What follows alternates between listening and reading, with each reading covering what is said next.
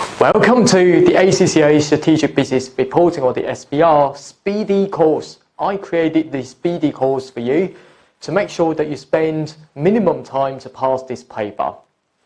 So, I've got experience acting as a marker, examiner, and also I'm the author for my 4 accounting books, all related to IFRS. And in my course, and with my years of experience, that I can help you pass this paper easily. Now, so you can see, firstly, you've got a copy of my own Speedy notes, fully complying with the study tests from the ACCA Study Hub.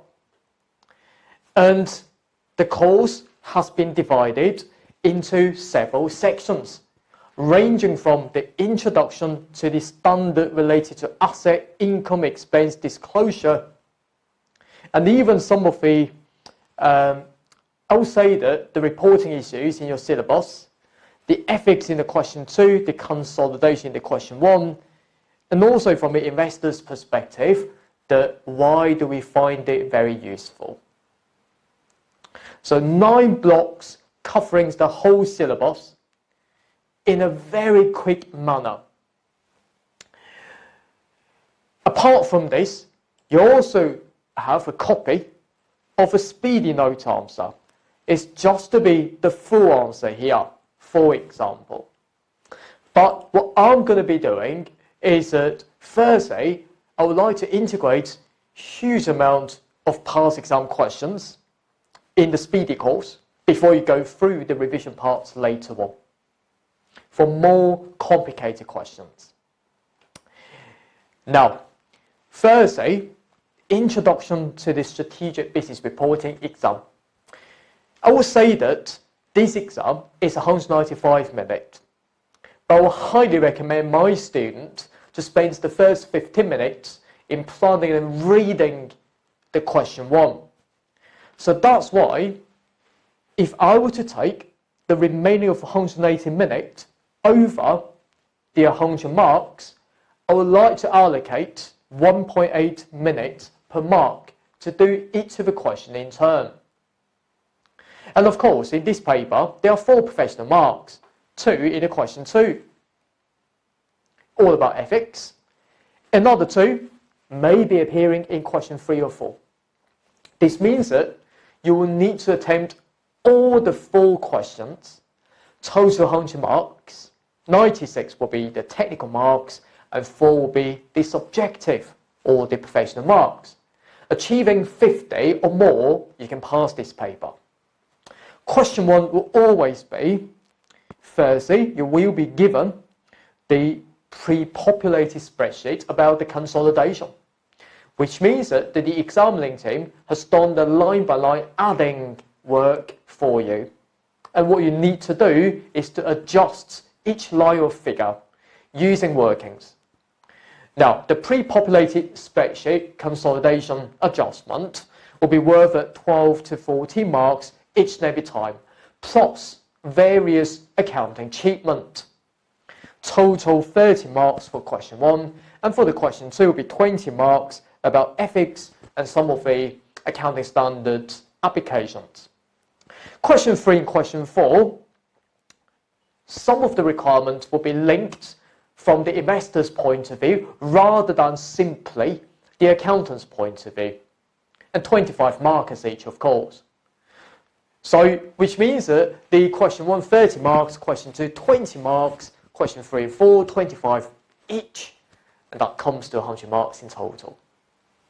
My technique is to always use the simple sentence, because this paper is not about calculation at all. It's all about the application, and to see whether or not you've got the holistic view, which means the strategic view, which means that you will not be tested a single standard alone in most circumstances. The standards will be linking with other standards altogether, and I will show you how in a second. And I will always tell my students that if any requirements are more than 5 marks, make sure that you will use these 3 main headings in your answer about the quote from the IFRS. I will show you how in a second, and to apply your answer to the case and to give you a conclusion. By mapping with the conceptual framework requirements, I've got the speedy way to help you memorize these and directly paste them in to your answer. Mentioning about the ratio's impact on the financial statement may help. Now, what I would do is to directly take you through to the block 2 of our study in this section. Firstly, related to the asset. As you can see in the chapter content, we've got something that we'd like to sell, which means inventories, and agricultural accounting related to, for example, pig, and according to IS number 41. The property, plant, equipment, which means the land and buildings, factory and computer, and the interest expense that we need to capitalize that to the non-current asset. Sometimes the non-current asset may be impaired, and sometimes the non-current asset may lack physical substance, which means your patent, the franchise right. So these are the intangible asset. If you've got the non-current asset, you hold it, not using it on your own, but you hold it and to rent it to somebody to get the rental income, or hold it for long-term capital appreciation, and this is what I mean by investment property. If you decide to sell your non-current asset, you will need to reclassify that into the non-current asset held for sale per the IFRS 5.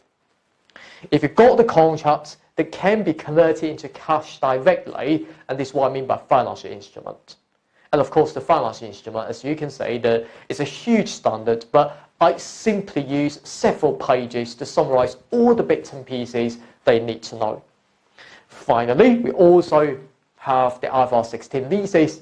Yes, I've got one of my published books about the leases, but in this exam, it will be much simpler, okay, than what we can see in practice. And we will be practicing quite a few areas in these standards to make sure that you're happy.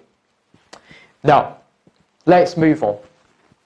Welcome to Chapter 1, Inventories. Now, what do you need to know? Firstly, this is holding the inventory, but the purpose is for sale in the ordinary course of your business, which means that this is not one-off. At the same time, this is not being used by the business on its own. Now, when we have the inventory, so for example, you can think about the pen, you would like to sell it, and of course, it's your main business, and this pen to you is the inventory. Now, what would be its value? I would say that how much that you spend to buy the pen, which means the historical costs, let's say $10. At the same time, you've got the delivery costs into getting this pen. You will need to pay for the transportation cost of $2. Perhaps you will need to install that in some way. If you've got other machines that is your inventory, let's say $3. There might be some of the specific storage related to this pen. For example, we need to put that into the fridge. Right, so $1. Plussing all of these, that becomes the value of inventory. And of course, for general storage costs, for example, the distribution overhead, we usually expense that. And of course, at the end of each and every year, we'll need to carry out the subsequent measurement. Of course, it will be following the rule of the lower of costs and net realizable value. The costs was simply that we can see before. When we are measuring the inventory using costs, for example, we've got different accounting policies. For example, using the FIFO or the weighted average method or cost method, which means that first coming in, first issuing out, and the weighted average cost, for example, that we simply mix all the inventories all together and to calculate the inventory cost value each time when we buy the new one. But in this paper, no worries for these terminologies. NRV, on the other hand, would just be the management estimate, or you can say that it's the accounting estimate, because all we can say is that if the cost of inventory was 15, for example, but if we decide to sell the inventory on our own, we estimate to get 10, which means the NRV, the inventory needs to be measured at NRV for the prudence reason, okay, according to the conceptual framework requirement.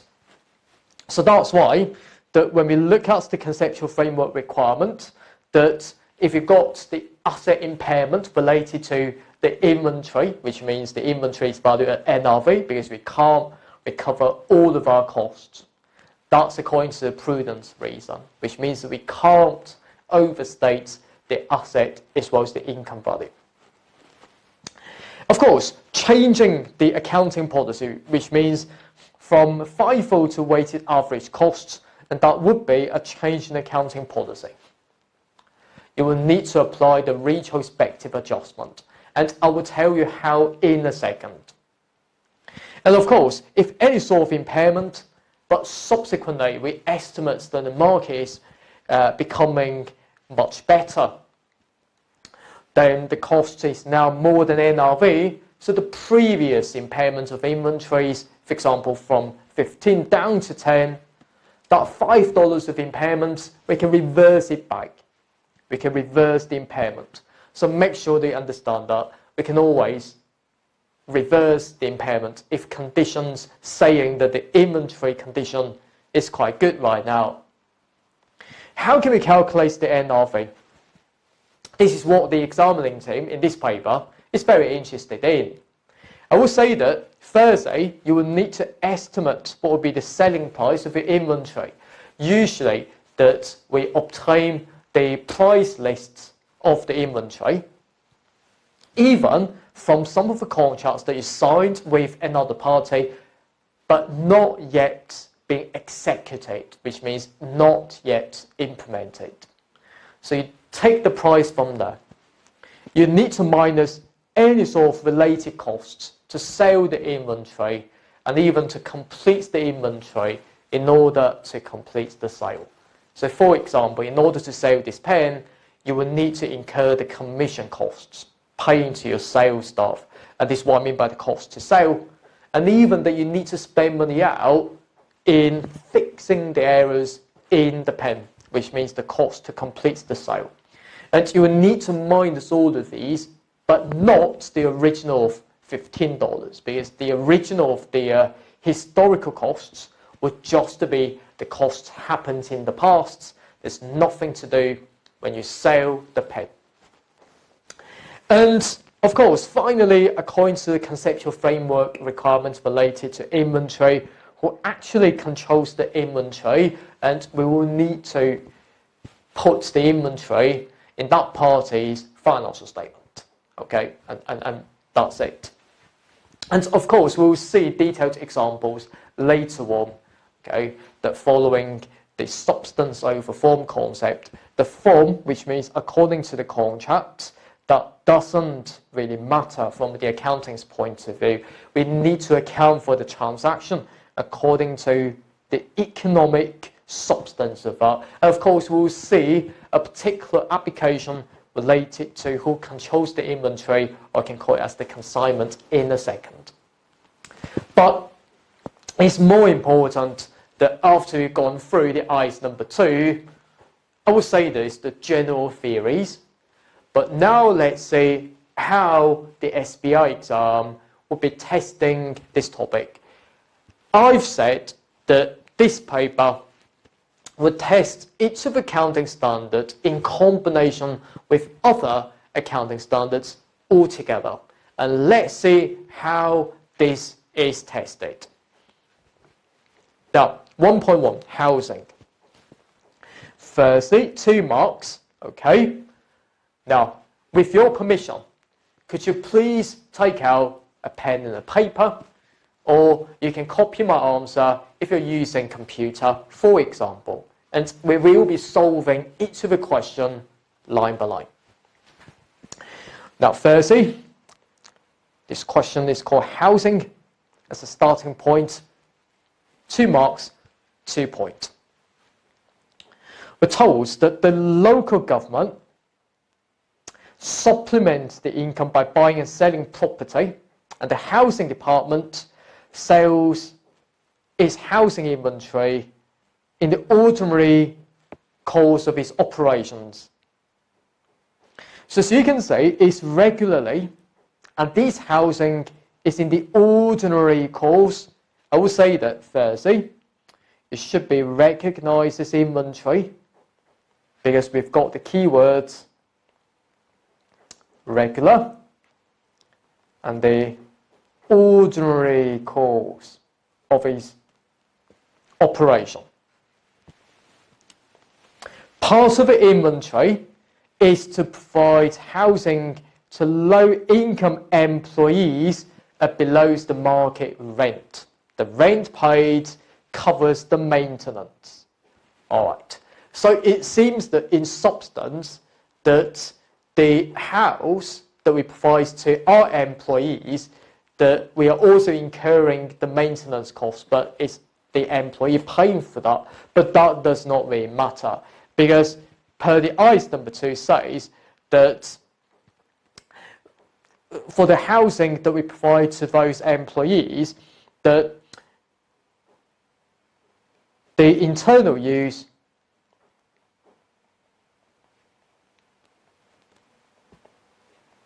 of these houses will certainly be recognized as property, plant, equipment, not inventory. Okay, that's how you gain the 2 marks. You don't really have to comment on the final sentence, for example.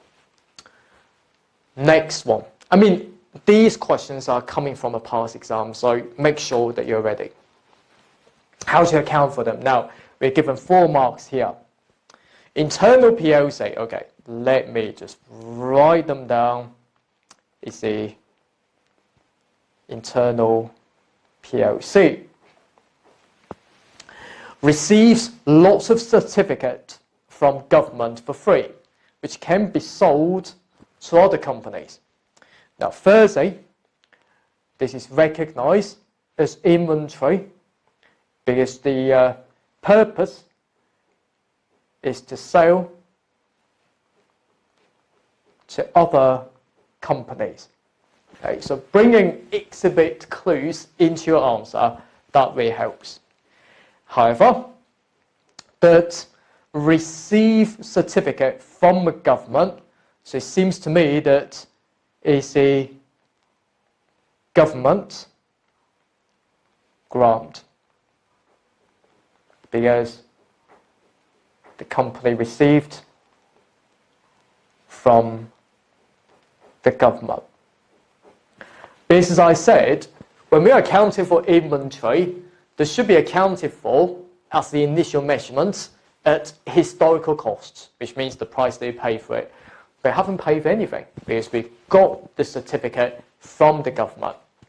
So therefore, the final 2 points, I would like to remind the examining team of how we should account for each of those in turn.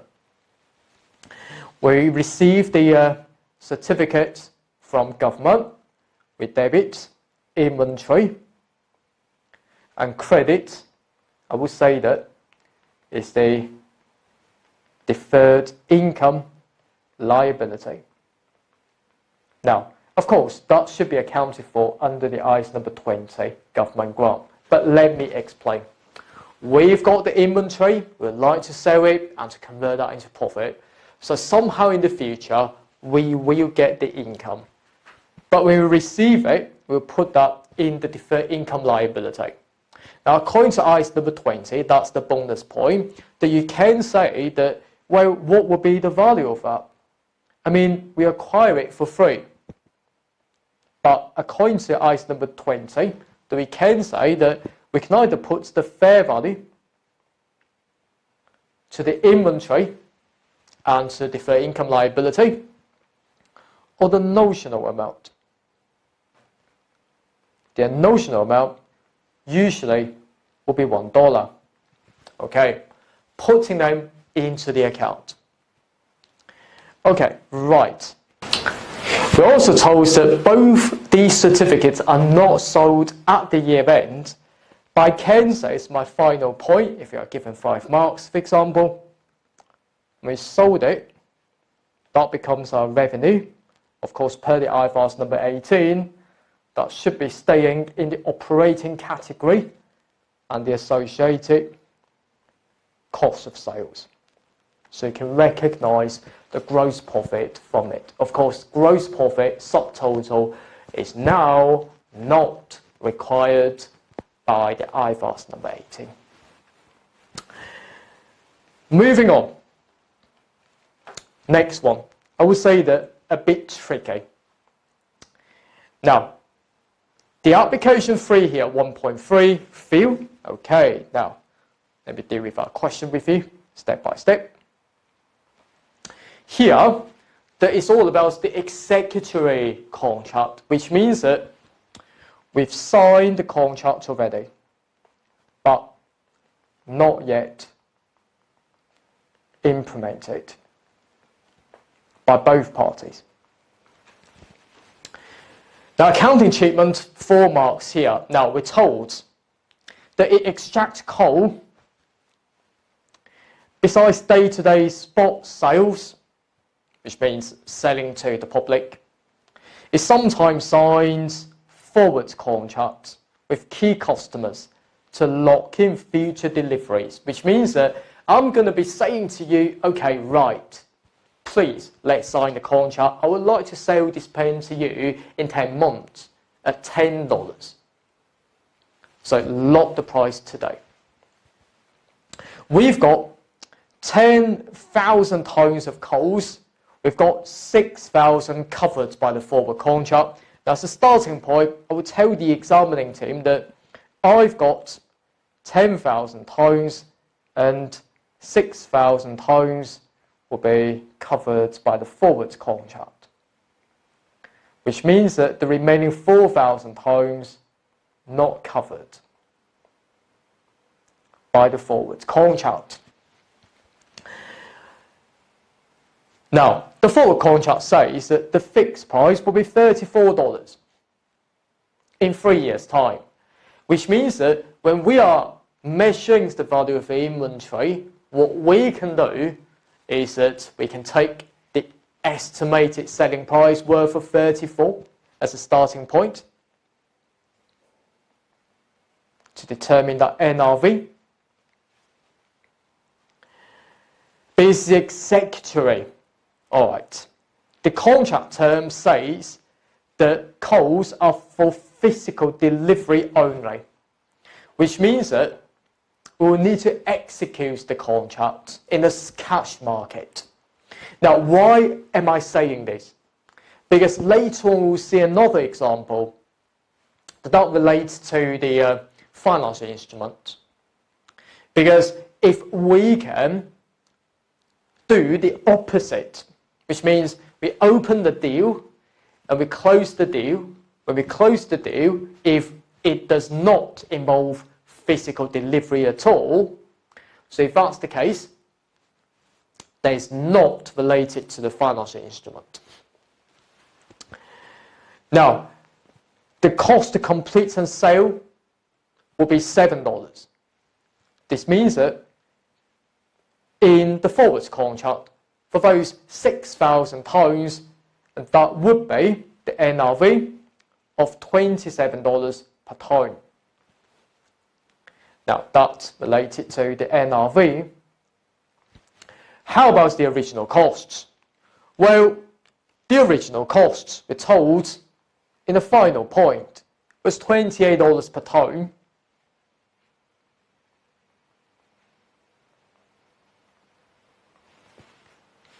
Think about it. According to item number 2, the lower of costs and net realizable value will need to choose that NRV as a starting point. So 6,000 tons, of the inventory will be measured at $27 each, times by 6,000, becoming $162,000. How about not covered? Well, the cost will still be $28 per tonne, but not covered, we'll need to use the best estimate of the estimated selling price. Now, of course, we signed the contract on 30th November at 6. However, we expect to sell it in 3 years' time. So that's why from today we estimate the estimated selling price in 3 years will be 32. And that's why, not covered, the NRV will be 32 minus 7. That becomes 25. 25, again, is lower than the cost of 28. We take that 25 times by the 4,000 tonnes, becoming $100,000. So the total inventory value becoming $262,000 there. How about the inventory impairment? Well, I can say that the original of 10,000 tonnes, each tonne worth at $28 of cost. The total cost, that becomes $280,000. This means that as the next point, I would say that the inventory has been impaired by 280,000 minusing 262,000, becoming 18,000 there. Okay, so that's what we need to do. Now, this example, 4 marks here. How can we award you marks in this paper? Firstly, you've calculated this correctly. You've calculated this correctly. You've done the costs and total value of the inventory as a subsequent measurement. And also you've spotted the impairment of inventory. You've got these 4 marks very easily. Now, let's see the application 4, which means the 1.4 here. Everything stays the same except that we are changing this term. We are saying that the seller, before the delivery period, we can offset the contract by entering into the opposite contract. Now, if you have traded, for example, the futures contract in real life, such as what I did, is that we can open the deal and we need to close out the deal.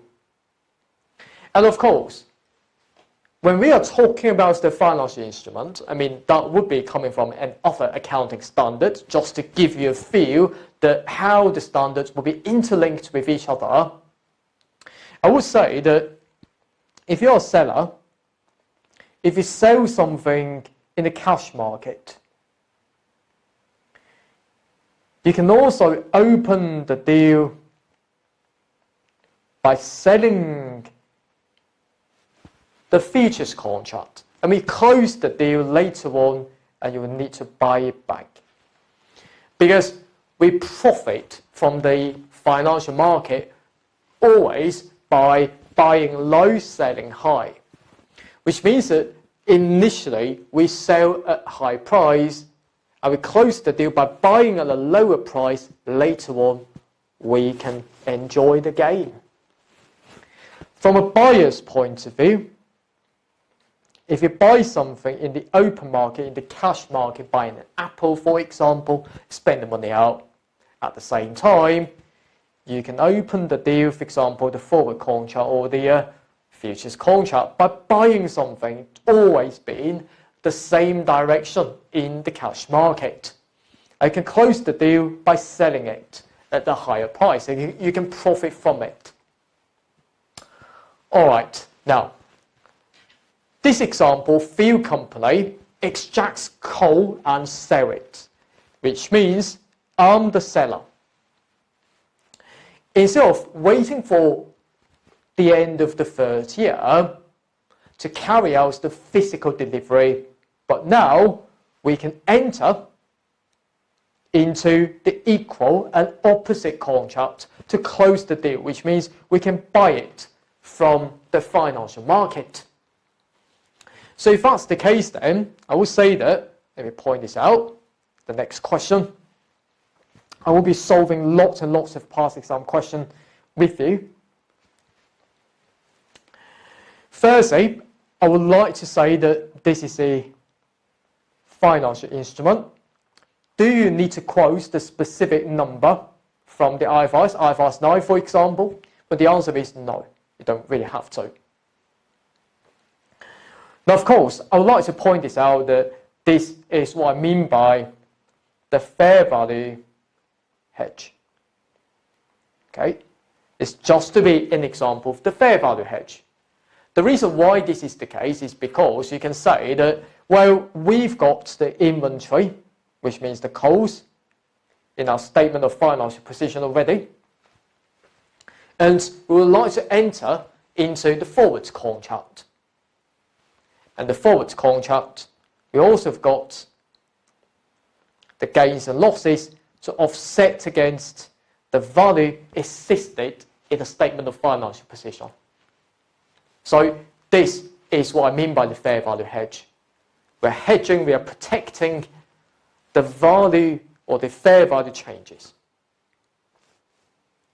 Okay, now of course there will be other ways of a hedge accounting. So for example, it's the cash flow hedge. I'm not going to be detailing that at the moment because I will show you when we come to the IFRS 9 in a second. Now, what we can say is this.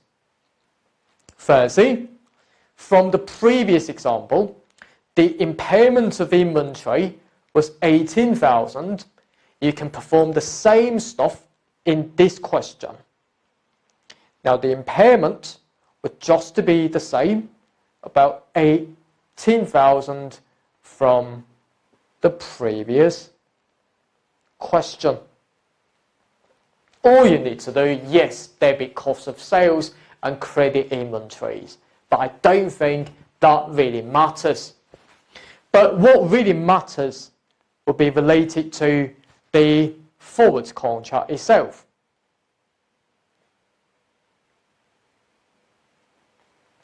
Firstly, according to the previous question, that 6,000 tonnes will be covered by the forwards contract. So that would be as a starting point.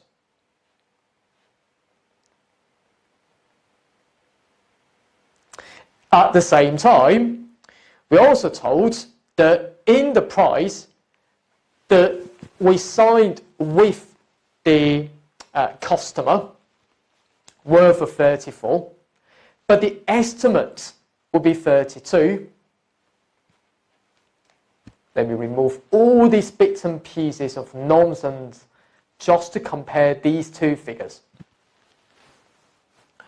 So this seems to me that we aim to sell at 34, but actually now we estimate it only to sell at 32. Now, from 34 to 32. Now, the question is, do we profit or loss from it? Because we are the seller. So next point, obviously. We always sell first. We sign the contract at 34. But eventually, for example, if at the end of the third year, we entered the opposite amount, or the opposite contract, with the equal amount to close the deal at 32, well, we can profit from it. So that $2 will be the profit. And that's why times by 6,000 times there, we can profit 12,000 there. According to the fair value hedge accounting, all we can do is to recognize it as a gain. we put it in the P&L worth of $12,000, and we increase the inventory value up by $12,000 there. Yes, as you can see there, we improve or to increase the inventory value. Usually this is not allowed by the accounting standard, except that we've got the fair value hedge. We are allowed to improve or to increase the inventory value, because inventory value, according to IAS number 2, inventories will always be impaired. We can only write down inventories, not upward, but this is the exception there.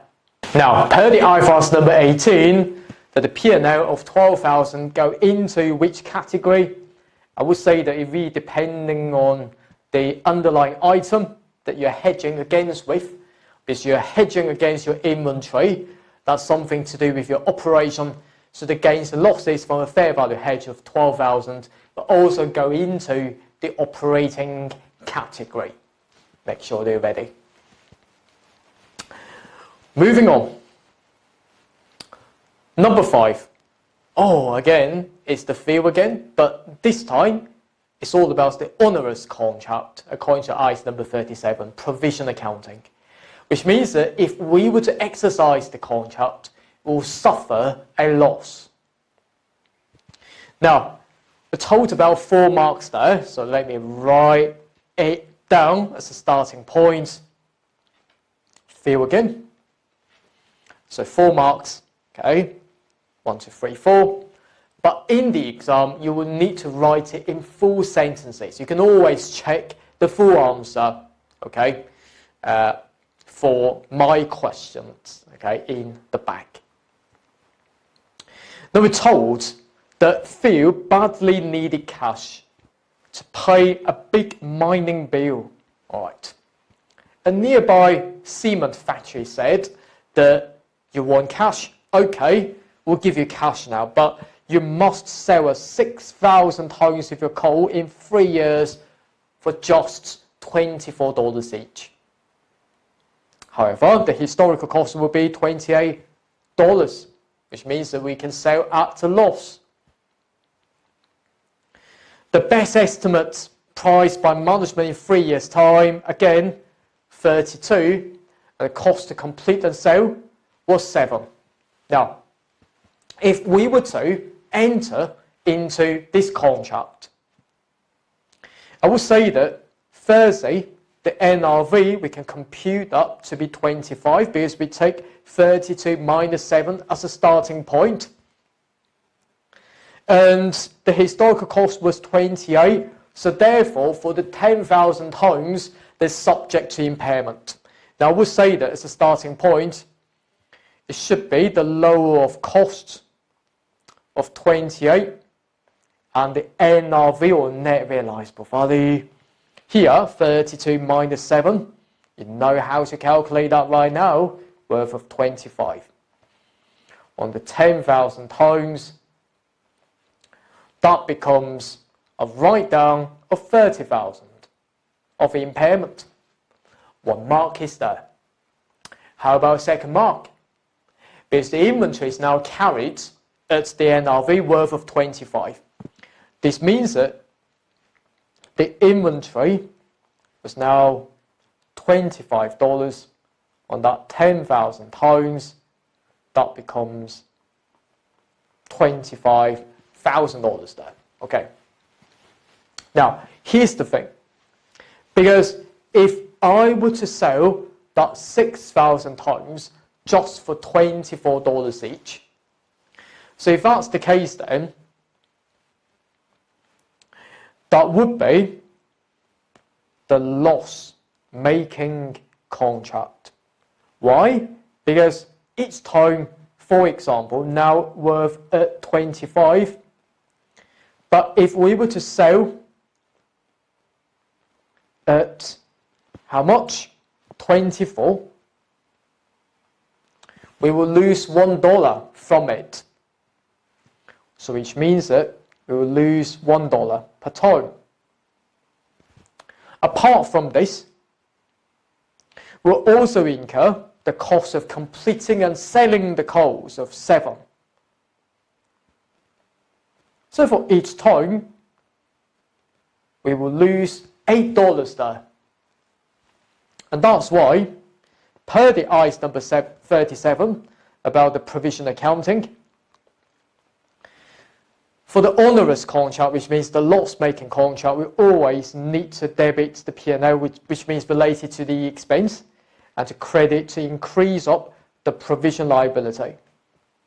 $8 per tonne for that 6,000 tonnes, that becomes $48,000 there. All right. So make sure that we are ready. Now, finally, for the P&L, according to IFRS number 18, that goes into the operating category related to that inventory. At the same time, in this question, it doesn't tell us about any exit costs related to the penalty. Because in this particular question, the penalty equals to 0, and that's why we'll need to consider the loss of implementing the contract worth of $48,000 there as the provision liability. Make sure that we are ready. Moving on. Yeah, not far away that we can finish the ICE number 2. Number 6 for the PP&E. PP&E, 2 marks. We've got the self-constructed PP&E, which means we build a building on our own, incurring raw materials, direct labour and production overhead costs. Right, I love that.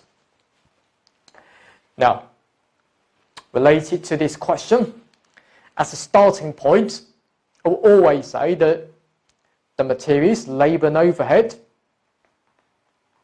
when we are still in the process of constructing a building, will be in a work in progress, or WIP, if you like.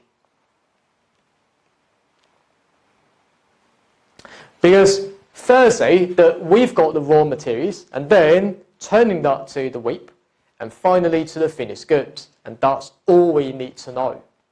Before we finish all the PP&E, yes, we have the raw material costs, labour costs, we put them into the work in progress as a starting point.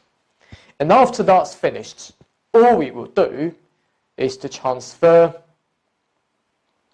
the WIP into the property plant equipment. That should be accounted for under the next accounting standards, IAS number 16.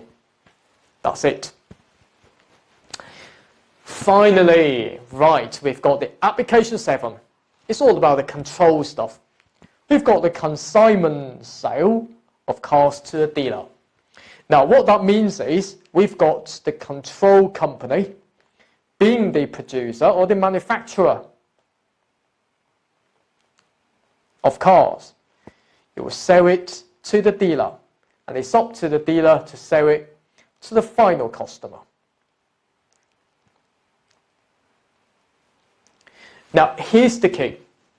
The dealer needs to bear all the insurance and non-sale risk, which means that when control company transfers the car to the dealer company will bear all the risks and rewards of the cars. This means that, as I said before, who bears the risk and rewards, who would recognize the inventory. This means that, okay, so this question is called control company.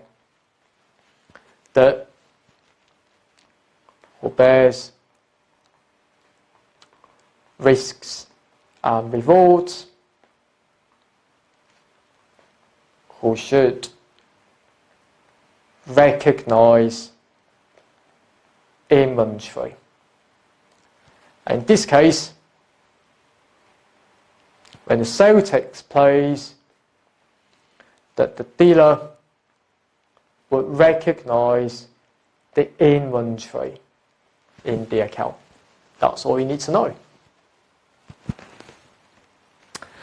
Although the item number 2 inventories would just be the assumed knowledge from your previous study.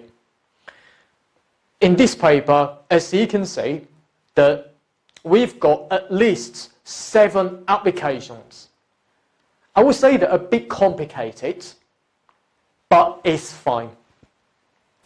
When we come to our revision later on, we'll also see other applications that in more complicated exam questions. But so far, hopefully that you're happy. Don't stop, just move on to chapter 2, item number 41, agriculture. Think about it in this way. You've got a pet. Can we account for it under the item number 41, agriculture? Well, the answer is probably not. The reason is you're not consuming it. Okay? Which means that although it is the living animal or plant, you're not aiming to eat it. You aim to treat it like your baby, for example. So if this is the case, then this is not the consumable biological asset. Your pet should not be accounted for under IAS number 41 there. Now, according to IAS number 41, agriculture, as a starting point, we've got the biological asset. We can either have the bearer biological asset, we treat that as the property, plant, equipment, PP&E. Now, the bearer biological asset will simply be the trees, the apple trees. We aim to grow apples. It can also be the consumable one, which means the consumable biological asset. It's the living animal. So, for example, we've got sheep, we've got pig, it's fine. All we need to bear in mind is that we always value it using fair value minusing any cost to sale, for example, the commission costs. When we account for the fair value, we always minus the transportation costs from it. Which means the net price that we can get. And at the end of each year, we'll need to remeasure it using the same principle. Any gains or losses, we put that directly into the P&L. Of course, that gains or losses, we can also, from the voluntary disclosure's point of view, to disclose part of which will be related to the physical change, because, for example, for a big growing larger, and part of it would be related to a price change, okay, because of the inflation effect. Now, once you've got that biological asset, make sure that you're ready. That when we kill it, at the point that we kill it, or we shake off the tree and we get the apple, at that time, that becomes the agricultural produce. And that's part of the inventory, but the agricultural produce needs to be accounted for under IAS number 41, which means that, again, fair value minus cost to sale again. We debit inventory for the agricultural produce, and we remove all the biological asset carrying value, gains and losses, we put that into the P&L at the point of detachment, for example. But after that, that should be accounted for under IAS number 2, inventories, as we've seen before, which means that the lower of cost NRV. When you have the government grants giving you the living animal for free, for example, by government, you simply debit biological asset and to credit deferred income liability, and you release that deferred income liability into the P&L each and every year. If there are conditions attaching to this help, if not, you directly put that into the P&L. Okay, that's all you can do into operating section according to IFRS number 18.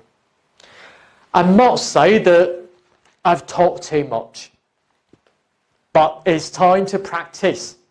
Let's bring all the bits and pieces into this example. Yes, 5 marks that we will need to know is the accounting treatment at each stage. Now we're told that we've got the biological asset at the start, which means the piglet, they place in the pen. Okay, it's a small pigs if you like. And at the year end, pigs are still alive because they are on the hoof. However, next year, we harvest these pigs, which means they became carcasses, dead bodies. They became pork. This means that at the time that they become pork, that's an example of the agricultural produce. We should be accounting for that. And after that, that should be accounted for under ICE number 2 inventories. Now, let's move on. Firstly, the initial recognition, we've got the biological asset worth of 1,000 kilograms. The market price, after considering the transportation costs, worth of 2, and to minus any estimated selling cost of 0.2, that becomes 1.8. Which means the fair value minus cost to sale, worth of 1.8 there. For the 1,000 kilograms, we times by 1,000, that becomes 1,800 as a starting point. Now we'll say that, well, this question is called pigs. All right, do you like pigs? Thirdly, for the initial recognition, we'll need to increase the biological asset. This is not a bearer plant, it's not an apple tree, these are the living animals. I will say that they are consumable biological asset. At what value? That we will need to account for using fair value minus cost to sale, worth of 1,800 as a starting point, and we directly put that into the P&L.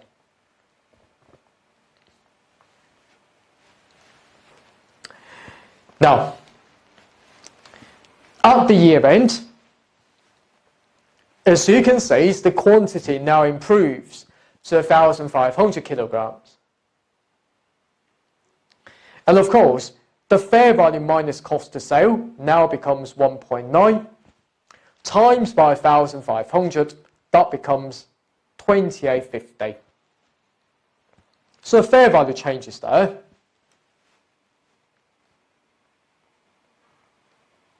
I would like to take the total value of 28.50 minus the original 1,800. That's an improvement of a gain of 1,050. How can we do it?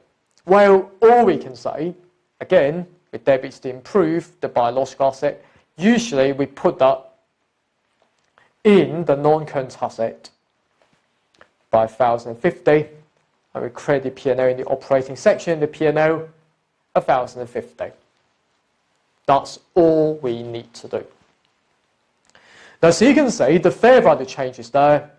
Part of it will be related to the physical change, because from 1,000 kilograms to 1,500 kilograms, part of that will be related to the price change. Because as you can see, from $2 to 2.1.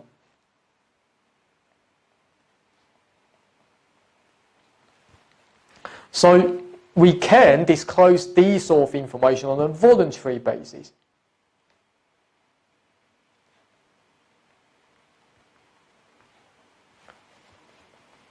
Which means that you can choose to disclose it, but it's entirely up to you.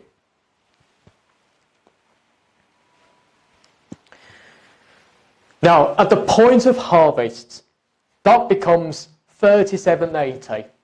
I've just done the number crunching exercises for you because I've took the fair value minus cost to sale and times by 1,800 kilograms there. So at the point of harvest,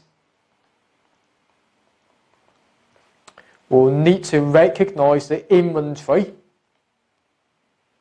worth of 3780 and to remove all the biological asset. Now the biological asset value that we recognised before has been updated to 2850 in the second stage. So we put the balancing figure into the P&L as the gain of harvests worth of 930. So after that, just put a note on that. The 3780 inventory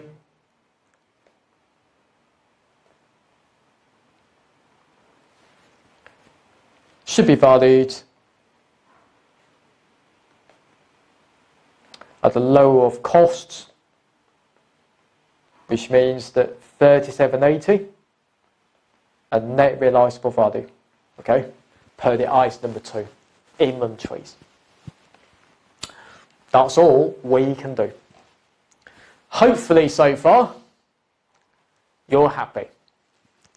If you're happy, let's move on to another accounting standard in the chapter 3. Okay, so we are at chapter 3 now. Congratulations. PP&E, property, plant, equipment. Property is the land and buildings. Remember, land never depreciated. In the item number 16, plant is related to your factory and equipment related to your computer and other equipment, which means that usually in a business that we've got the class 1 PP&E, which means related to property, the class 2 PP&E, which means related to plant, and the class 3 PP&E, which means related to equipment. So when we set accounting policies, so for example using cost model or evaluation models, we should be applying the same accounting policy to each class of PP&E. Now, for the PP&E, we always recognise it as a non-current asset in the SFP. So remember that held for use, not held for sale anymore. From our previous example, so even though that we've got the apartment, we allow our employees to use it, which means allowing the business staff to use it, it is held for use. Now, for the initial measurements, just to be similar to what we've seen in the inventory measurement, we include the purchase price, the installation costs, the delivery costs that we pay, and even the lawyer fee that we draw up the contract. So we'll need to plot all these figures, let's say $100, and we put that as the PP&E value. However, in this exam, there might be other capital expenditure. Apart from $100 of the capital expenditure, there might be part replacement. For example, we've got certain parts, for example, engine, that we may be replacing the old engine with the new one, for example, for every 5 years. And that being the case, that the old engine needs to depreciate it over 5 years until the new one comes into being, and the new one, the new costs, will need to put that as the PP&E value. Some of the major overhaul costs that needs to be there, for example, for aircraft, that, for example, every 3 years, we will need to spend, let's say, the 50% on costs as the major overhaul costs. Now, if you can say that these sort of major overhaul or the inspection costs that need to be capitalized, which means put that as the PP&E value at costs. any sort of dismantling costs. So remember, dismantling costs, yes, we can see that quite frequently in the exam, that if you've got, for example, the oil rig, you may need to decommission it at the end of the 30 years. So if that's the case, then you will need to estimate how much money that you need to spend in 30 years' time. And we need to discount these costs into today and to debit PP&E and to credit to increase the provision liability. Make sure that you're ready. So, next time that you can see, well, we may be estimating that we will need to spend 1 million to decommission the asset at the end of the 30 year. Okay, that 1 million needs to be discounted today as the provision liability. Make sure they're ready. Borrowing costs, we'll touch that later on. We'll always need to capitalize it. Right, when we sell off that PP&E, the gains and losses would go into the P&L. Of course, according to IFRS number 18, that P&L category, we put that in the operating section. Now, I keep saying to you that the P&L places, because according to the latest accounting standard, which is the IFRS number 18, it needs to be in line with the statement of cash flow. And that's why in the P&L nowadays, that it has operating category, investing and financing category. Now, I don't want to complicate this area here, but just to give you a simple rule, but we will detail that later on when we see it, is that 9 out of 10 put them into the operating category, and that's it. But if that relates to the finance cost, which means the interest expense, we put that into the financing category. How about for the investing one? Well, if you've got something that you hold it, but you're not operating it, but that something can generate return without your intervention. For example, you put your money in the bank and earning interests. So, into the investing category. But I don't want to complicate this area here, and we'll see that later on. I mean, in the course, just as you can see, that I'm trying to combine all the bits and pieces all together, because this paper requires a strategic mindset. Now, the monies that we spend as the revenue expenditure, we put that into the P&L. For example, training our staff, marketing, maintenance of our equipment, repairing our equipment, and even other running costs that we spend the money out in paying our staff, and even depreciation expense, we can say that it did not improve the capacity of our current equipment by spending these monies out. And that's why when we spend the money out, and when we are about to spend it, we put that into the P&L as the expense. That's all we can say. From the accounting policies point of view, as I said before, we can use the cost model using the initial costs, for example, the purchase price and delivery, and to minus the accumulated depreciation. So each and every year, we can have the carrying value.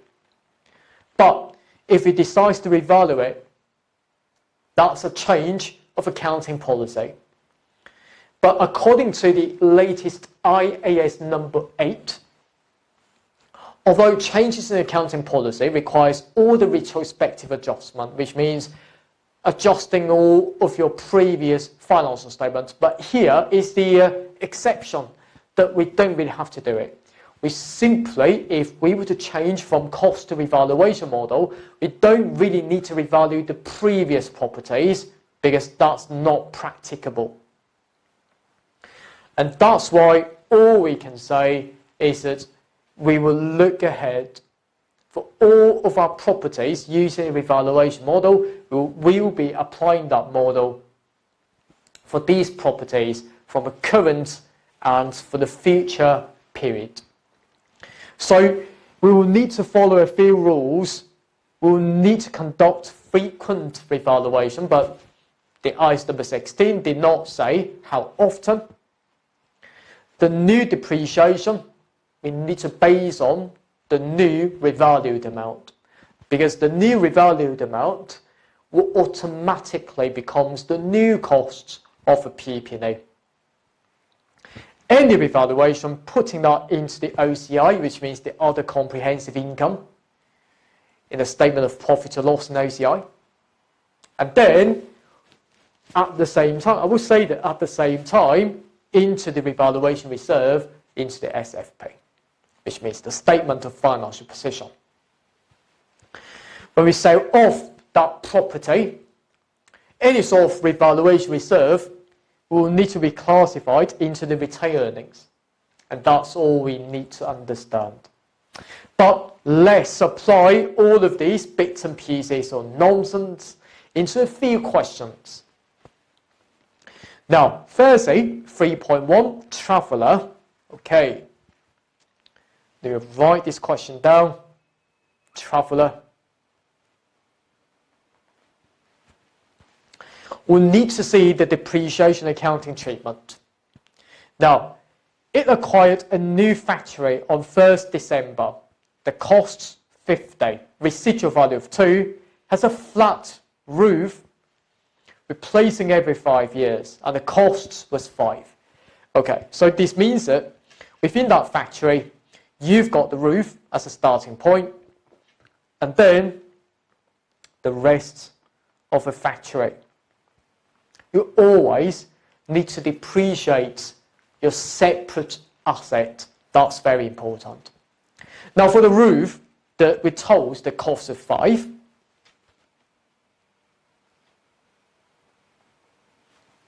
We'll need to see the accounting estimate, because anything related to depreciation, that will be accounting estimate. The useful life of a factory is 25 years. However, every 5 years, we need to replace that roof. And that being the case, the roof needs to be depreciated over 5 years. For the rest of the factory, that would be 25 years. Okay? So, we're told that the residual value of the factory was 2. How about the cost of factory? We're told that 50. So 50 million, not including the roof of 5, minusing the residual value of 2,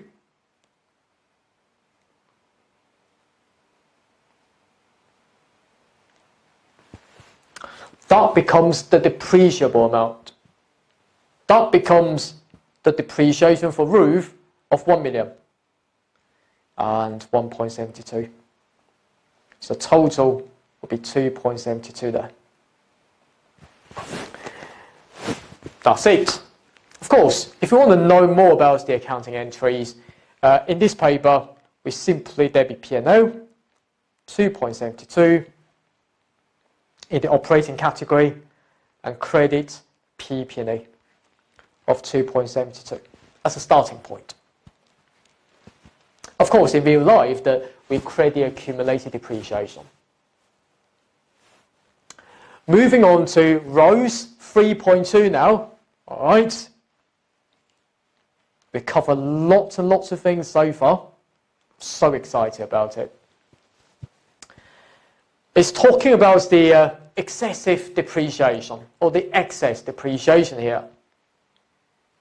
Now, we're told that we purchased a plant for 20 million on 1st May.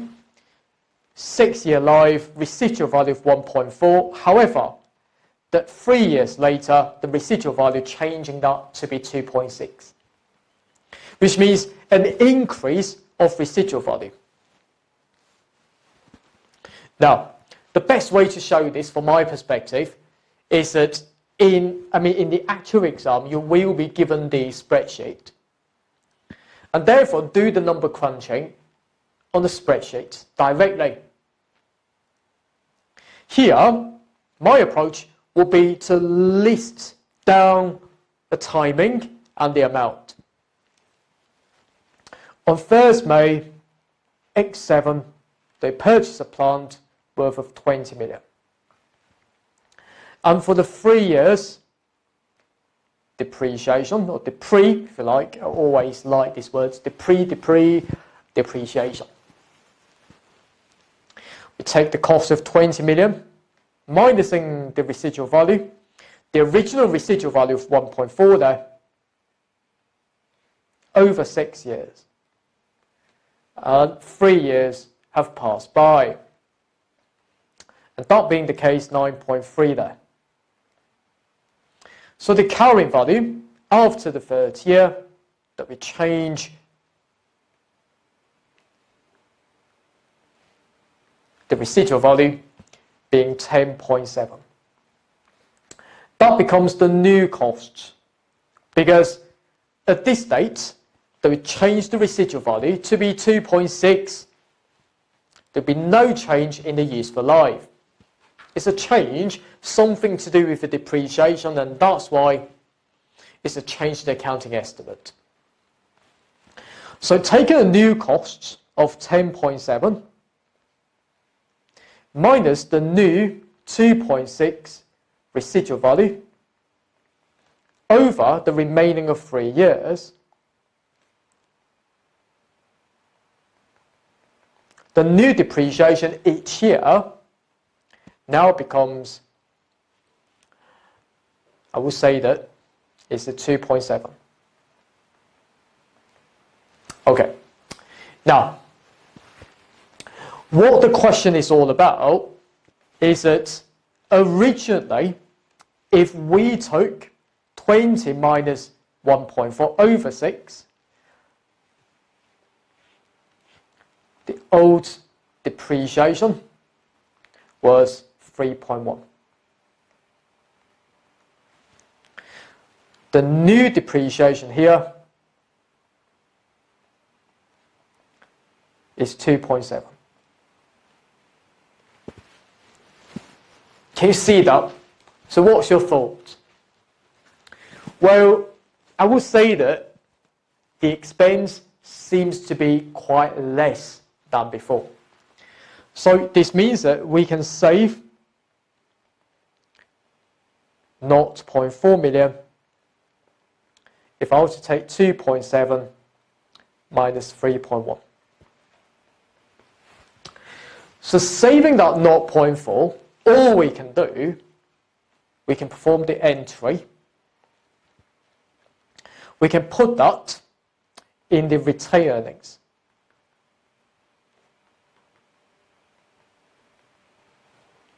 Of 0.4.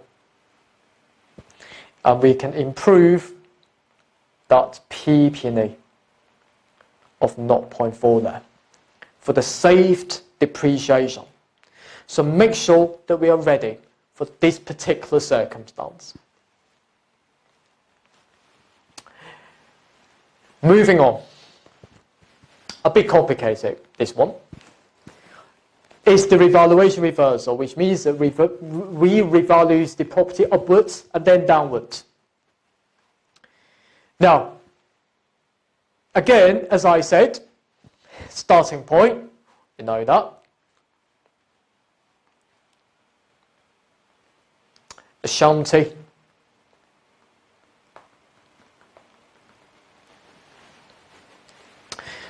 As we read through the question, just to copy the information in. We cost 12 million purchased on 1st May X2 of a PP&E value. Over 10 years depreciation with no residual value on 30th April 20X3. Alright, which means 1 year later, revalue to 13, so which means that we'll need to depreciate 1 year, which means that we take 12 million over how many years? 10 years depreciation times by 1. That becomes 1.2. That becomes the carrying value on 30th April X3 of 10.8 there. This 10.8 there that's revalued to 13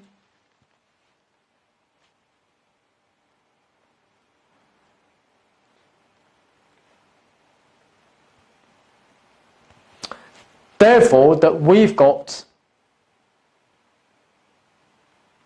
the revaluation upwards or reserve, we put that into the OCI. We take 13 minus 10.8, that becomes 2.2 million. Yeah, if you want to know about the accounting entries, of course that's related to PP&E. We increase up the PP&E by 2.2. We always have the debit and credit the OCI of 2.2 million there. All right. Now, I will say that as a result of it, that the depreciation has increased because instead of depreciating the PP&E using 10.8, but now we're using 13, which means that 2.2 increase in PP&E would increase depreciation, not saving that. So it just calculates the increase in depreciation. We take that 2.2 million over, because 1 year has passed by, the remaining of 9 years. Okay, so always see the remaining years in our denominator, in our calculation. That being, I mean, we can round it to be 0.2 there. Okay. Now, the increase in depreciation, all we can do is that it's our accounting policy to make the transfer of the excess depreciation. So this means that, remember this rule, for that 0.2 here, we always debit R credit retained earnings, or RE, of 0.2. RR standing for the revaluation reserve. We reduce that and putting that to the retained earnings, which means that the shareholders will not suffer as a result that we revalues the property upward. Their dividend will not be affected. And that's why we increase the retained earnings, because we pay dividend out from the retained earnings. But trust me, you don't really need to know this. So next time when you see the increase in depreciation, always remember debit RR, credit RE. You can even slot that into your Excel. Yeah, it's fine. Right, 1 year later, PP&E revalued to 8. So which means that we'll account for the latest depreciation basing on the new costs of 13. There'll be no residual value here. The remaining years will be 9 years. So the new depreciation worth of 1.4 there. The carrying value on this date, X4, becomes 11.6. It's been revalued downwards to 8 million. That's why there's a decrease in value of 3.6 there. Alright. I'll call it as the impairment. Of course. Now, how do we treat that 3.6? I mean, in this paper, you don't really have to score the full marks from my perspective. Yeah? Because our aim is for a pass. And that's why when you see the impairment of PP&E, you simply credit PP&E of 3.6. If you're not sure about the debit, just to put that into the P&L as the impairment of 3.6. But I can tell you that, well, of course, the credit's right, debit's wrong.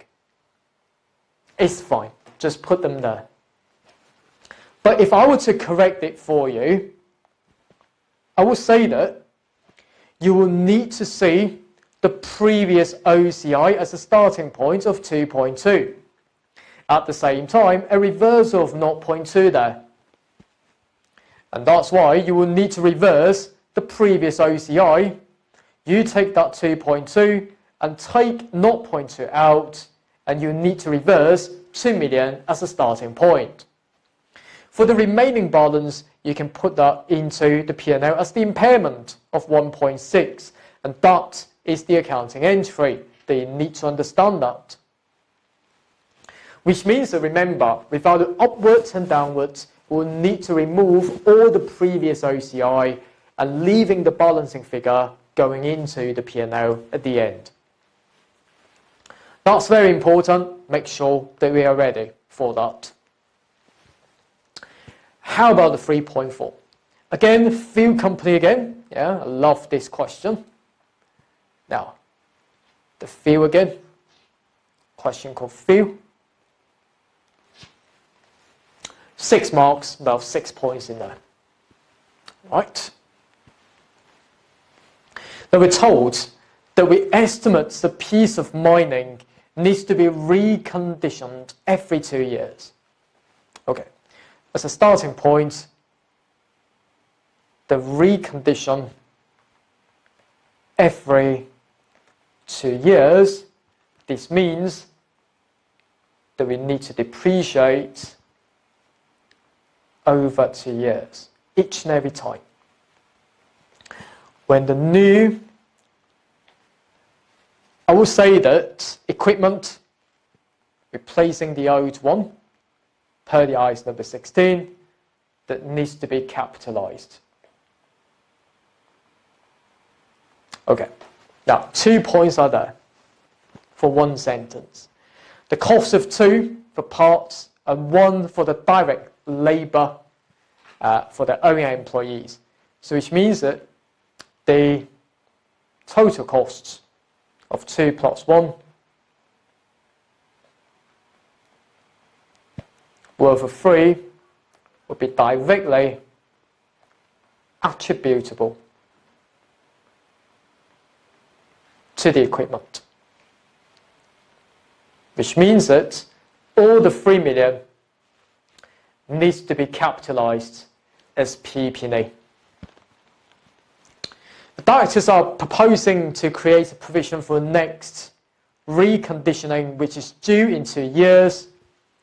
Oh, this means that I would say that provision usually for decommission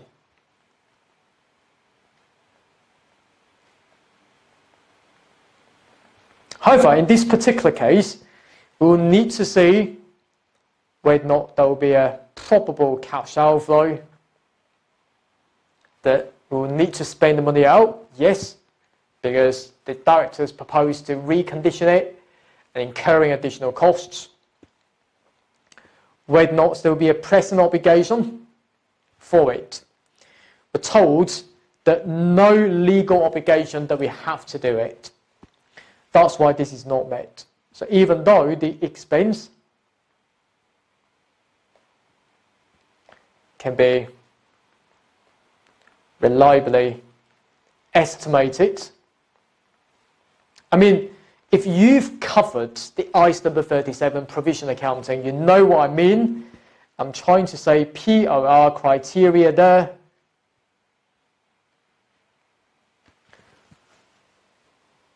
I'm not going to be surprised you at the moment because I will cover the standards in depth later on. But just to give you a flavour that the director's proposal cannot be proceeded with. So our conclusion is that we can't recognise the provision liability as a result of it. Okay. Application 5. The PP&E with the conceptual framework with materiality concept. we're seeing that discussing it, the accountant has been reviewing the financial reporting processes and recommended that all purchases of PP&E below $500 should be written off to P&L, and this will reduce time and costs in doing so. Now, when answering this part, I always have my own framework in structuring the answer about materiality. Now, just follow me. Of course, I will detail that later on in our subsequent courses. Now, the question is called calendar. Of course, it's the past exam question, just to simplify it for you. And you can use this approach in future exams. Firstly, 1, 2, 3, 4. These 4 points you will need to raise to the examining team. Firstly, you will need to tell what's material. Material, which means important. Here, of course, less than $500 is immaterial.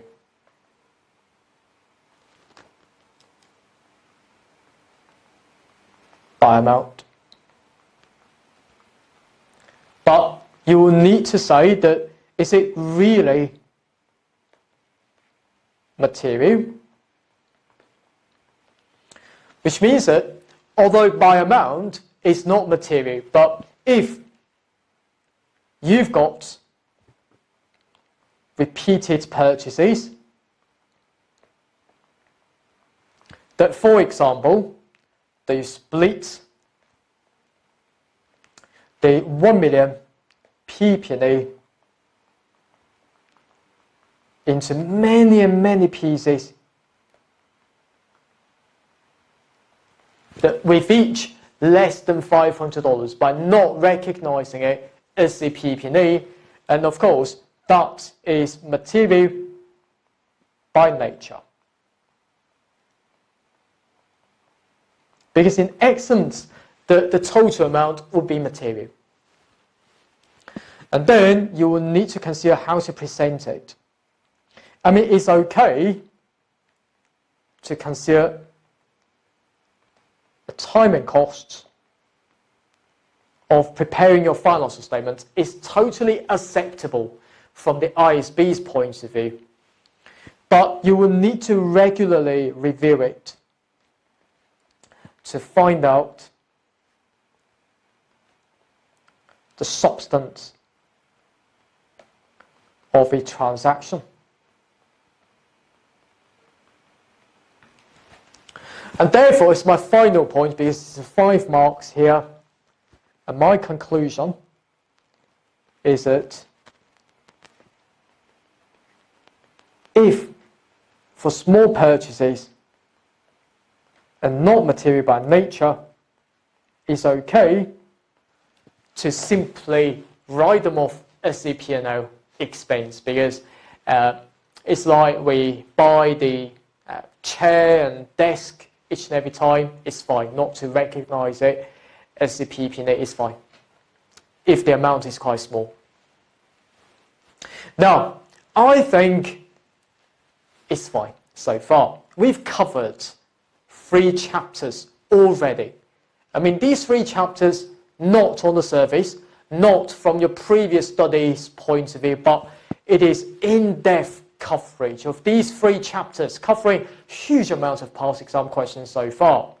I would highly recommend you to go through more of the past exams before we move on to the chapter 4 of our studies. And I look forward to seeing you soon in our speedy tuition course in the next section. Happy studying. Bye for now. APC, accounting for your future. Now welcome back to the final section of our financial instruments section. I will say that we are nearly there. There are only 2 remaining topics.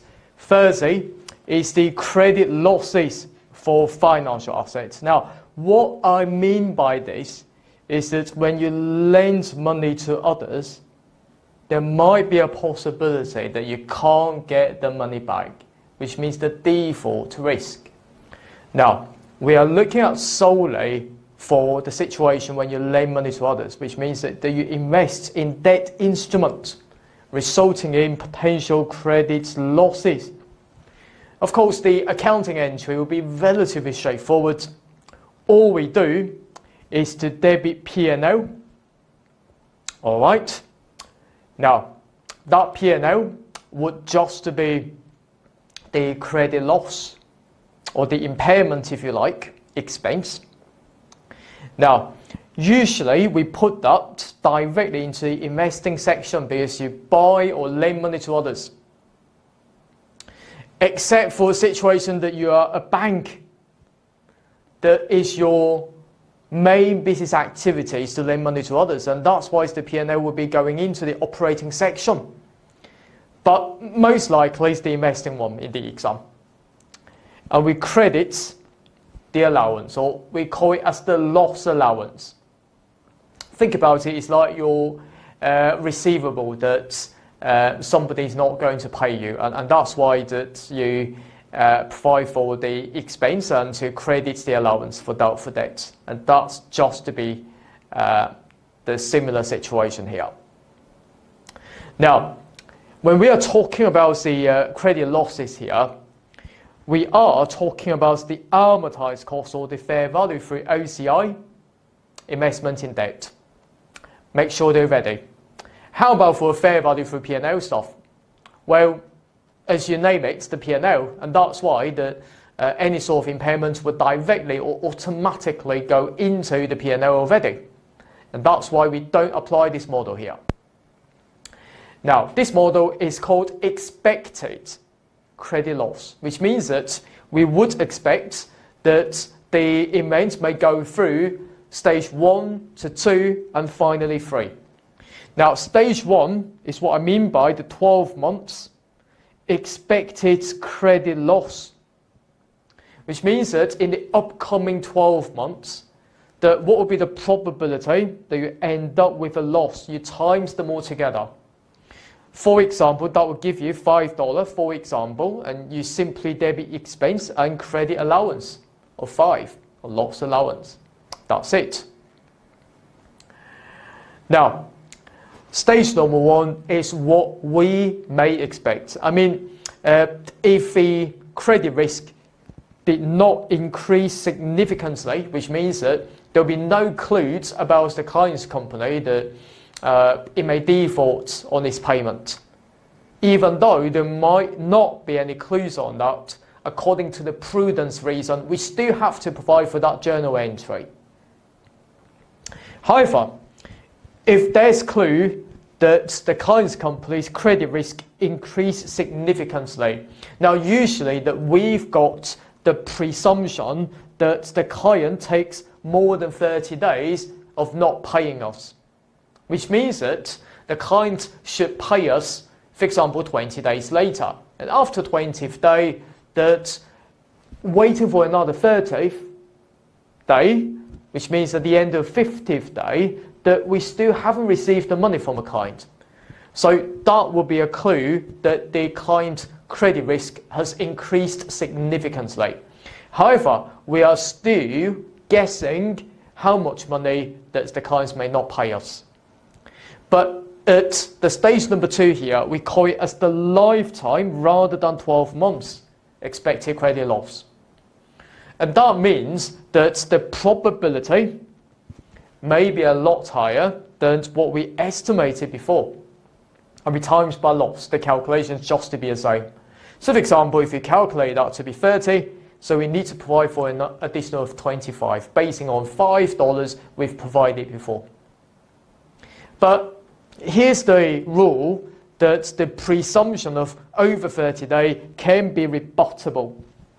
This means that although it's over 30 days, but if it proves that the business credit status is absolutely fine there, we can still stick to the stage number 1, 12 months expected credit loss. Absolutely fine there.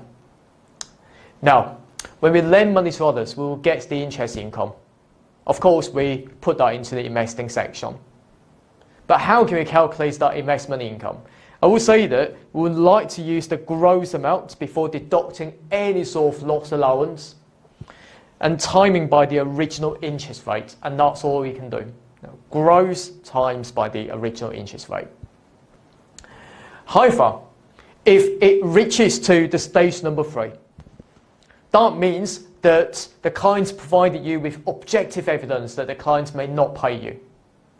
So that's why, again, you will consider the lifetime expected credit loss. But that is the stage number 3 lifetime, not the stage number 2 any longer. So what you need to do is to write down the investment in debt, for example, that may be a receivable, to the balance expected to receive, rather than considering the probability. For the subsequent interest income, we cannot times by, basing on the gross amount any longer. We will need to base on the net amount. Okay? Because we need to write down the amounts that we cannot collect and times by the original interest rate, unless that the loan term has changed significantly. So for example, we'd like to charge you another rate. Unless we're told about this, we need to use the original rate. Now, as you can see there, 3 stages, make sure that you are ready. So usually, the loss allowance, we will show them or present them separately against the investment in debt. Which means the investment in debt being 100, loss allowance being 10, and that will give me the net amount of the net investments in debt worth of 90. So we tend to present them separately. Now, seems a bit scary. How about for receivables, that whether or not there's a simplified version that we can do such things? Well, in real life, the answer is yes. You may have seen that if you're working the finance role in real life, that we always use the provision matrix here. So basing on the outstanding balances, for example, the 2001 to 30 days due, the default risk of the probability of 1%. So instead of timing by the losses, we time by the the receivables balance, and that will give me the loss allowance or the allowance for doubtful debt, and that's how we do it. It's absolutely fine though. That's all you need to know. But I know what you're thinking, Steve. What you're talking about? It's time to integrate what we've learned into these very good questions that are created for you. That's the credit loss.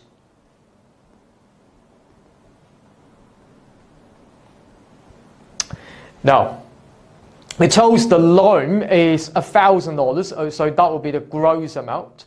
So we need to compute the interest income on that, okay, from the stage number 1 and 2. Now, the bank, okay, so this means that we are the bank. Our main business activity will be to provide finance. And that being the case, any sort of P&L related to what we've seen in losses, that we put that into the operating category. Okay, that's a special rule. Unless that you are the normal company providing loan to others, and you provide that into the investing section. Now, the bank thinks that only 5% chance of default, and if that happens, it will lose 100. Now, of course, that will be in a stage number 1, which means that 12 months expected credit loss, because the risk not increased significantly. So we used probability times by loss. 5% probability will lose 100, and that being $5 there. We simply debit P&L. Here is in the operating section of 5, and credit loss allowance. So I will use allowance for short of 5. And that being the case, the interest income that we can still receive will be basing on the gross amount of 1,000 and times by the interest rate. or the original interest rate. Now, the original interest rate is for 5%, okay, so the next 5%,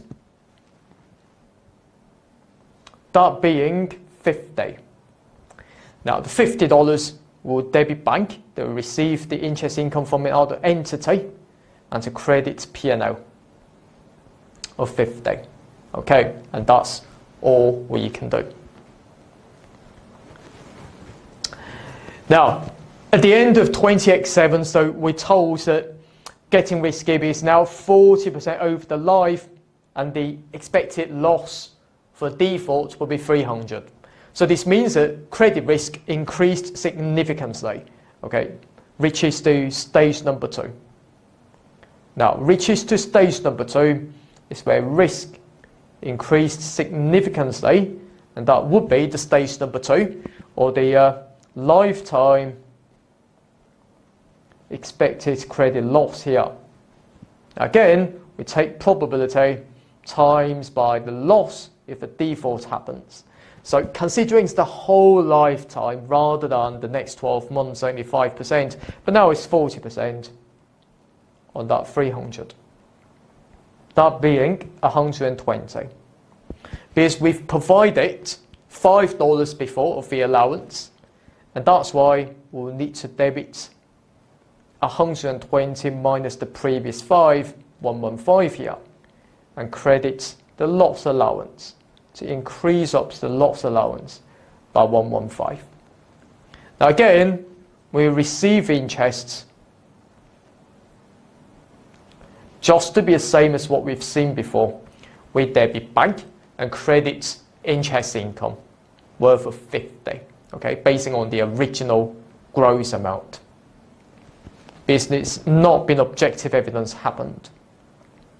But when we reach the stage number 3 there, we're told that borrower misses the year's 3% interests, but we still accrue it, that the party did not pay me that 30. So the gross amount now becomes $10, $30. But basing on the stage number 3's objective evidence, that we estimate we can only recover $600 in total. That means that will be a stage number 3, is the lifetime expected credit loss. So we will need to take the gross amounts now of 1,000 plus 30, of 1,030, and minus the amounts we can get, or we can recover, only for 600. And that being the case, we'll impair by 430. All right, and that's all we need to know. Now, for 430, we'll provide for the P&L allowance. How much do we provide in total? First year of 5, second year of 115, which means that 120 is that we provided. So this means that the additional one, we debit P&L, 430 minus 120, that being 310, and to credit allowance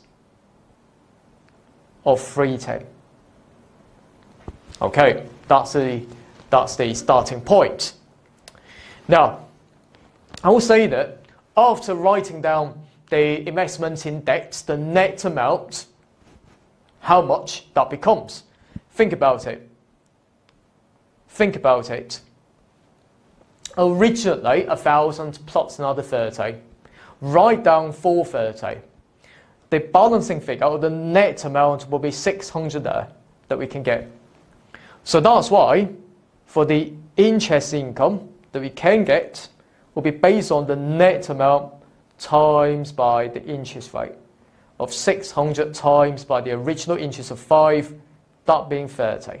So we debit bank, credit P&L worth of 30.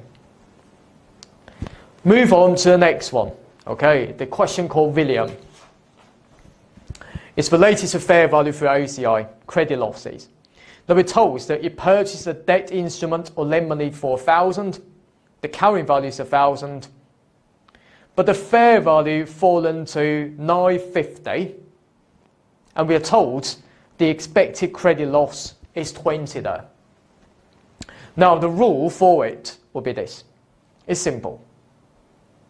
This is the fair value for OCI debt instrument. Firstly, that from 1,000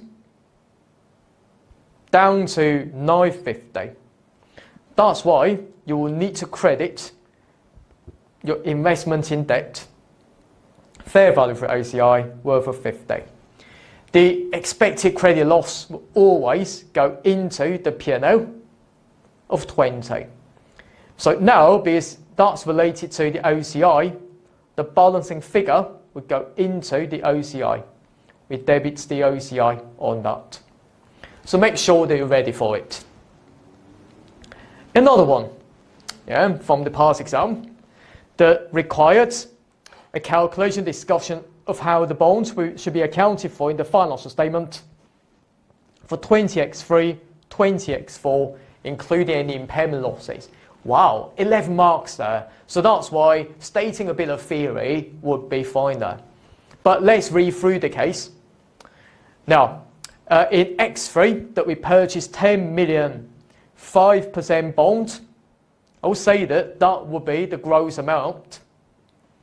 And repayable in X6, which means 3 years later, the effective interest is 8%. Now we use that effective interest to do the subsequent measurement. Now the model is to collect cash over the life of the asset. So it seems to me that it is at amortized costs. Now let me put them down before we move any further. Now this question is called Hummings.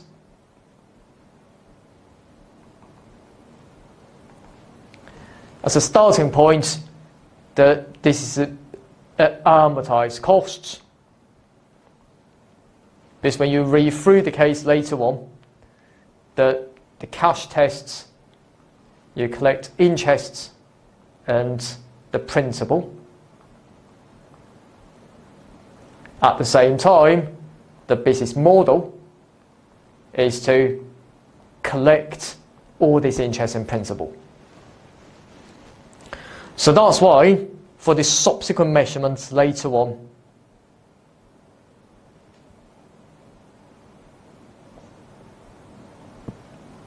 you will need to base on the years,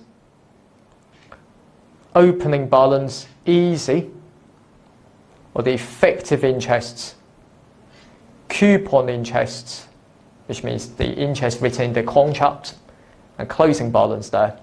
The effective interest using 8%, the coupon interest using 5%. Now I will say that because it has impaired, because on this date, the bond to be low risk 12 months expected credit loss will be 10,000. Now I will say that 10,000 will not affect your subsequent measurements, because that 10,000 will be shown separately when we present the investment in debt. So that's why we still use that 10 million as a starting point to do the subsequent measurements up to 20x4. So which means that from the year 1, the opening balance of 10 million, and then with times by 8%, the effective interest being 0.8 million, and we minus the coupon 5% times by 10 million being 0.5 million. That being the closing balance of 10.3 million. And of course, you can say that the effective interests, you will need to debit the investment in debt of 0.8 and to credit the P&L of 0.8 million. Of course, for 0.5, you can perform another journal entry as your next point. Is when you debit the received bank and credit investment in debt instrument of 0.5. But now it's time that you talk about a bill of 12 months expected credit loss. You take the probability times by the loss if that occurs. So in this particular question that the examining team has given you directly, that has been 10,000. So the next points that you can write is that 10,000, how do you perform the journal entry? Yes, debit P&L and credit loss allowance. And that's why it does not affect the previous subsequent measurement.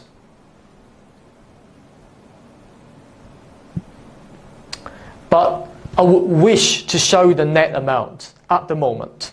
So when you talk about, for example, the presentation requirements in your SFP, you can say that we've got the investment in debt, the carrying value being 10.3, and then the loss allowance being, 10,000. I don't want to convert that into the $1 million anyway. So you can have the net amount of the investments in debt. All right, now moving on. We're told that next year that the company paid the coupon, but the risk deemed to have increased significantly. Okay, so this means that it's not the objective evidence. So which means that would be the stage number 2. Lifetime expected credit loss is not objective evidence at the moment. So that's why when we calculate that number, we'll take the percentage times by the losses. And surprisingly, that we're told the present value estimated to be 462,963, and the probability of default is 3% here.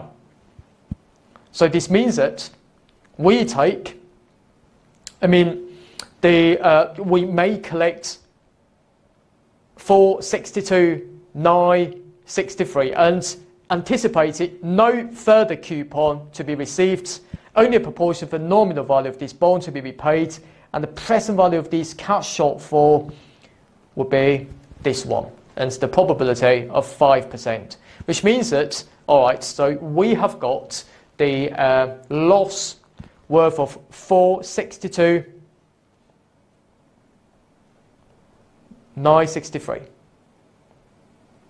with the probability of 3%, plus another shortfall 68, 58, 70.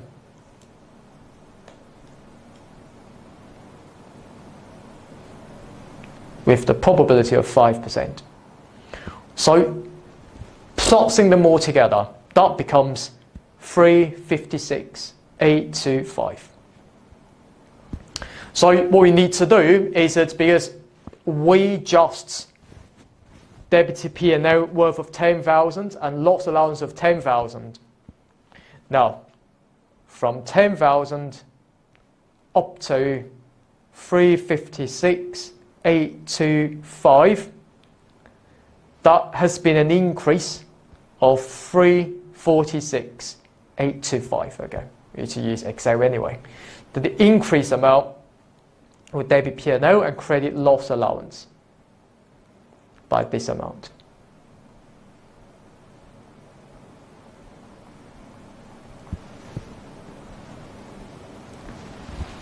Now finally, when you show that in your SFP, the net amount will be updated to be the previous investments in debt and to minus the total of the allowance 356,825. That's all you can do.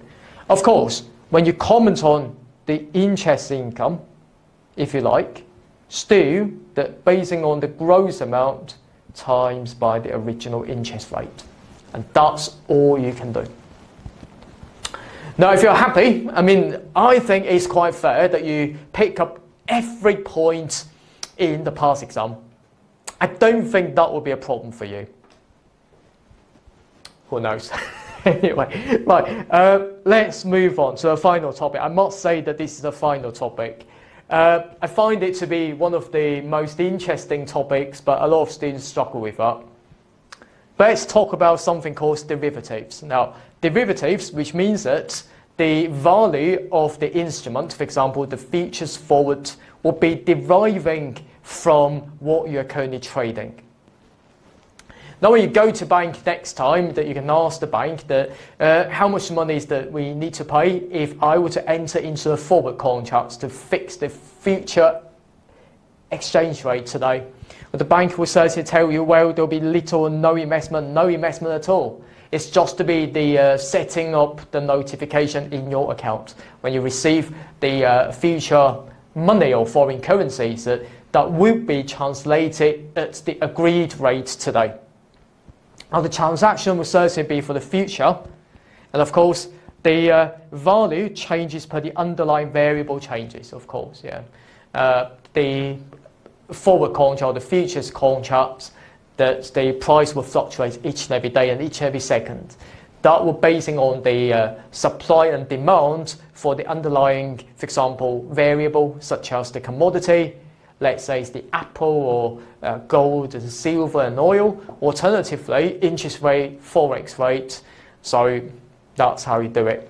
The value will change per the underlying variable changes. Now, you may need to explain what the characteristics of derivative could be using these 3 points. I will say that derivative is something that deriving its value from the underlying item that you're trading and no investment, and that's all you need to know. Now, reason why we use derivative. Think about it this way. I always give this example to my student that if you want to sell apple, of course somebody will need to buy apple to make them becomes the apple juice, for example. I would like to sell at $5 at some point in the future, and you would like to buy at $5 in the future. We don't like change, so we tend to lock the price today. But how? Well, without derivative, without futures contract, you can't do it, because that will basing on the supply and demand at some point in the future to determine the apple price. So therefore, the clever idea works like this. We've got the futures contract. Because I'm the seller, I will also sell the futures contract at $5. You're the buyer.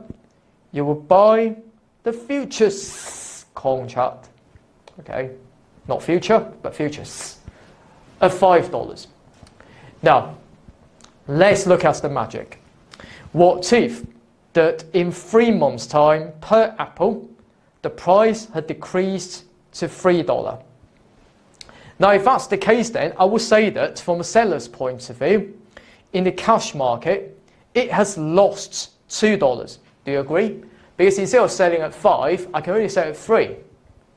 However, in the futures market, for example, because I sell the futures first, which means we open the deal. And when we close the deal, we need to buy it from the open market. This means that I will sell at 5, I buy at 3. Wow. We sell more than buy. We sell income more than costs. I've got $2 there. So there will be the net position of gaining and losing nothing. This means that from a seller's point of view, effectively, that we are using futures contracts to fix the price at 5. How about from a buyer's point of view? Now the buyer in the cash market, because the price fallen to $3, instead of buying at 5, but now I can earn $2 of gain. However, because I buy futures at 5, but now when we close the deal, we can only sell at 3. We spend 5, but we only gain 3. Wow. We lose 2. That being the case, there's nothing, which means the buyer has locked the price at 5. And that is what the derivative or the futures contract look like. Now, hopefully that you're happy. The reasons why we are using derivative is because from the previous example, I'm talking about hedging. What do I mean by hedging is that we've got transaction in the cash market, and that's why we have transaction in the futures market to offset against the gains and losses with that. Net them off, in other words.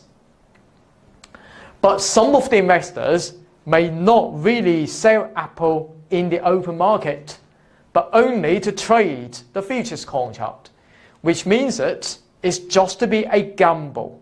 As we can say that we have ignored the cash market. And here, if you gamble in the correct direction, you can earn 2, but you will lose 2 if you gamble in the wrong way. And this is what I mean by speculation. Only the hedging instrument. Now, the instrument is the contract. Hedging which means to offset, and it's like the derivative. So which means that we are talking about things like futures, options, swaps, and forward. But most of the exam questions will be focusing on the hedging purposes. So which means that we've got the hedging item, which means the hedge item is like the Apple in the previous example, or other commodities. Alternatively, having the hedging instrument, for example, for the futures contract. Now, before we move any further, let's think about it. Let's think about inventory. Now, the Apple is like the inventory. Per the IAS number 2 inventories, Apples cannot be revalued upwards, which means inventories can never be revalued upwards. But here, as we can see in the cash market, that we are actually, as you can see, that we are revaluing the inventory upwards from a buyer's point of view, because that's a gain. Now, the only way that we allow this to happen is that we perform the hedge accounting. Without hedge accounting, the inventory can never be revalued upward. Now, the reason why we allow inventories to be revalued upwards is that we allow it to use the gains or losses to set off against the gains or losses in your futures contract, which means the hedging instrument. And that's why avoiding accounting mismatch.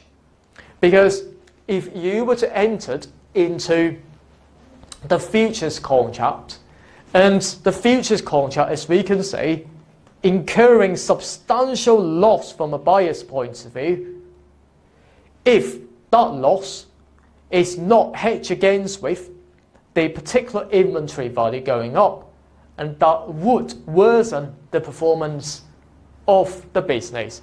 And that's why, in this particular situation, we allow the inventory to be revalued upwards. But here's the thing. If you were to do the hedge accounting, you will need to meet with these 3 criteria. Firstly, common sense, you will need to document them. You will need to define what the hedging instrument and the hedge item would be. And what will be the relationship? The relationship, as we can see there, it could be the fair value hedge. I remember in the very first section that we talk about fair value hedge already, when we talk about inventory.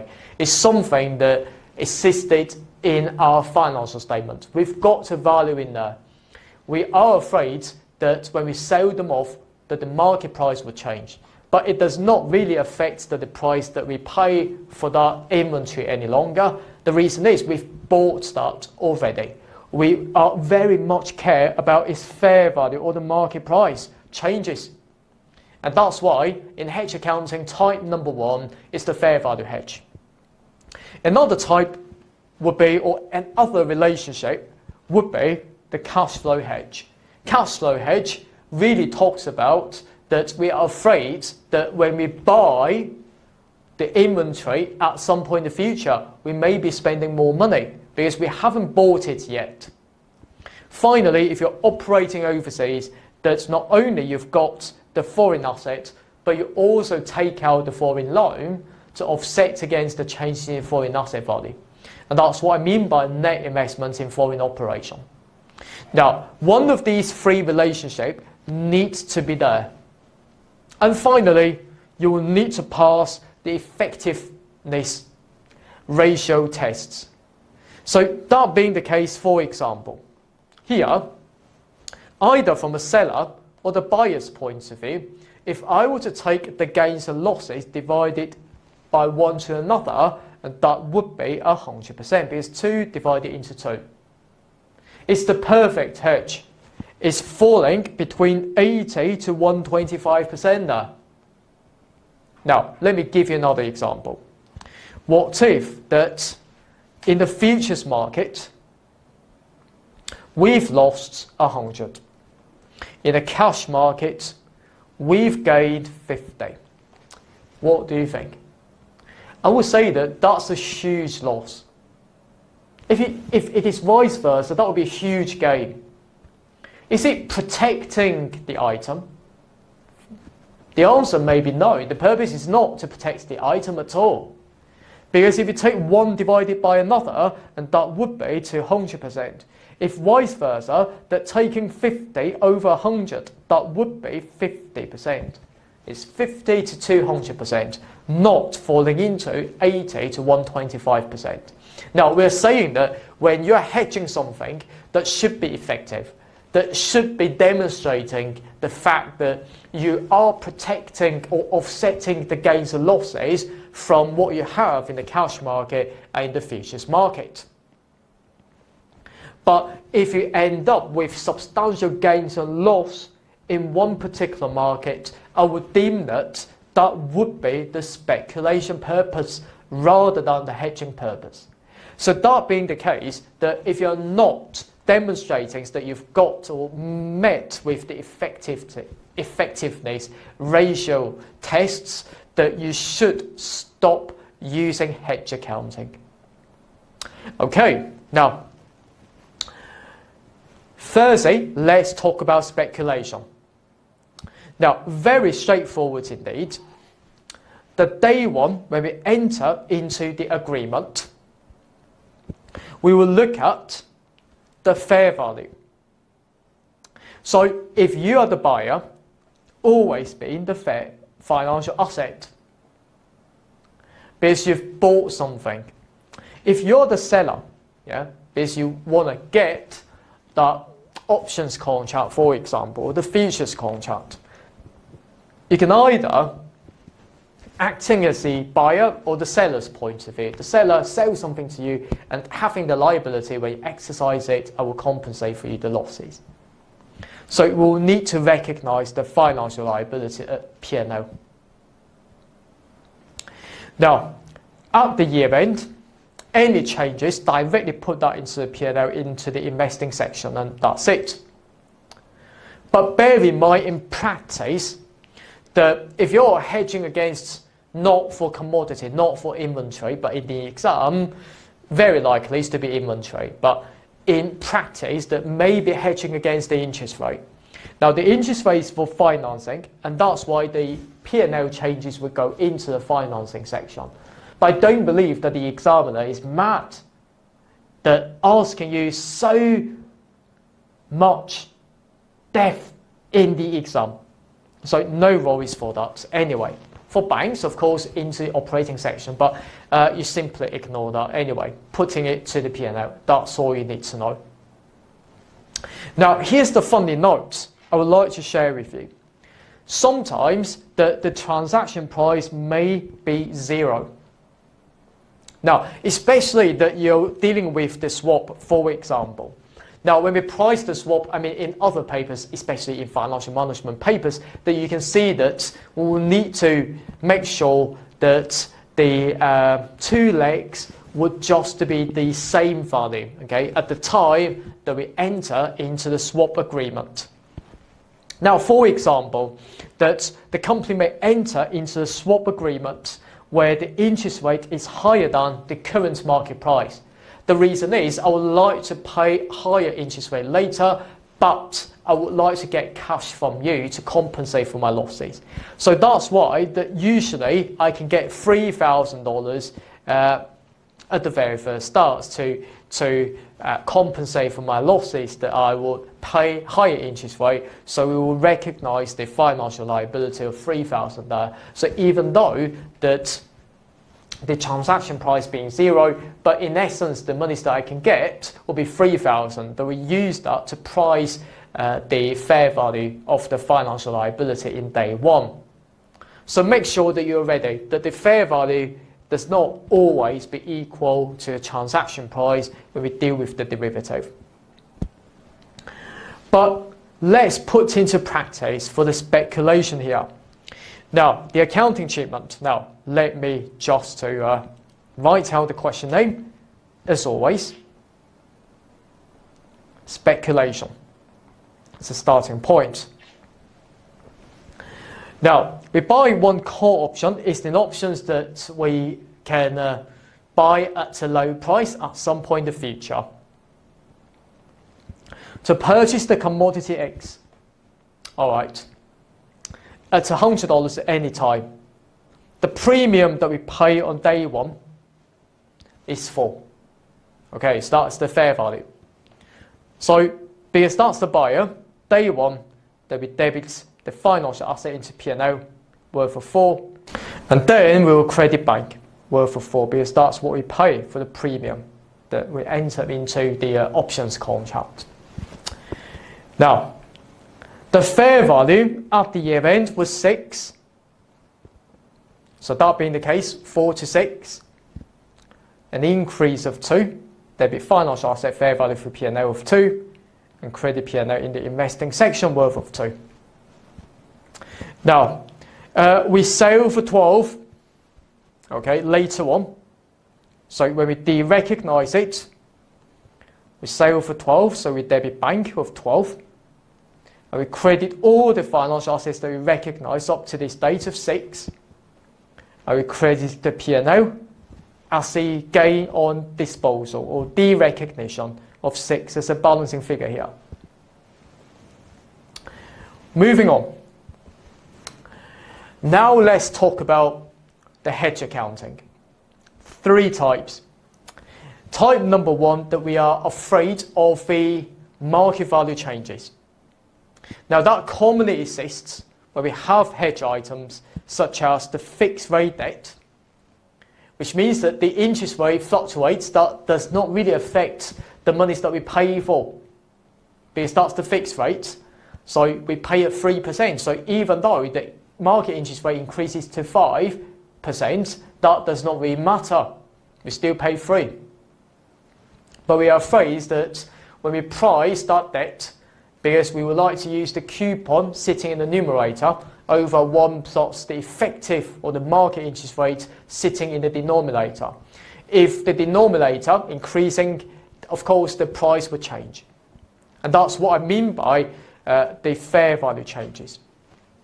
Inventory that we've bought, and also the binding contracts that we need to buy inventory at a fixed price at some point in the future. I would say that it's the firm commitment. It's also called the executory contract, as we've seen before.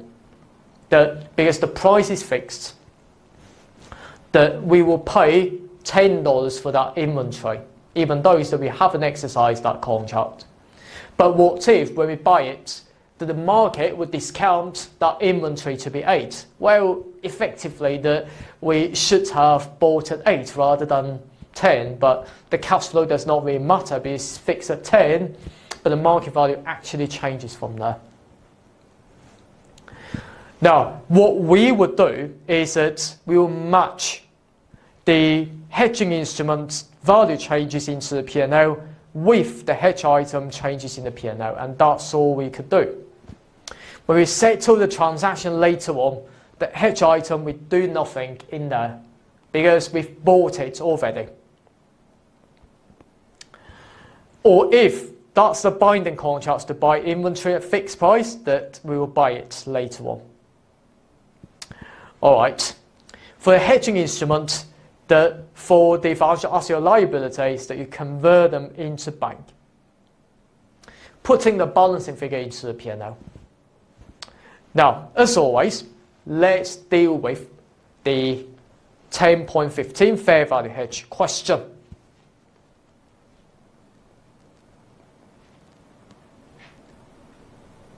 Before we move any further. Now, we are told that we buy copper one time at 1400. On the same day, we buy the futures 1568. Now we'll say that the hedge item is copper. The hedging instrument to open the deal that is all about the futures contract. And we document that, and because we bought the copper, the relationship will certainly be the fair value hedge. So we'll need to see whether or not it meets with the effectiveness test ratio. As we can see there, the price changes the spot price up by 100 from 1400 to 1500. So by $100 there. For the futures prices, you can say you buy 1568, but now it's 1480. Now 1480 minus 1568, that being minus 88. Now what you could do is that you will take 1 divided by another, that being 113.6%, falling into 80 to 125%. So that means that we can use the fair value hedge accounting. So all we would do is that for the P&L, for the $100, for the copper, we simply debit inventory and credit P&L worth of 100. And for the hedging instrument, on the other hand, because you bought it, and that would be a financial, usually that would be a financial asset there. Okay. So all you can do is that you could debit P&L and credit the financial asset worth of 88. So that offsets against that automatically. Next one is fair value hedge for the OCI.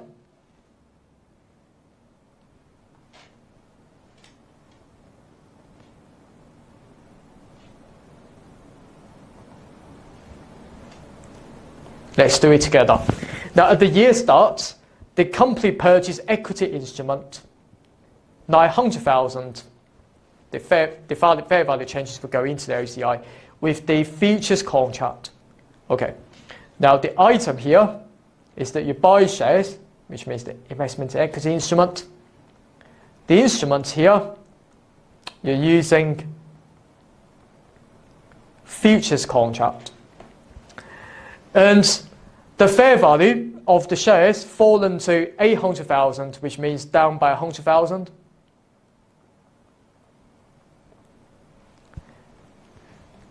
And the fair value of the futures had risen by 90,000.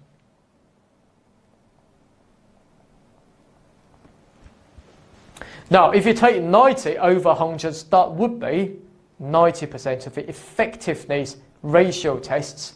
So we can use hedge accounting because we've bought the shares already, and that relationship will be the fair value hedge. We've got the hedge item and hedging instrument, we documented that. Okay, so that's how we do it in a working paper in real life. Okay, but with a bit of narrative, and that's fine. So we performed the double entry for that. And for the shares, because it's reduced in value by 100,000 there, so we credit investment in equity instrument and debit not the P&L any longer, because that has been designated at the start at OCI. So we debit OCI of 100,000. So therefore, as the futures contract, we can also go into the financial asset worth of 90,000 and putting that into the OCI to match against with the change in the OCI, because the purpose of the hedge accounting is to avoid accounting mismatch. We cannot put one in OCI and one in P&L. Final example. We're nearly there. Trust me, we're nearly there. It's the firm commitment, which means the executory contract.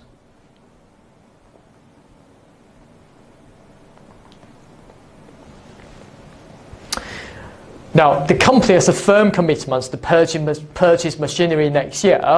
At the event, because of the exchange rate movement, the cost to purchase is risen by 100,000, and the gain on the futures contract 95%. Now the item is the executory, you can use whatever names that you want, contract, it's fine. The price is fixed, but the market value changes. The cost rising by 100,000, so the value decreasing by 100,000. And the hedging instrument, here what we are using against the futures contract by 95.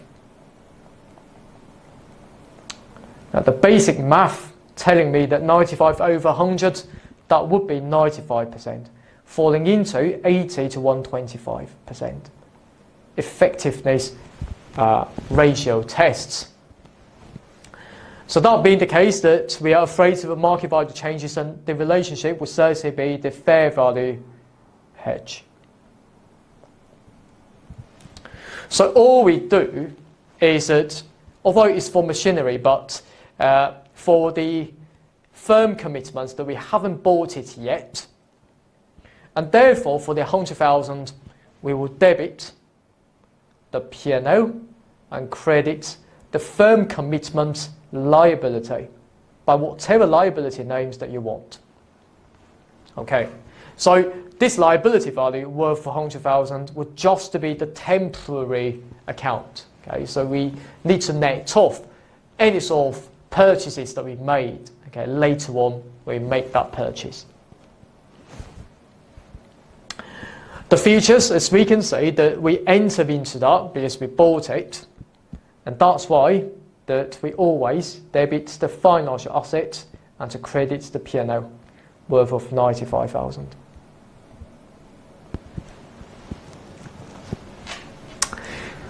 The second type of hedge accounting is called the cash flows hedge.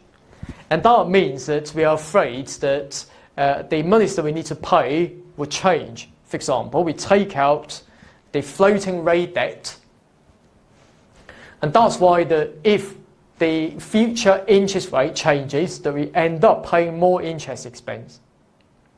Also, uncommitted but highly probable transactions, which means that we haven't confirmed the price yet. We haven't fixed that price, and this is not the fair value hedge. It's just to be the cash flows hedge. Okay, it's the probable transactions that we may buy machinery, but we haven't committed or signed the contracts to fix that price. So therefore, for the hedge item, no accounting treatment at all, because until it takes place, it's fine now. But the hedging instrument, on the other hand, that we will need to divide into the effective and ineffective portion. Now that's a bit different from what we've seen in the effective ratio tests of 80 to 125%. Because all we pick up is that for the effective portion, we put that into the OCI, because that's temporary, we are protecting it. For the ineffective portion, we put that into the P&L directly, because that's more like the speculation. Now, how can we determine that effective portion? Is that we'll need to take out the gain and loss, we pick up the lower value. The lower value, we put that into the OCI, and that's all we can do. Now, when we settle it, when the transaction takes place, that we de-recognize any hedging instruments, financial asset or liability into the bank, such as what we've seen before. But for the previous OCI that we recognize for the effective portion, we can either recycle or to reclassify that into the P&L, or to offset against the asset value when we purchase the asset. Now, let's look at the question here. Now we're told, now let me write it down firstly. The question is for the cash flow hedge.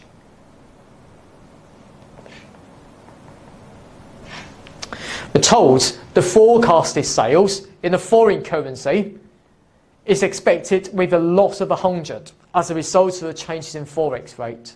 And we take out a futures contract and the market value rising by 118. Okay, now what that means is the item here is just to be the forecast sales that we are looking at the forex rate. We didn't sign the contract, we didn't confirm the value, and we expect to lose 100.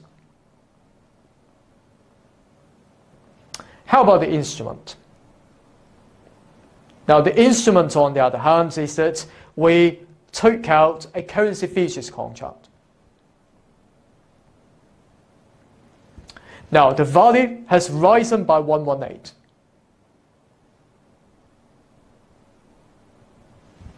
Now if you take 118 over 100, that being 118%, falling into 80 to 125%. So that's effective. We can use hedge accounting. The relationship here is the cash flow hedge. So the next one that we need to do is that we need to find out the effective and the ineffective portion. Basing on 100 and 118, which is lower? I will say that 100 is lower. 100 is lower, that would be the effective portion. So this means that we can use all the gain of 118 to offset against that loss of 100. So the 100 is effective because all being protected, leaving the rest of 18 not being protected. So that's why the accounting treatment only for the instrument here of 118. So that we are debiting financial asset of 118. Now, because it's selling things, that you can say that we can debit financial liability. It's entirely up to you. It's fine there. But more importantly, that we will need to credit, firstly, the effective portion go into the OCI worth 100, and the ineffective proportion would go into 18. Okay, so that's all we can do.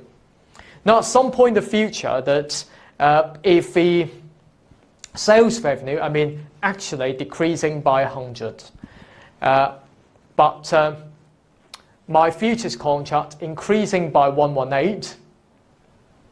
So that being the case, that when the transaction actually takes place at some point in the future, that we can recycle or to reclassify the OCI by debiting the OCI directly credits the P&L worth of 100. So the profit can go up by 100 to offset against the sales revenue falling by 100, but profit go up by 100, so we protect the situation here. Let's look at the exam question called Collat Company of 10.19 here.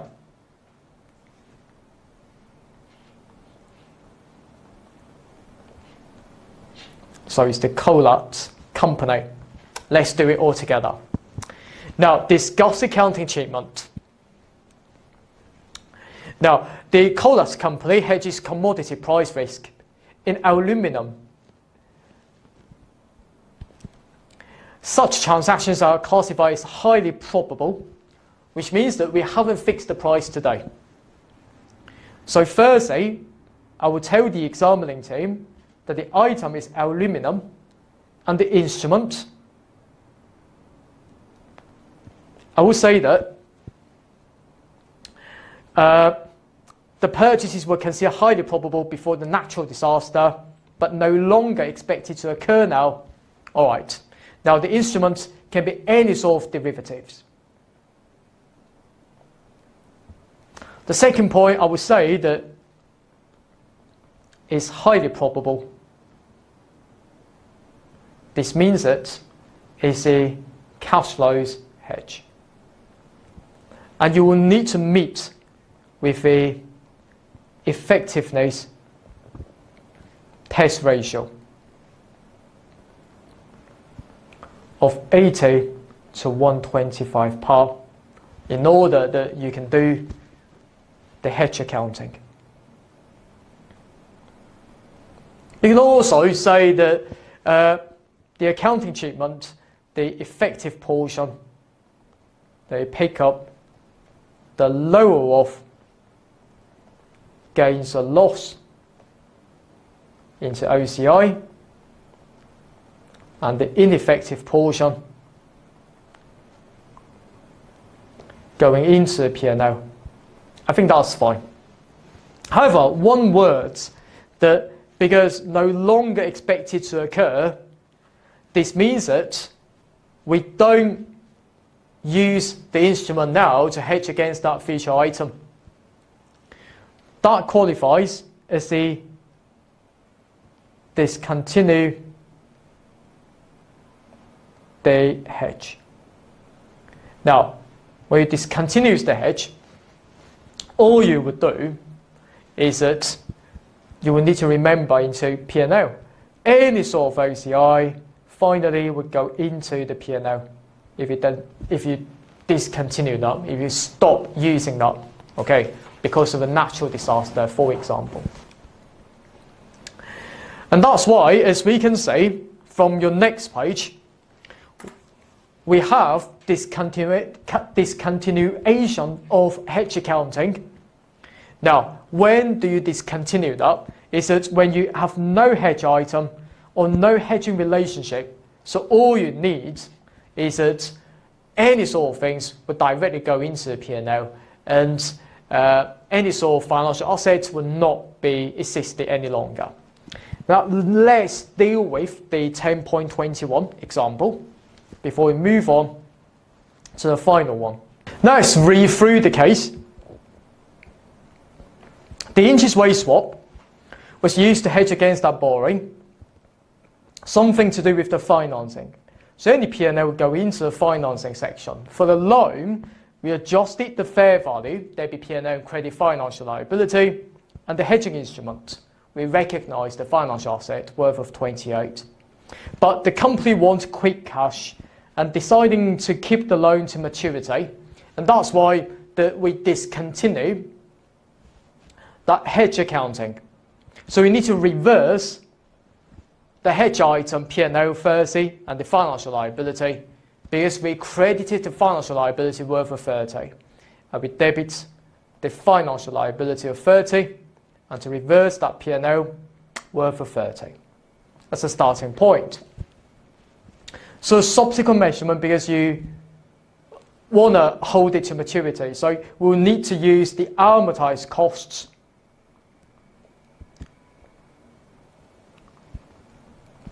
to provide for the finance costs from the beginning up to now, or up to the future.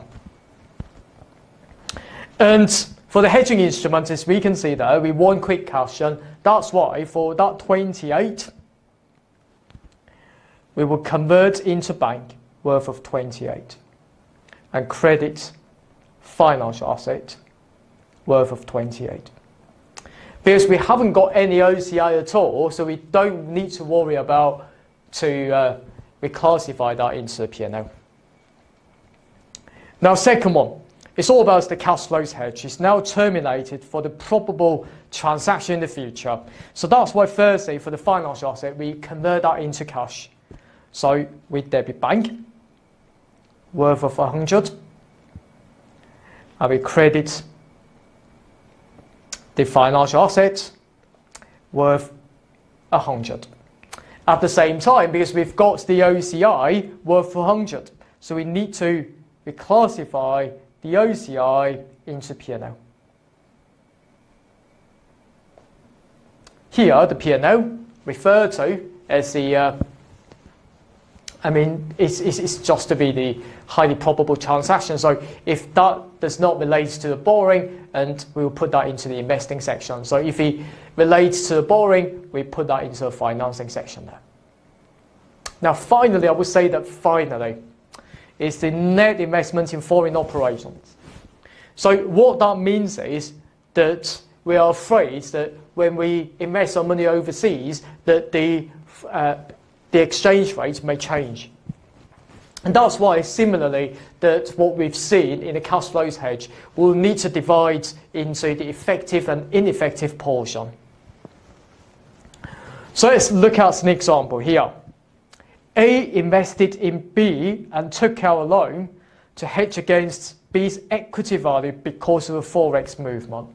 And at the year end, we can see that what we've invested decreased by $100. But the loan value, because as you can see, the asset value decreased, the loan value would decrease. That means that we pay less liability. And asset reduces, liability reduces, of course equity remains the same. And that's how we utilize the foreign loan to protect against the asset. As we can see, the loan value has improved by 110. Now the starting point is, let me point this out, we will need to find out the lower value here, 100, 110, we pick up 100, go into the OCI as a starting point. And that being the case, the equity value decreased by 100.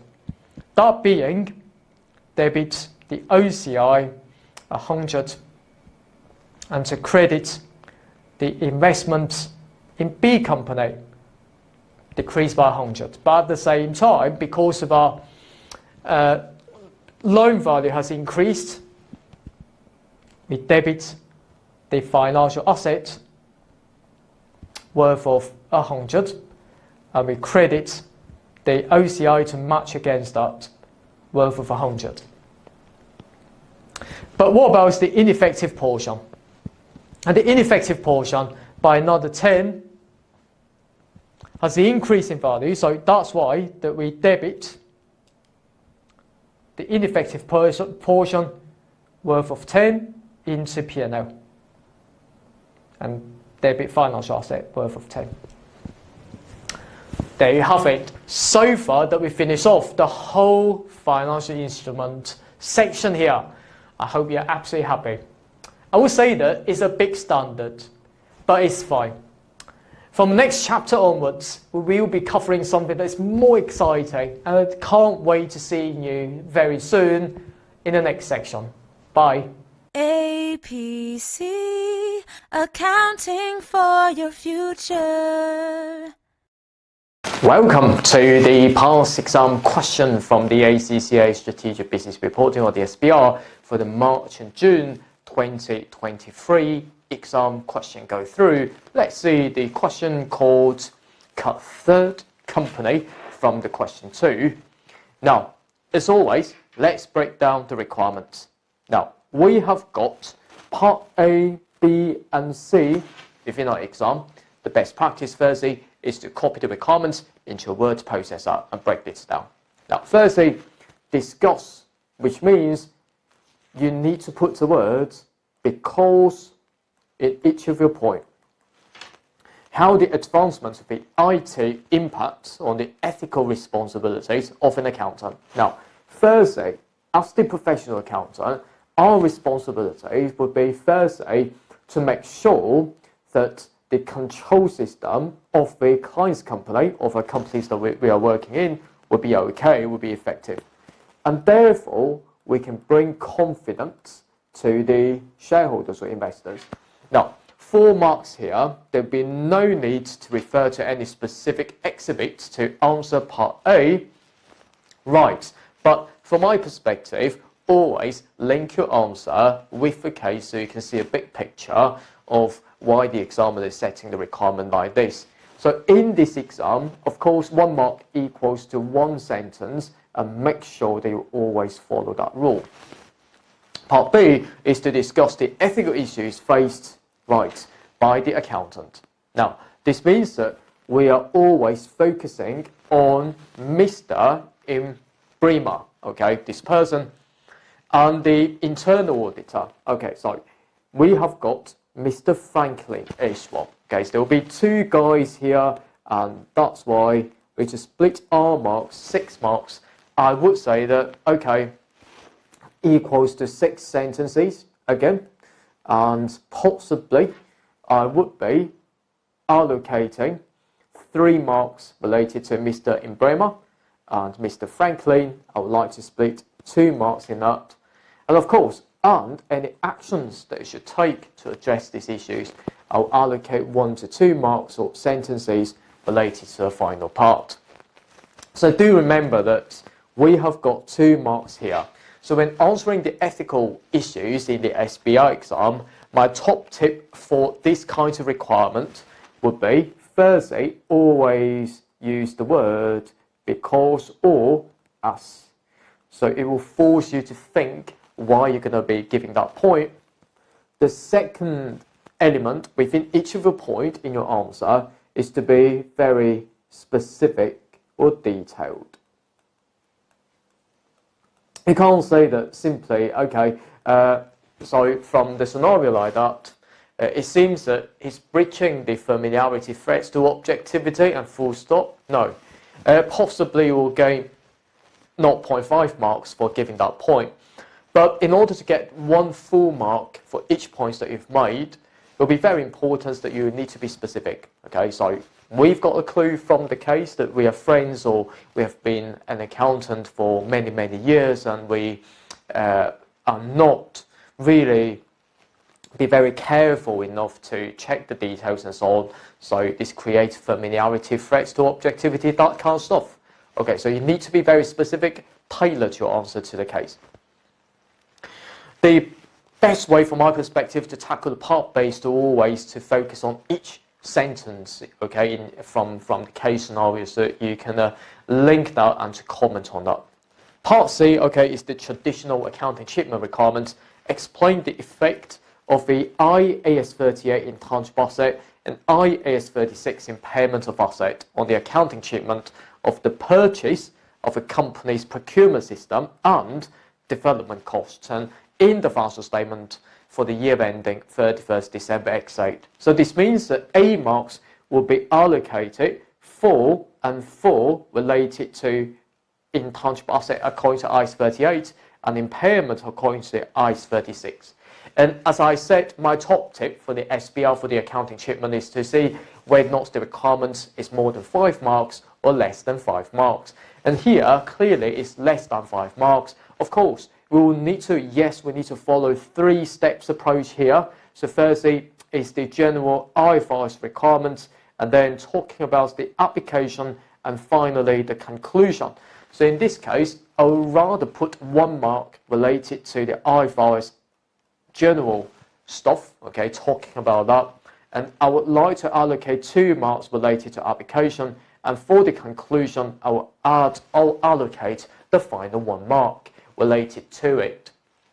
For the conclusion, yes, I always say to my students before that you can think about the correct accounting entry, you can think about the impact of financial statement, for example, the ratios, you can always bring the conceptual framework requirement in. Of course, if the errors are so huge, you can talk about the relevance concept. Within there, we have got the materiality principle to be applied.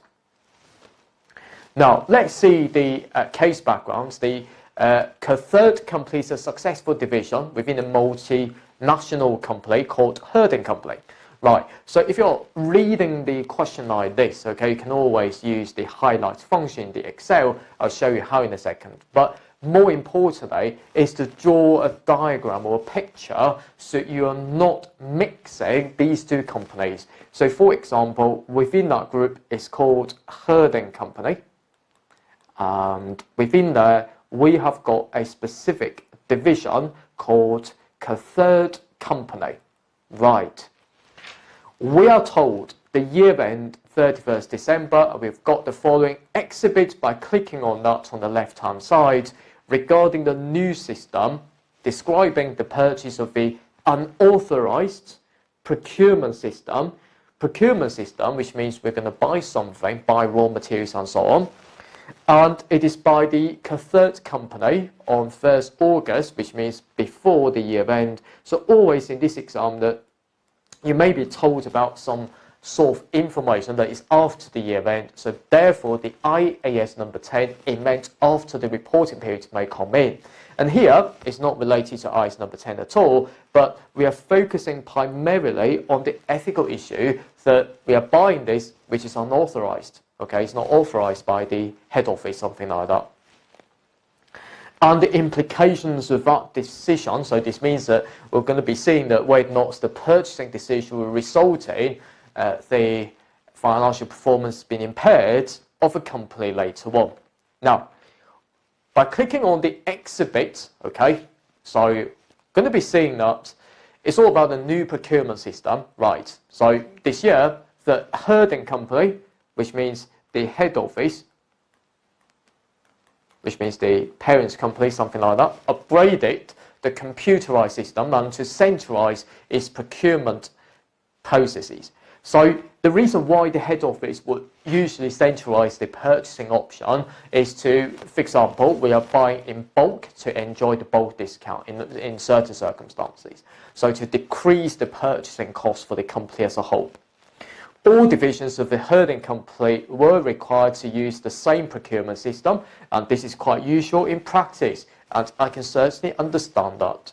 However, on 1st August, the divisional head of the cassette company, okay, now, the head is called Mr. Bookman, purchased a procurement system without authority. Now, you need to think about why this would be a case.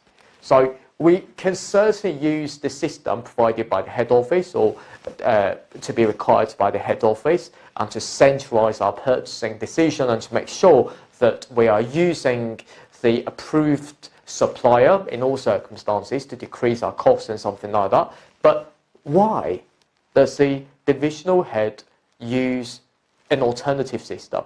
You may be thinking about, well, there might be reasons that using alternative system, it would be more cost effective, it may be more convenient, it may be, yes, working with a particular group of suppliers that may decrease our purchasing costs for a company, or the downside may be fraudulent transactions, or maybe Mr. Bookman spends the money out to buy that system and later on the supplier may reimburse part of that purchase price to Mr. Bookman's own personal bank account. So yes, we can come up with different possibilities pop up into our mind. Now, moving on then, which is incompatible with other systems of a group, right? There might be problems coming in. Now, when I'm reading the case, I would not simply read the case and then, okay, I'm the student and to tackle the exam question by referring to the knowledge from the textbook. I will not certainly do that. But it's very important that you think about a lot of reasons and possibilities popping up into your mind. So when you are reading the subsequent cases, you will find it much easier. Now, the new system is specific to the division and cannot be used by other divisions in the group. Right. Okay, now, I would say that if you're using a particular system like that, so how about if you're subsequently auditing or checking that system, there might cause a lot of problems because of the inconsistencies that you authorize the transaction and to contact with the external supplier and to making sure that the price is transparent and something like that. Policies are quite different from systems to systems. Okay, so you're going to be thinking about whether or not there might be additional costs that you need to think about. Okay, so always bear that in mind. Mr. Bookman stated that the third division will use this new system to make purchases in the future, right, rather than the company's centralized system. Okay, so it seems to me that Mr. Bookman is trying to build his own world within that company. Is to be an empire within that company. We're not particularly sure. As a result of using that new system, the third division developed a poor purchasing strategy. Oh, right, that's the problem. which resulted in unfavorable pricing decisions. So this means that this increases costs to the company. And of course, investors will suffer. I would say that why we need to have responsibility from the ethical side. Of course, firstly, we need to be responsible for the overall control for business because we are the, for example, the finance director, something like that, and we're the employees of the company. At the same time, why not? It would really impact on the confidence of the investors, and we need to think about that. Even though the third division has made purchases within the new system, it's not fully operational, right? It's yet fully operational. So this means that when it comes to the Part C later on, that we cannot amortize it, okay? We cannot amortize the capitalized development costs because, it's not fully operational. So this means that it's not getting economic benefit in because it is incompatible with a company's centralized systems. Right. Now, what we are going to do is that let's answer the Part A firstly. So how the advancement of the IT impacts on the ethical responsibilities of an accountant. I would say that I would develop my own answer to substitute the examiner's answer because I think that students should write 1 mark equals to 1 point, and that would be perfect to pass the SBR exam. So I develop my own answer from a student's perspective and to help you earn marks in this paper. So Part A, I would like to show my answer such as this. Now, firstly, Mr. Bookman buy the system without permission. Yes, I quote it from the exhibit. Although, yes, the examiner tries to help students a bit further by saying that in Part A you don't really have to refer to any exhibit. So that's why I've got a quote here. And you can refer to as in the exhibit, but you don't really have to in Part A. Now, it shows that the need that from the accountant's point of view, we always need to challenge the unauthorized decisions related to IT because that could be damaging, okay, to the business. So I would say that the first point I would like to say, yes, why it's important? Because it's our responsibility to challenge any major decision that will impact on the company's control. And subsequently, we are told in the case that the strategy is quite poor later on from a purchasing side's point of view. This is why we need to identify and warn any practices that might hurt the company's financial term. So this means that we need to be responsible for the internal control of the business. So this means that you can always think about whether or not is meeting with 3 E's criteria. For example, efficiency, which means whether or not it's causing waste, economy, whether or not it's sticking with budget, and whether or not it's effective, whether or not shareholders would be happy about that. As you can structure this point in another way, okay? You can talk about efficiency, you can talk about economy, you can talk about effective, okay? So this means that poor purchasing strategy, so this means that it's not efficiency because you're wasting company's money. It's not economy because you're not adhering to the budget, perhaps. It's not effective. Perhaps you're buying something that's not good for the product quality later on. Okay, so from this point, you can restructure that into many different points, ideas, if you want. Now, the next point I'd like to write is that the new system, yes, not working with the centralized one, and what we should do is that we need to stay unbiased. So which means we need to be quite objective indeed.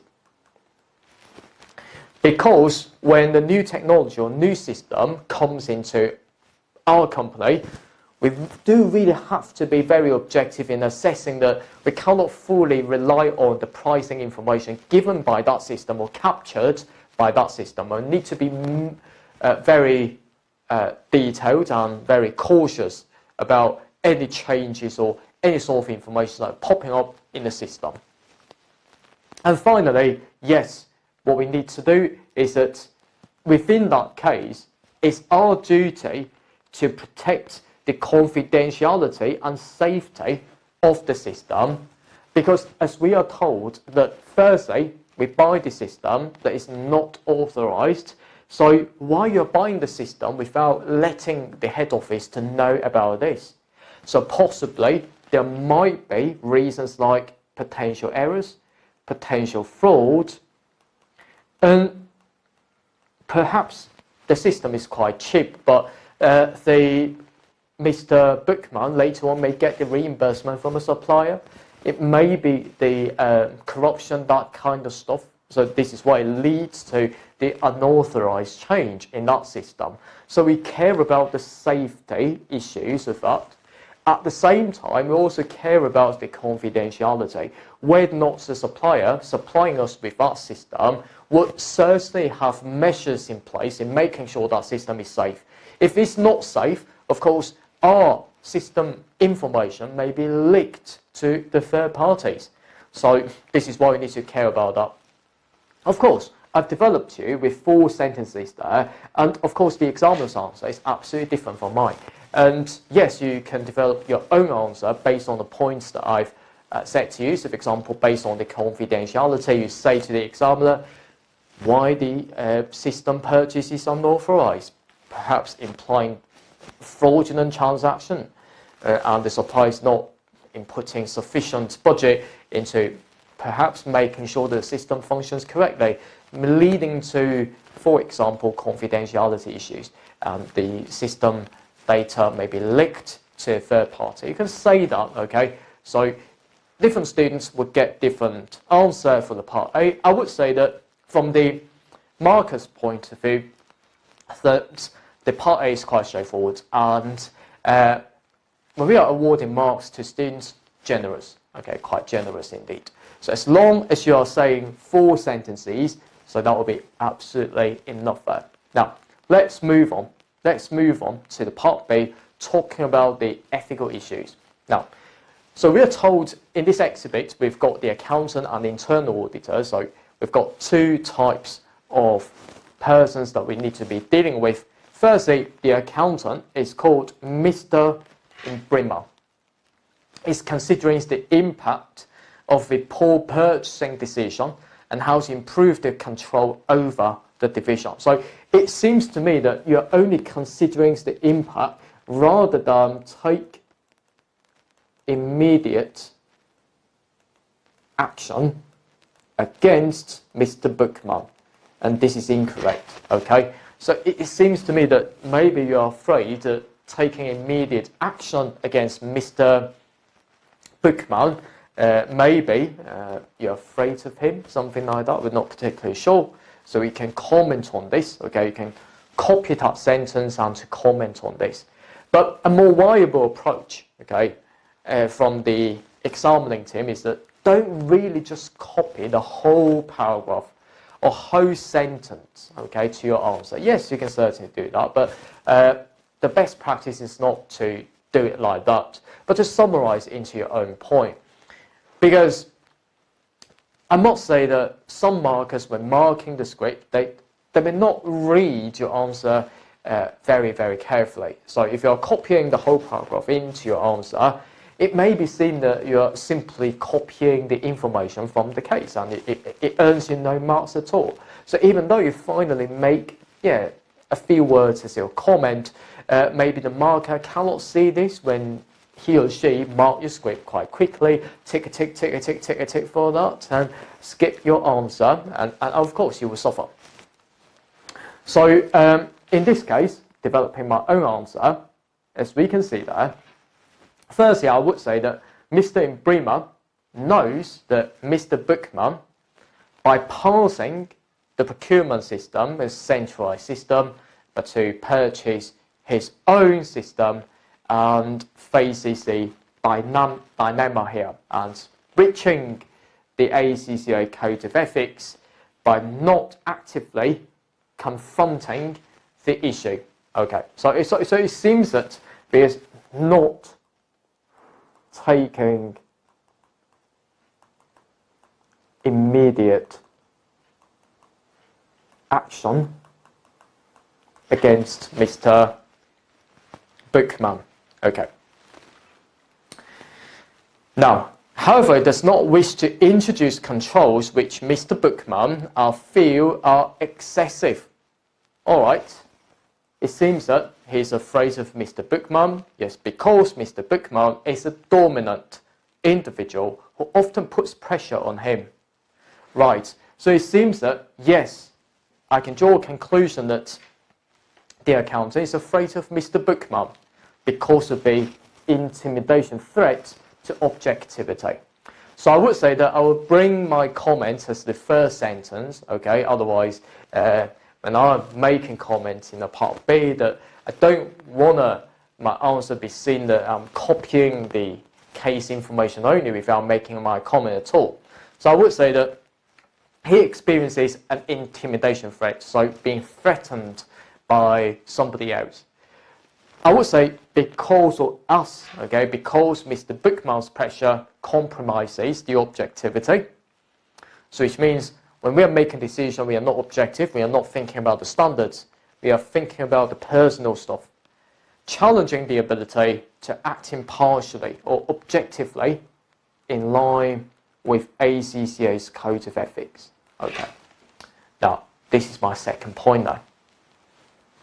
So I would say that, yes, I would not simply stop from there, but I would give details to the examining team to explain one step further, okay, why this matters, because it's not objective.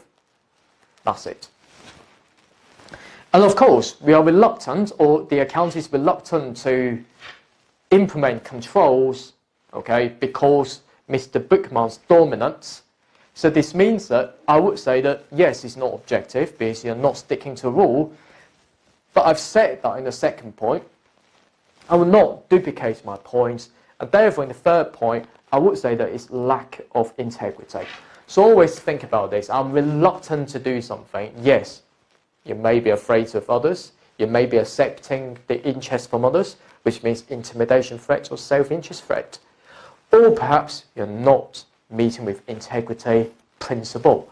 So these sort of things can be used interchangeably, so make sure they're ready. Now, I would explain things further. Lack of integrity, because it failed to uphold standard against managerial pressure. Right, okay, because I'm afraid of that pressure, I'm not acting with integrity. That's it. So I'm giving details about the reasons why this will be a case here. Now let's move on. Is that Mr. Bookman is on the management committee of a company to whom the internal auditor, Mr. Franklin, reports. Oh, okay.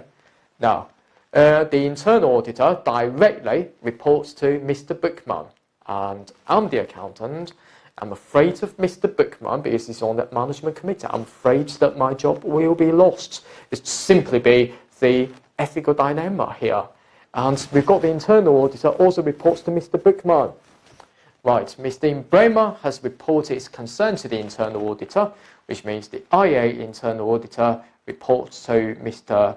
Bookman, and I'm the accountant. I report to internal auditor. The internal auditor reports to Mr. Bookman. Right, the internal auditor is the qualified member of ACCA and known to be a personal friend of Mr. Bookman. So it seems to me, yes, I can explain the familiarity threat to objectivity. At the same time, you know that Mr. Bookman has made the wrong decision. You should challenge Mr. Bookman, but the internal auditor failed to do that. So it doesn't meet with the professional competence and due care principle. Now, I would say that now the internal auditor, yes, familiarity threats to objectivity and favours personal relationship over professional body, and this is absolutely not correct though. At the same time, that undermines his competence because, yes, lead to overlooking or downplaying significant issues within the division. So this means that, okay, this decision made by Mr. Bookman may be 1 out of 10 issues that we found out. How about the remaining 9? So not really using the professional qualification, i.e. the professional competence, and to help with the investors, something like that. So yes, that's it. However, I will also to tell the examiner about the actions. Of course, firstly, we should guard against the ethical threat. We should eliminate or reduce those threats and maintain high standard, firstly, integrity, professionalism, or you can say about the 5 principles according to the ACCA Code of Ethics. Okay, up to you then. And to solve this, yes, seek guidance from higher authority. For example, raising this issue to non-executive directors within our board, or perhaps we should contact with ACCA and to see how we solve this matter. From the internal auditor's point of view, the independent review of the procurement practices will be very important, and to see whether or not you're selecting the suppliers on a fair basis. Okay, so you need to remove any particular personal biases at all. You need to remain objective in all circumstances. Now, I've written more than 6 points. 1, 2, 3, 4, 5, 6, 7, 8, but you don't really have to do that. In the exam, there will be no need for introduction to get these professional marks, but it's important to firstly to answer all the requirements, and 6 marks, 6 sentences, and secondly quoting a few keywords such as familiarity, threats, or objectivity, integrity principles, and that'll be absolutely fine and enough there. Now, the final issue related to the Part C is all about the procurement costs. And we're told that Herding Company's policy is to upgrade system for every 4 years, and the cost was 5. And there were additional development costs incurred of $0.1 million related to the payroll. And all of these costs has been written off to the P&L this year. So this means that firstly, this is not correct there, because I would say that you can explain in the IAS number 38 for the intangible asset, firstly, that you can say firstly, the definition of the intangible asset is just to be the asset without the physical substance. These are non-monetary. And to recognize as the intangible asset, it needs to be identifiable and controlled by the entity, and the cost can be reliably measured. You can say about that. And more specifically here, that is to upgrade the system. So this means that bringing something new, and that's related to the R&D, okay, it's the research and development phase. And of course, we can always say to the examiner about the criteria that when should we capitalize that development cost as the intangible asset is where, I use my own mnemonic, is called user Tim. Who is the user of this computer? Tim is the user of this computer. And that's it. So this means that if the system can be used or sold by the business and generating future economic benefit coming into the business, which means, yes, it's commercially viable. And if we have enough resources to complete the whole development phase in terms of human and financial resources, and it's technically feasible, so this means that we can get the scientific report on that, and the management has the intention to complete the whole development phase. And of course, the expenses can be measured reliably, and what you need to do is to recognize as the intangible asset. And the third point, as the general IFRS quote, is that when should we amortize the intangible asset or the system, is when we are putting it into commercial production and we start amortizing it. So this is all you need to know. And of course, for the subsequent measurement, you can always think about whether or not we should impair that system, is where the useful life of a system is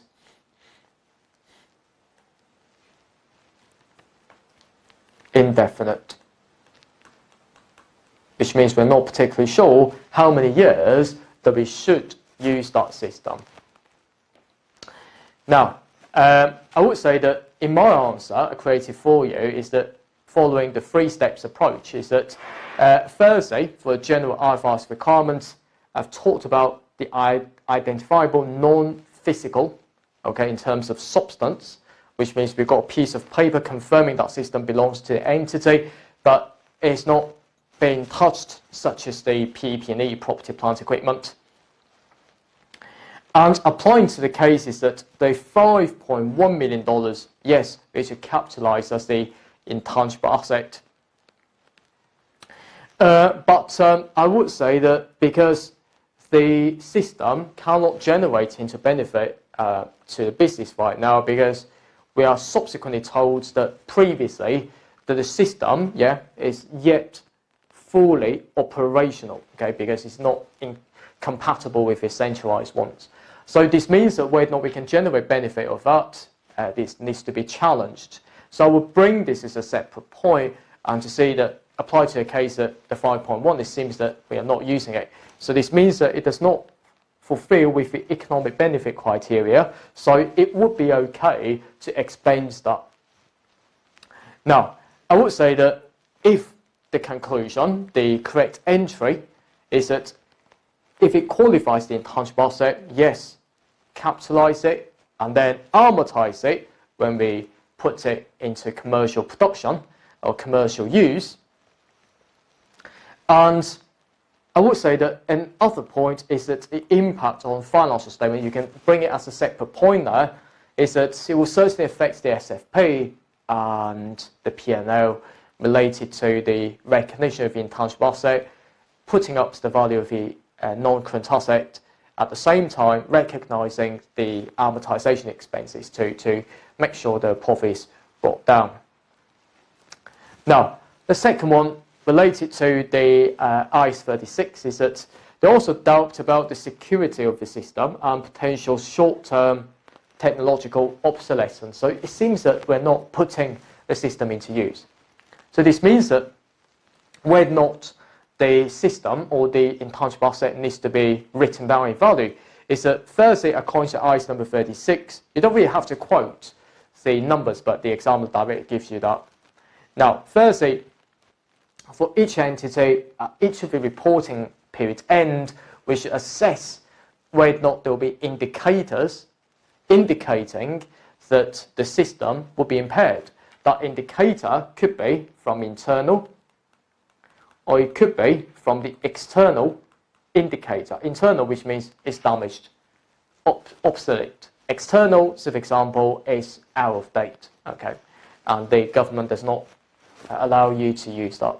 So you need to compare the carrying value of that intangible asset with the recoverable amount. So which means from the entity's point of view, how it could recover that intangible asset costs through value in use, using it for long-term purposes, or fair value minus cost of disposal. Okay. If the value in use is 10 and fair value minus cost of disposal is 9, I would bring 10 into the recoverable amount. Okay. If the carrying value, let's say, is 5.1, less than recoverable amount, there will be no entries that needs to be done because it's not impaired at all. And I would say that applying to the case is that we are given the technological obsolescence and the security. So it seems that these are all perhaps the internal impairment indicators. And this is why it triggers or leads to the need for impairment tests, as I can say that. Now, what's my conclusion? I would say that based on the correct accounting entry or the impact on financial statement, maybe need to written down and expense into the P&L that needs to be recognized, otherwise we'll overstate that profit. Now, I would say that yes, from the case, bring additional consideration for the 0.1 million should also be capitalized if we determine that $5 million of a system that can be used later on. And of course, we increase the intangible asset value.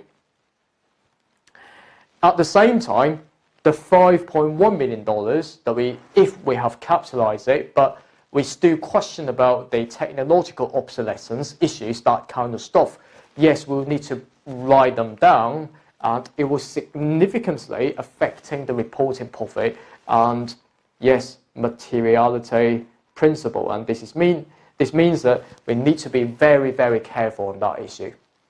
Now, finally, let's see how we bring these using the computer, okay, because you're sitting the CBE exam nowadays. So firstly, yes, we've got a case background here. We have got the exhibit on the left-hand side. So when you are reading that exhibit, make sure you zoom in and to drag this and to make sure you can read every sentence of that.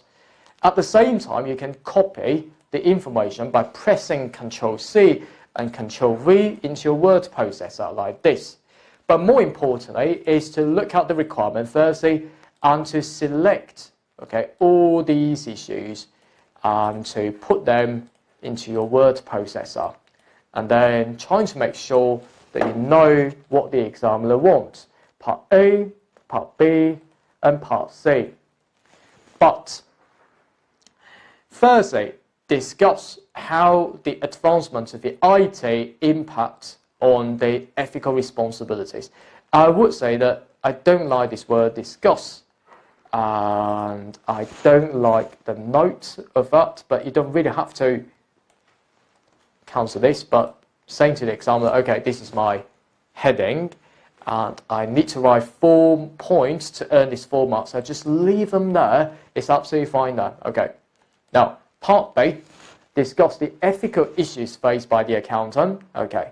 Now, I would copy this here, and the ethical issues faced by the internal auditor, okay, as my second heading, and, yes, that's important there.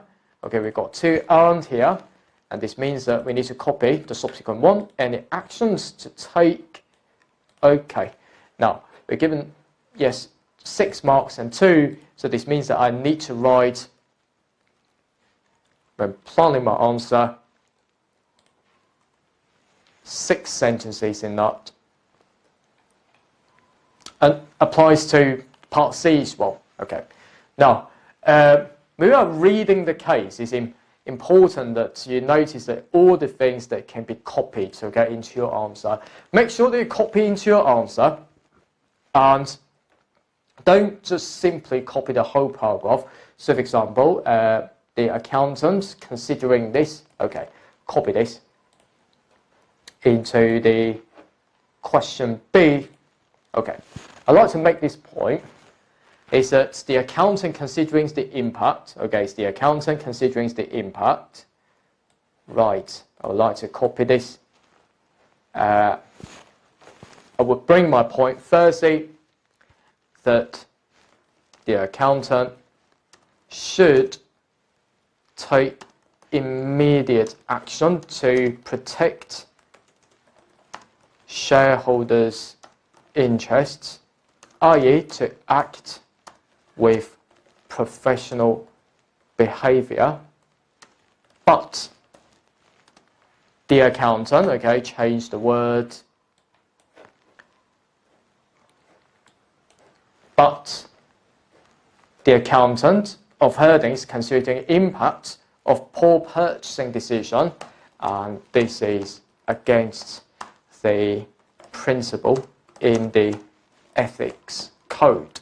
Okay, now if you're making this point, of course you will gain full marks for these points that you've made. Rather than just simply copy the information without any comment at all, my advice is to put your comment firstly, okay, as the first part of your point, and that will be very important there. For each point that you've made, make sure that you leave a line, okay, that's important there. And for each of the headings, okay, just bold it and to underline this and change the first word, capital, Any sort of copying information from a case, just leave them, okay? Just make sure that it looks absolutely clean to the examiner, and that's enough. Whether or not you can put the number next to that, absolutely yes, you can do that, okay? So this is not a bullet point format, because you explain them in full sentences, and this will be absolutely key for you to pass this paper. Right then, okay, I'm going to be stopping this recording now. I hope you're happy, and I look forward to seeing you in the next one. Bye-bye. APC Accounting.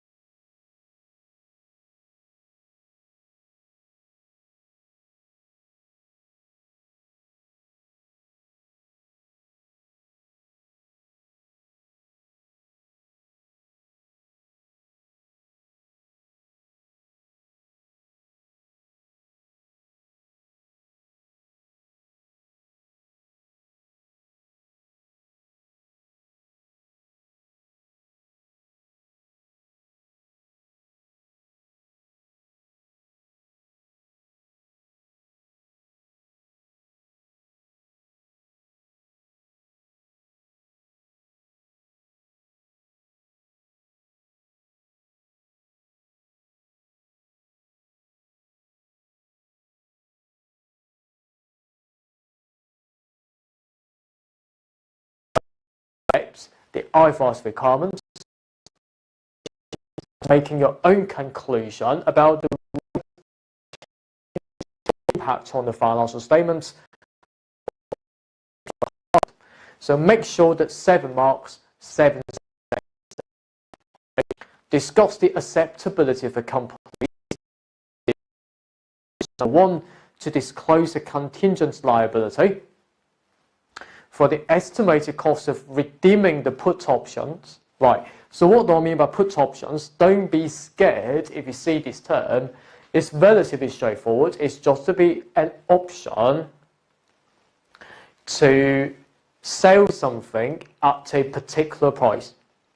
It's what I mean by put option. But in the case later on, we will see that the company has written the put option, which means has sold the put option to others.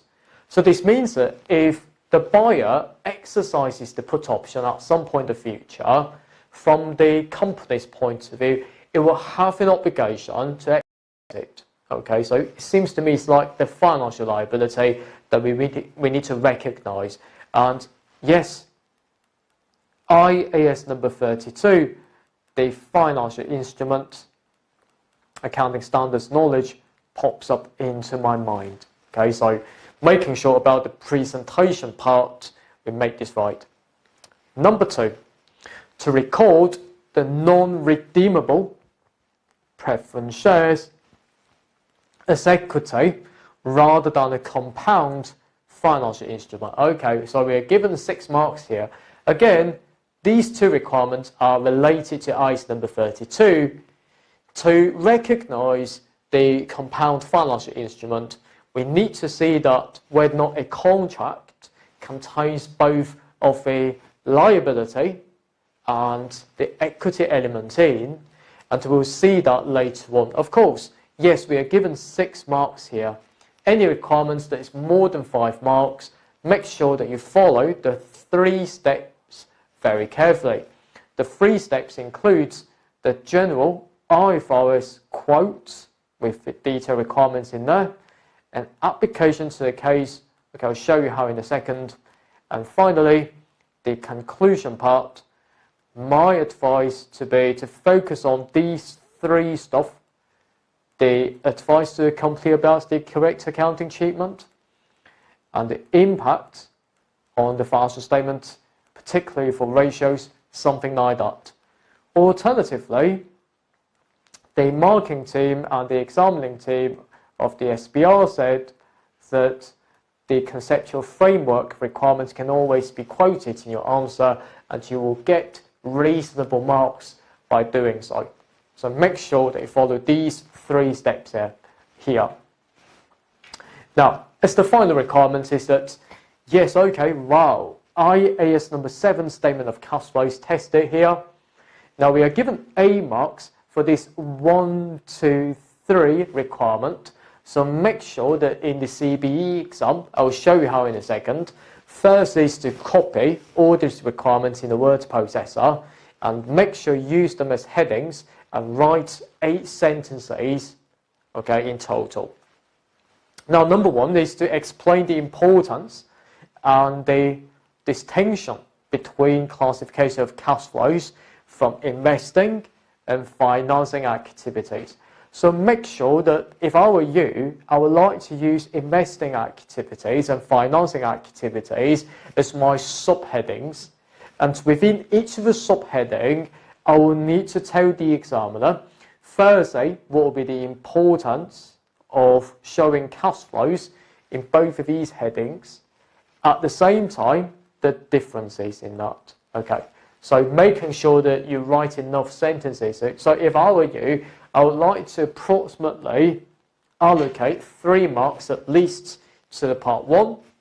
Number 2 is to outline the circumstances where the cash flows may be reported on a net basis. Well, if you know about the accounting standards, I must say that the number 2 requirement, you can write approximately 5 sentences in there, but I'm sure that a lot of students are not quite familiar with a net basis here. So if I were you, is that, right, I would like to say about 2 possible points, okay, related to number 2, because I know that net basis is that, firstly, yeah, there are 2 easy marks that I can get there. So firstly, the cash flows from operations, okay, especially for the net cash flows from operations, yes, will be shown on the face of the statement of cash flow on a one-line basis by netting all these cash flows in. Alternatively, the cash flows may be net. For example, how about for cash and cash equivalents? Yeah, so these sort of things will be net off against each other, especially for the positive cash in the current asset and overdraft in the current liabilities. So I must say that, for example, for bank, I'll show you my answer later on. We'll get another scenario in, but I must say I'm not so clever in this particular requirement. Yes, you can allocate 2 marks in there. So 3 marks for the first part, 2 marks for the second part. The remaining, yes, 3 marks for the application, because we are required to discuss the issues with the company's treatment of cash flows for the year ended. We need to make our comment whether or not the examining team, in this scenario, has treated the case in a correct manner. I will see that later on. So don't be so clever, again in the part 2 especially, don't be put off if you see such requirements in the actual exam. Now, let's read through the background of the case. You see, Fernanda Company is the parent company of a group which constructs industrial properties. Right, okay. Now, Fernanda Company is currently preparing the consolidated financial statement with the exhibit, okay, for the number 1, the roof collapse, the financial instrument in number 2, and the cash flows issues in number 3. Let's read through the exhibit number 1 firstly, and to deal with the part A. Now we're told Fernanda Company is a group construct industrial properties, and it's September 20x7. Now, the current year end will be 31st December. Again, the event is before the year end, so we are not expected to talk about any sort of IAS number 10 event after the reporting period, because these sort of events happened before the current financial statement year end. And we are told a section of the roof of one of the buildings which it had constructed partially collapsed. Alright, so you may think of any impairment of non-current asset, but this is not required in a part A. However, here it injured 10 people there. So this means that it pops into my mindset that the company's being sued. Production, which was taking place inside the building, had to be stopped. Right. Now, if you ask about any sort of borrowing costs according to IAS number 23, the interest, if I were to take a loan and to support my production, yes, the interest related to it, I must say that because the production has been stopped and the interest, yes, highly likely that we need to stop capitalizing it according to IAS number 23. However, we're not asked about that. If you're throwing your knowledge, okay, dumping the knowledge into the question, you get no marks at all. Moving on, however, no legal action has been brought against the company at the year end. Right. So, because no legal action here, I would say that there will be no present obligation at all. It seems that no one is suing us. Okay. As the accident investigators were still trying to find out the reason for the collapse. All right. Now, the accident investigators will be very, very important here because to determine the probability that we need to pay cash or we need to compensate for the losses of those 10 people. So, because it's at the early stage of the case, they're still investigating it. So this means that I would say that the probability is not probable, okay, that we need to compensate for those 10 people. So if that's the case, I would say that no is like no provision liability. Now, the investigators were assessing the responsibilities of various parties involved. So this means that it may not be our fault, but we're not particularly sure. With the report expected in February 20X8. All right. Now, because this event, yes, took place before the current year end, and we will get the report 2 months later. It seems to me that in 2 months later, which means next year, so we may be adjusting it as the adjusting event. However, at the current financial statement year end, I would say that no, it's like not a probable cash outflow. The extent of the damage and details of any compensation payments to be made is not yet been determined. Right, so this means that the expenses cannot be reliably estimated.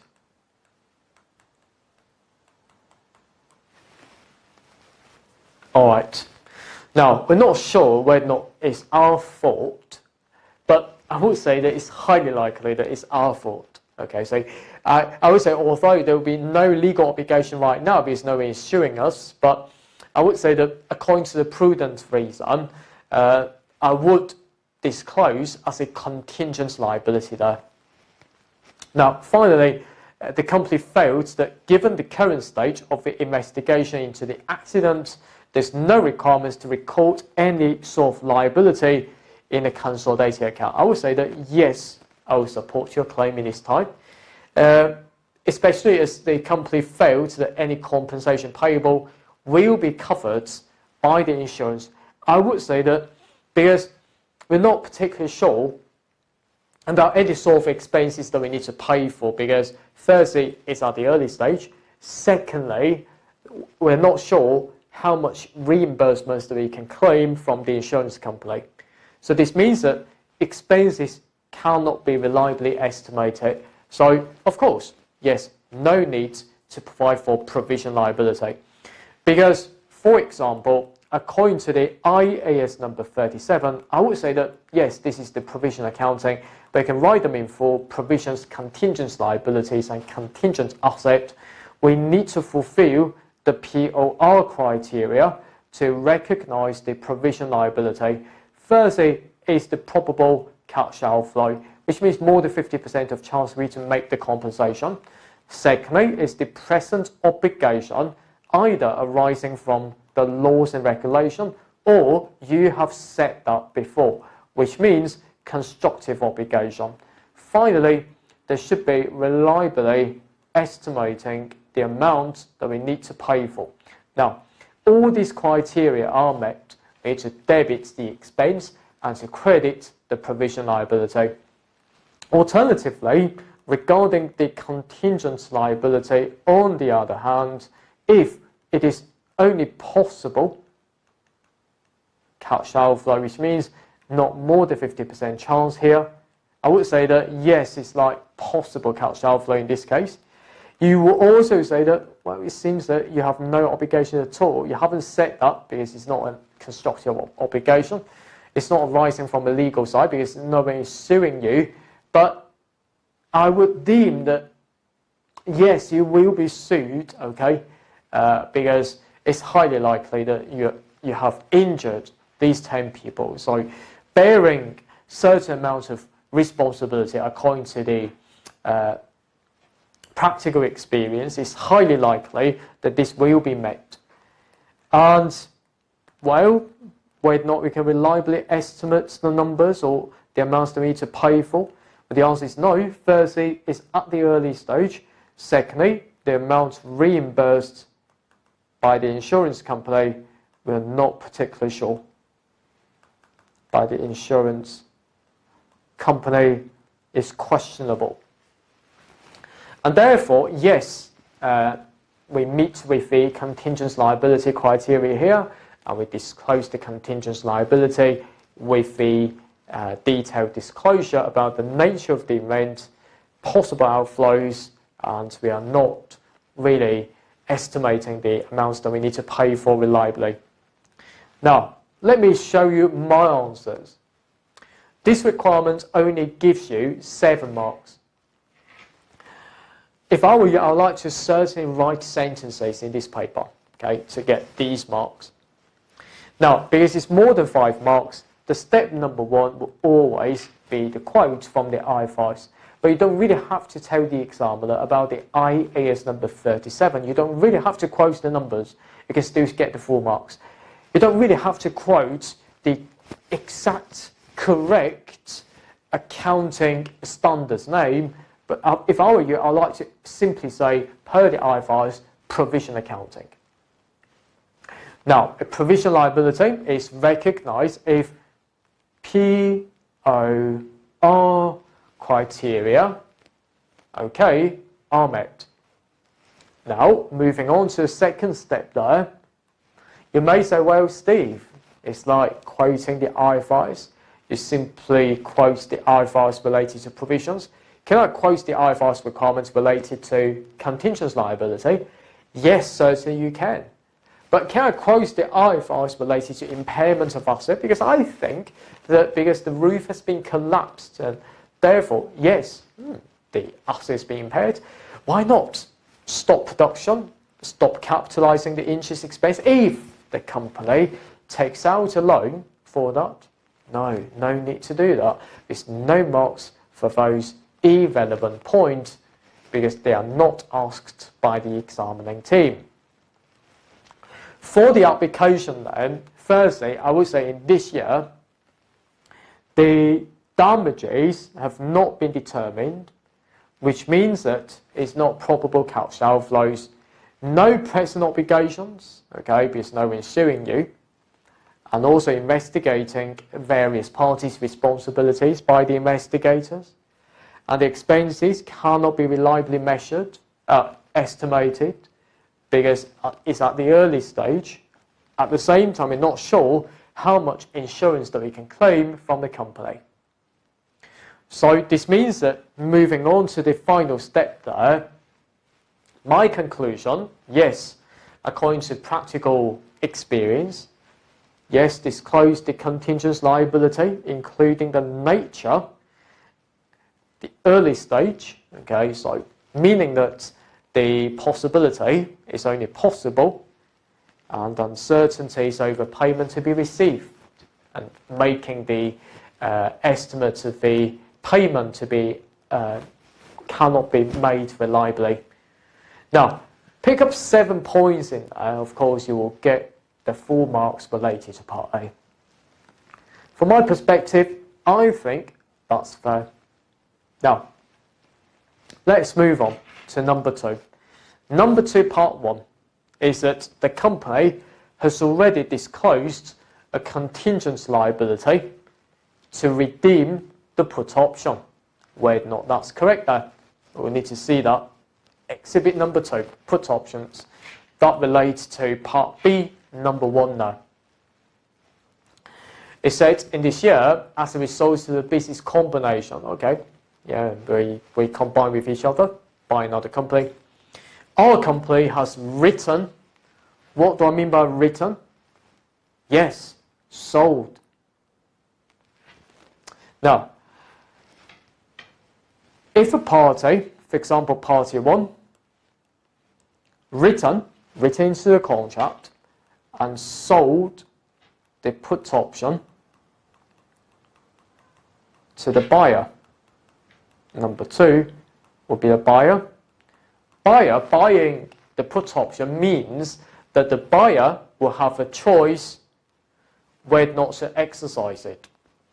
If the buyer, which means the party 2, if the party 2 decides to exercise it, party 1 has to exercise it. It creates the obligation to party 1. It seems that's fair. It's like the liability. However, in this case, moving on, the company's written put options to purchase the NCI shareholding in a newly acquired subsidiary called Runda Company. Right, now, who are we? We are the F company. We bought the R company, but we haven't bought the entire R company shareholdings. So this means that I've obtained control of the R company. However, the amount I haven't bought will be the non-controlling interests, or the NCI for short. This F company, okay, says to the R shareholders, says to the NCI, if you decide to sell your shares to me at some point in the future, feel free to do so. Right there, okay. It's like the rights to buy out all the R company shareholdings. Okay, I know that it's not from in the SBR syllabus knowledge, but it's the knowledge from the AFM, Advanced Financial Management. But all we're trying to say here is this. We can allow the NCI to sell the shareholdings at some point in the future to the F company. And this is why we're guaranteed through the put option contract there. And to the F company here, yes, the F company, which means our company, will have an obligation to exercise these contracts at some point in the future. So this means that our company would be obliged, okay, notice the word obliged, which means have to, no choice, which means a liability, to purchase the NCI shares in the subsidiary if the put options were exercised by the NCI shareholders. All right then. At the year end, our company disclosed a contingent liability in the consolidated financial statements for the estimated costs of redeeming the put options. Were not that sensible? Well, looking back to the criteria for the contingent liability, possible cash outflows, I'm not sure whether or not it's possible. Obligation, is it a present obligation arising from the law? It seems to be yes, because if they were to exercise it, we'll have to pay for it. Can we estimate the amount of the liability?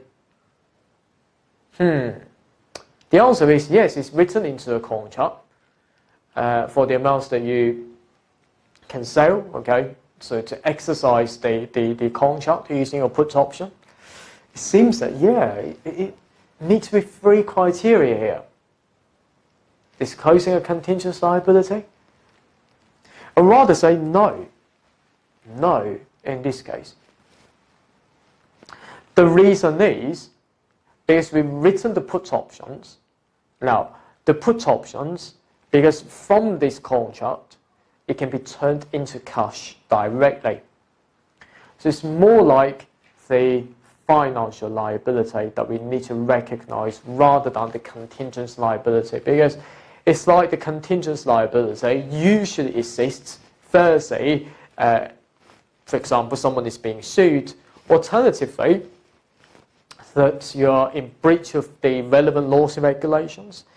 Thirdly, commonly seen that it's more like a provision liability, is that the company sells products at the same time providing the warranty service. Now, it's not one of those, so rather classify the transaction in the financial liability rather than saying that this is a contingent liability, because it seems like meeting with these three criteria. No, the best practice would be to classify them as the financial liability. I'll show you my answer here because it's 4 marks question. So firstly, I will briefly introduce the financial instrument IFRS. If you're not sure about that, please do say per IFRS financial instrument. Of course, if you see the examiner's answer, that's according to the IAS number 32 about the presentation of the financial instrument. But if I were you, you don't really have to you don't really have to quote the numbers in. The financial liability should be recognized if it is an obligation to you that you will need to transfer your cash to buy something. And in this case, you're buying your own shares, which means buying your own equity instrument. So if you've got an obligation, you will have to spend the money out. If another party wishes, you will need to spend the money out to buy the things, buy your own shares. Yes, it will be a financial liability to you.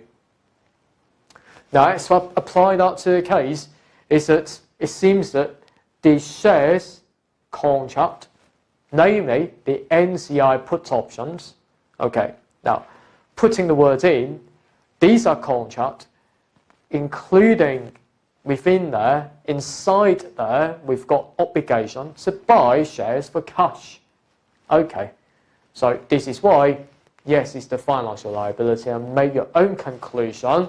We should recognize the financial liability and to remove the disclosure of the contingent liability. Now, the conclusion here, I'm using the way number 1 to suggest the correct accounting entry. Now, if I were you, I'd like to stop from there. Yes, getting 3 marks out of 4, I must say that I've done a good job to pass this paper. But if you're super clever indeed, you can also say that how you should measure the financial liability.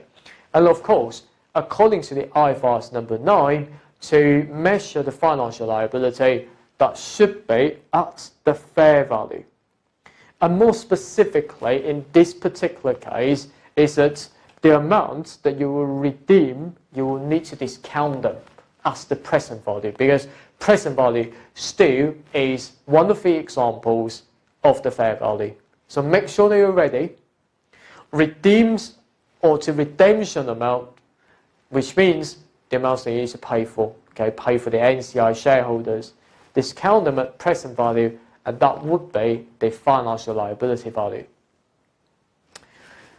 Moving on then, okay, now, number 2, okay, related to part B number 2, it's all about the preference shares. Now, we're given 6 marks in this requirement to record the non-redeemable preference shares as equity rather than a compound financial instrument.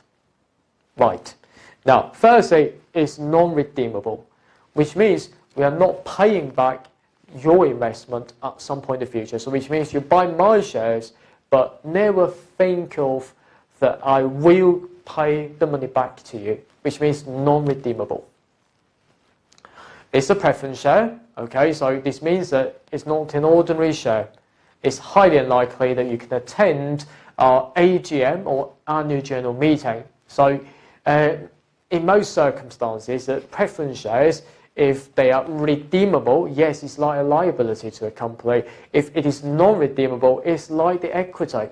However, at the SBR level here, we need to see the detail requirement according to IAS number 32. So this means that, okay, even though it's non-redeemable, we cannot simply say that this must be an equity instrument at this early stage. We'll need to see that the terms and conditions within the preference shares, that whether or not we will pay a fixed amount of money to the buyer. So the fixed amount of money, that could be the fixed amount of dividend or fixed amount of cash that relates to the share price of our company. So if either of these answers will be yes, of course, and that will be a liability, okay, to the company. I will need to see that. Now let's read through the number 2 here for preference shares. So it says, in order to partly fund the purchase of subsidiary, all right, so it's like the company is performing the LBO, the leverage buyout.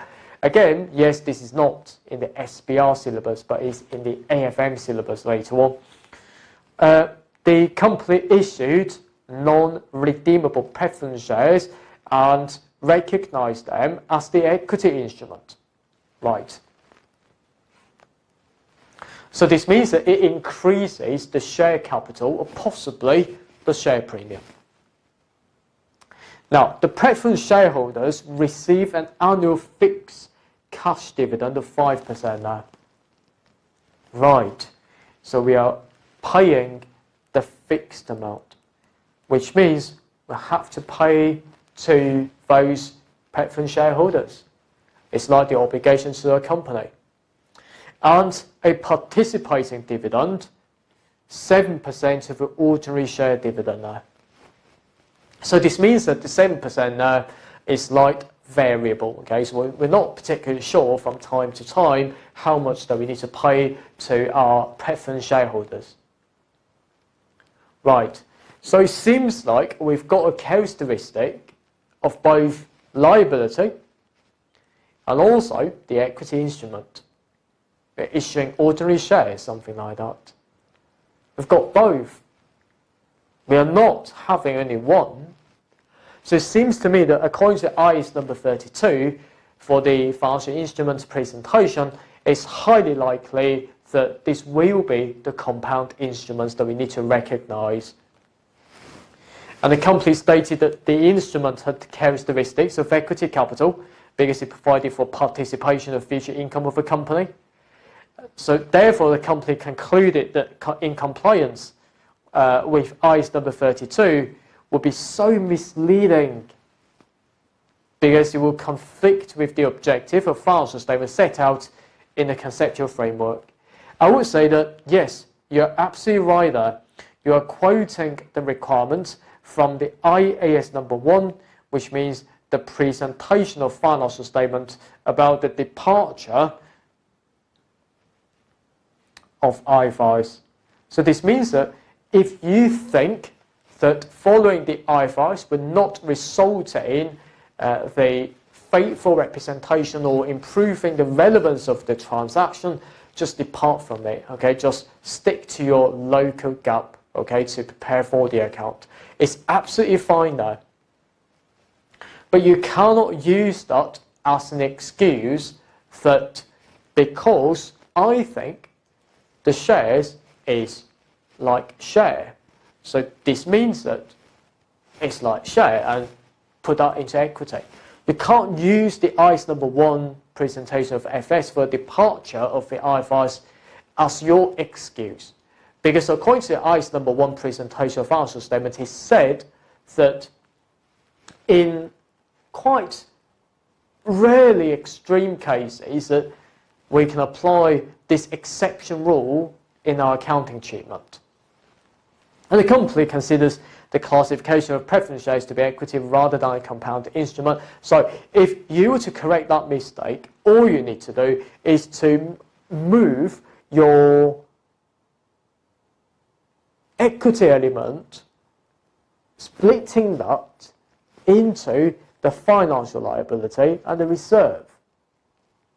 So it's important that you recognise that fact, because currently what business is done, so currently is that the business debiting cash and to credit, highly likely in the share capital, and also credit the share premium account, similar to the ordinary shares.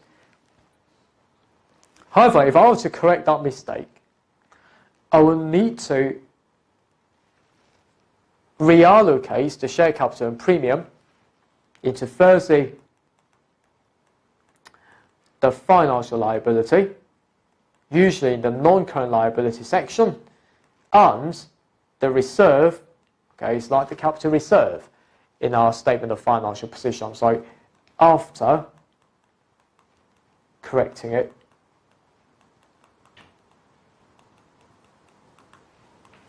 of course the debit side is okay, so we do not really have to adjust the debit side. We simply debit to remove the share capital and the premium. That's all. Now let's see my answer, okay, to the part 2 here. 6 marks. Yes, I would like to write 6 points, but I've written more than 6 points. You can pick up any 6 points you want. I would say that firstly, quoting from the IFR specifically to this scenario, is that the equity instrument is just to be the residual interest that we use asset, deducting all of its liabilities. It's like shares. We can share the remaining amount in the business. However, the financial liability is an obligation to pay cash. Or yes, you can say that transfer cash or other financial asset, okay, but paying shares and so on to others, I don't really care. But it's just to be an obligation. You have to do it. You have to do it, which means it will be a fixed amount, fixed dollars. Okay, that will be a financial liability. However, a compound instrument includes the element from financial liability and equity.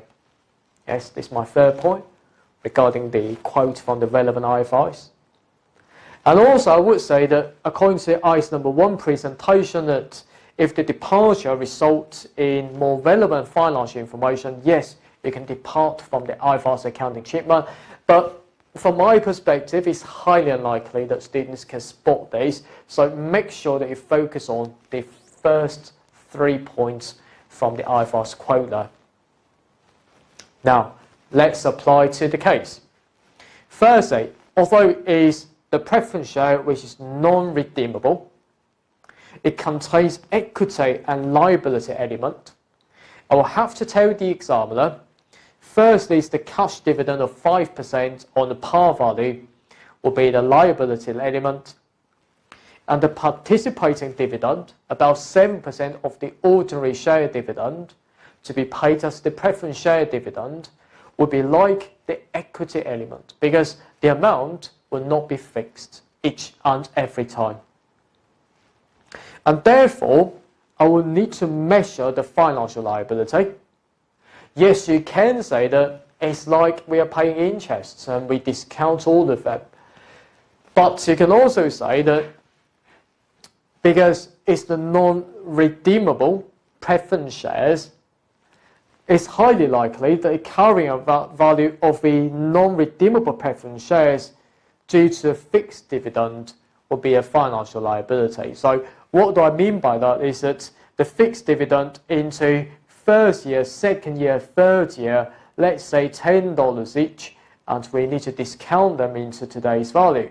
Okay, which means taking 10, divide this into, let's say 1 plus 6% of the discount rate for power of 1, for power of 2, and for power of 3, and then plots them all together, including we're not sure about how much money do we need to pay for at the end, because it's not redeemable, and this is why we need to apply more years, okay, of these cash flows. But more specifically, the ways that we can do in practice is to use the perpetuity approach. For example, 10 divided into 6%, okay, as the values that we recognize today, okay, as the financial liability.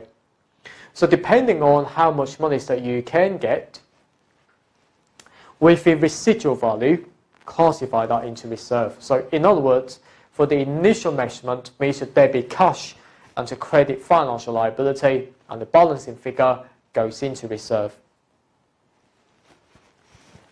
Now, my conclusion is that, yes, you will need to further disclose the characteristics of a compound instrument, including the nature of the transaction and the dividend policies, dividend details in there, so to tell the shareholders about them. Now, very, very good questions so far. Now, I'd like to stop the tape now, and I will look forward to seeing you in the next of our recording to go through the most difficult part, which means the ICE number 7 statement of cash flows in much more details, and how to put all of these in the CBE exam software. I will look forward to seeing you then. Bye-bye. APC, accounting for your future. Welcome to the past exam question go through of SBR. Now, let's look at the question called Greer Company from the March and June 2023 exam.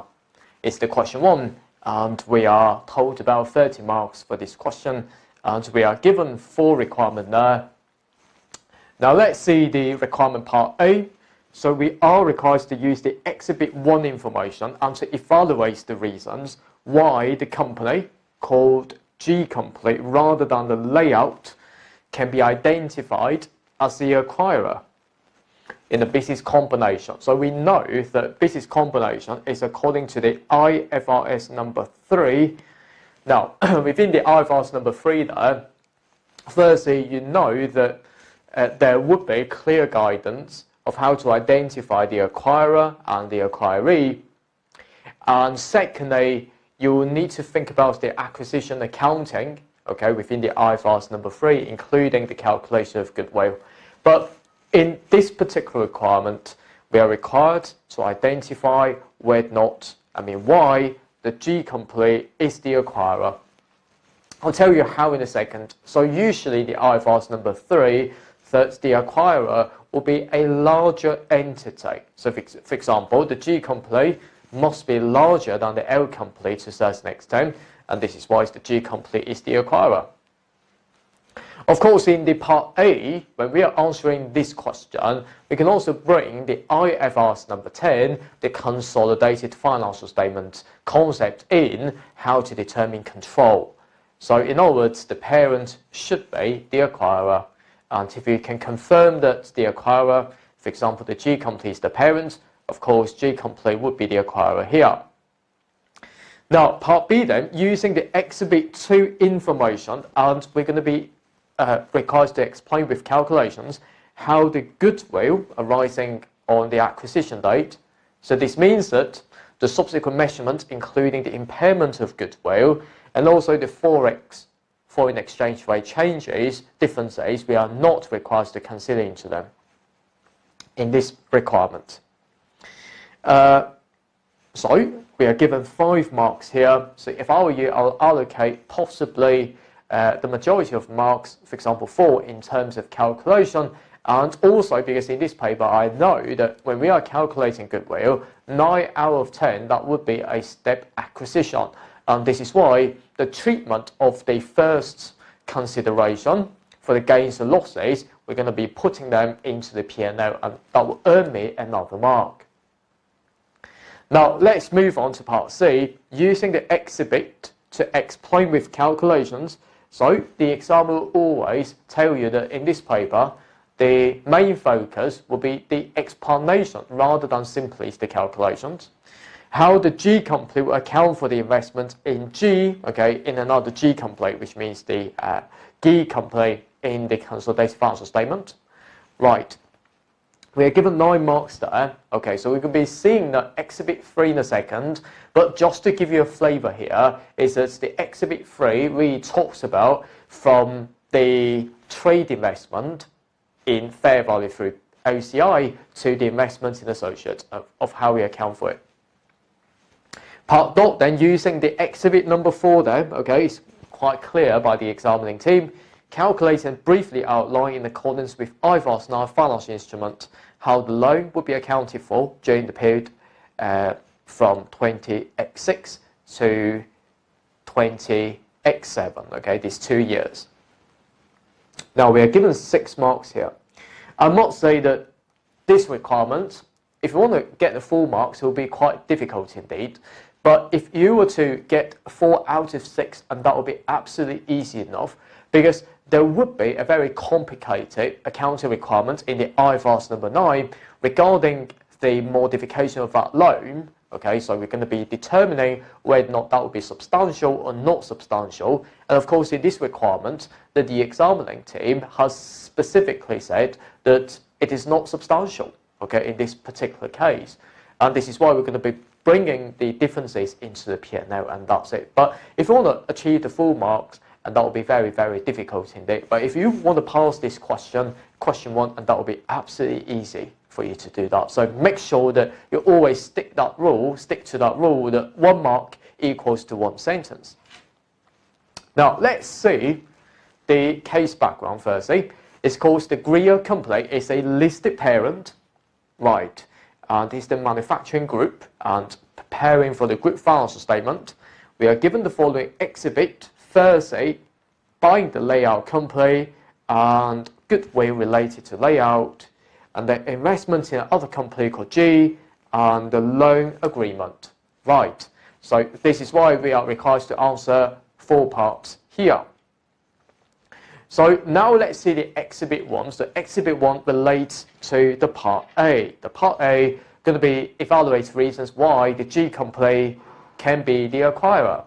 Of course, this requirement is more than 5 marks, and this is why my answer will certainly be, firstly, I'll split into the IFRS requirement related to Part A, followed by application to the case, and finally, to give my conclusion of what is going on.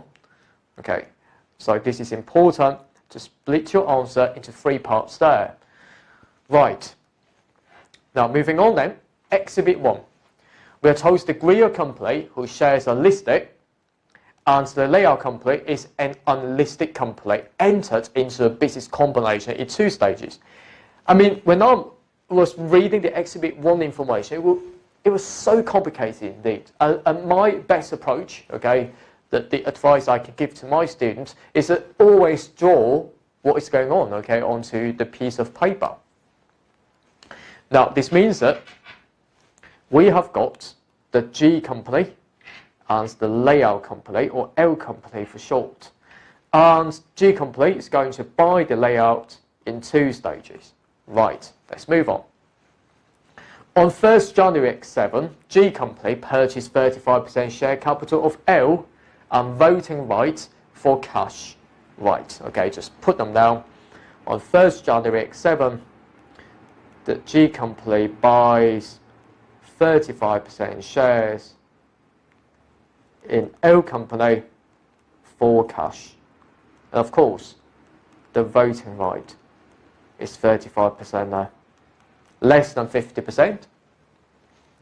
So this seems to me that we have got significant influence over the L company's operating and financing policy. So this means that it's highly likely that so far the L company is our associate. Okay, just put all the things in before you draw a conclusion of that.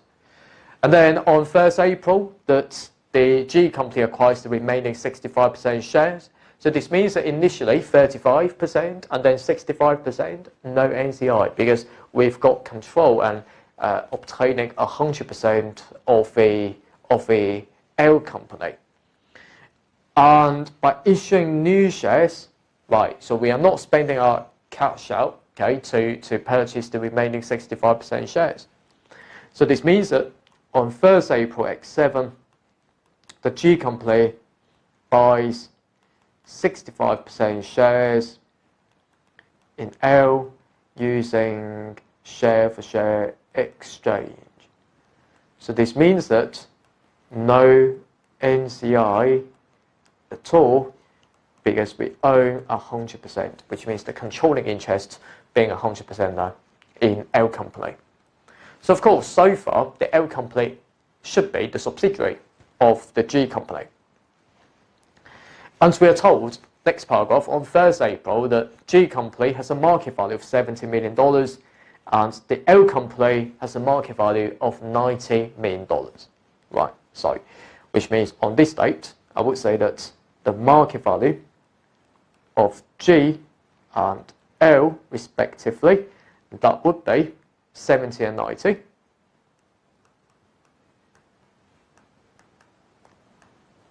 So in other words, total will be 160 million. Okay, so that's all we can do. And if I were to take 70, divide this into 160, that would account for approximately 43.75%. And that becomes 56.25% of the total market value.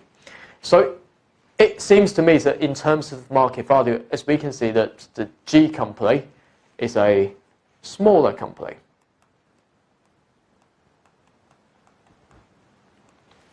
In identifying the acquirer, so usually it will be a larger entity. However, G company is a smaller entity, so let's move on. The G company business represents 44% and layout business 50% of the total value of the combined business. Right, okay, so 44 and 56%. So 44 and 56% of the combined business. Okay, just approximate to those figures. The examiner has done you a favour. After 1st April 20X7, the former shareholders of the G owned 51%, and the former shareholders of L owned 49% of the voting rights of a combined entity. So this means that after the acquisition, we can see the new entity here, that 51% of the voting shares owned by the G company and 49% of the voting shares owned by L company. So it seems that, okay, so we dominate more than 50% of the voting shares. So of course the G company has control over that entity, and surely the G company will be the acquirer in this instance. Right, okay, so next paragraph then. On 1st April, the purchase agreement provided a new board of directors of a combined entity, combining or comprising 6 board members of the G company and 2 board members of the L company. So this means that after the acquisition, we can see that the new company's board, so we have got 6 from the G company and another 2 from the L company in a board. So this means that more than 50% of the management comes from the G company, so that would be another clue that we've got control over that company, and surely we will be the acquirer. And the CEO of the layout is the CEO of a combined entity.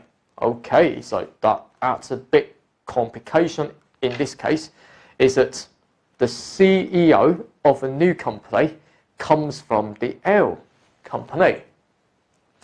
So in essence, yes, it certainly have the significant influence over the combined entity, because the CEO would determine the overall strategic direction of a new company. And we're told the board of directors nominates the members of the management team, but CEO has significant influence over the selection of the team. All right. Now, what CEO does is this.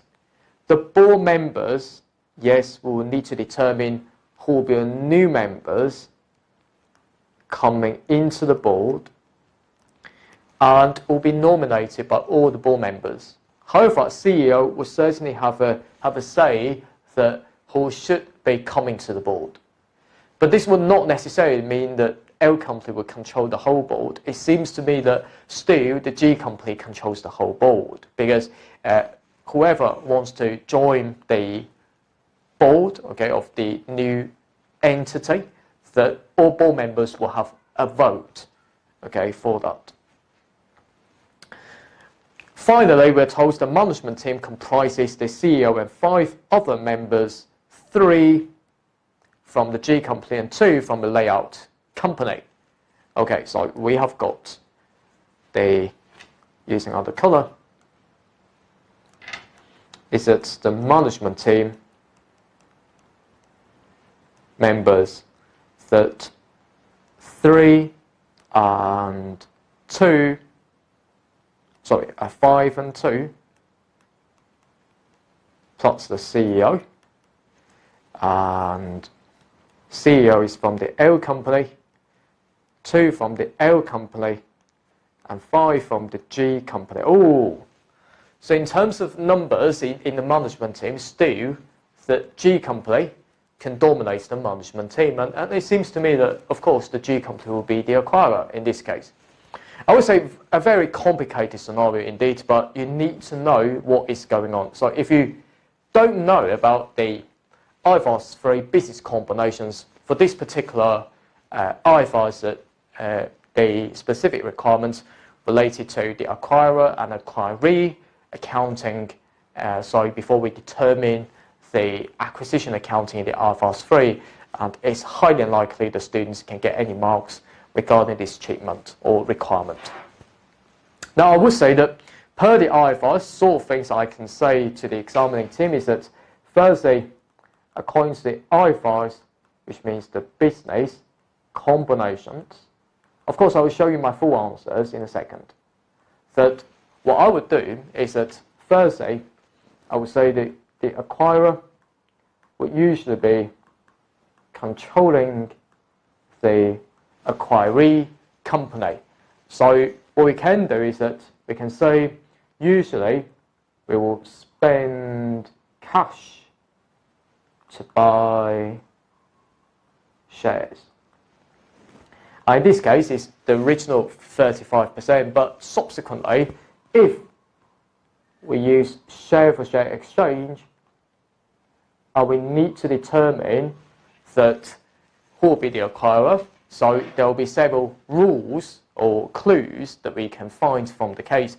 So firstly, who dominates the management team, in this case is the G company, and the voting shares, which company has the larger voting shares, in this case is the G company, and usually will be the larger entity. In this case, of course, unluckily, that would be an L company, but this would not say that because in terms of market value, that the L company is larger, so the L company is the acquirer. We never said that. Okay. So not only we can quote the IFRS related to business combinations, but we can also quote the IFRS related to the consolidation, which means the IFRS 10 there. So you can see that, okay, so if you meet with the PAR criteria, which means we've got a power instrument, that we've got more than 50% of voting shares, we can direct its relevant activities related to the strategic parts, and we can get the variable returns from the L company. So if that's the case, then we have control over the L company. So in terms of applications there, so I would say that, okay, I will bring my application in red, okay, here. Now, firstly, whether or not we've got control, the answer is yes, because we've got more than 51% of voting shares. I can also say that 51% of voting shares will be our power instrument. Okay, so not only we've got 51% of voting shares, but also we can dominate the board and management team. So this means that will be an application to dominate the management team is the G company. And voting shares with more than 51%, which means the G company. We're not a larger entity because in terms of market value, as we can see there, we only account for 44% of the total entity's value. So this means that not meeting with the third criteria. And we're not paying cash to buy shares, yes, for the 35% of the original shares that is paying cash on that. Okay. So I would say that from these clues that, okay, so whether or not we can get variable returns from it, my answer is certainly yes, because it's now my subsidiary. It's our subsidiary. You can get the dividend, okay, from it. So that's how we do it there. Now, my conclusion, yes, you will have different conclusions of that. So, for example, the first conclusion would be the G company is the acquirer. They can also say to the examiner, but it will be affected by other factors. For example, in terms of factors determined from the IFRS number 3, business combinations. Alternatively, you can say that per the substance over form principle, that the legal form of the transaction is like, so we are having, for example, dominating the board at more than 50% of voting shares. But when we are determining who should be the acquirer, we need to assess it in combination with other factors determined in the IFRS business combinations, according to the substance over form concept. Okay, so if I were you, I'll just pick up one of those, and that will be absolutely enough there. Now, I've written my own answer, okay, as you can see there. So firstly, I quote from the IFRS 3 and the consolidated financial statements, as we are told just now.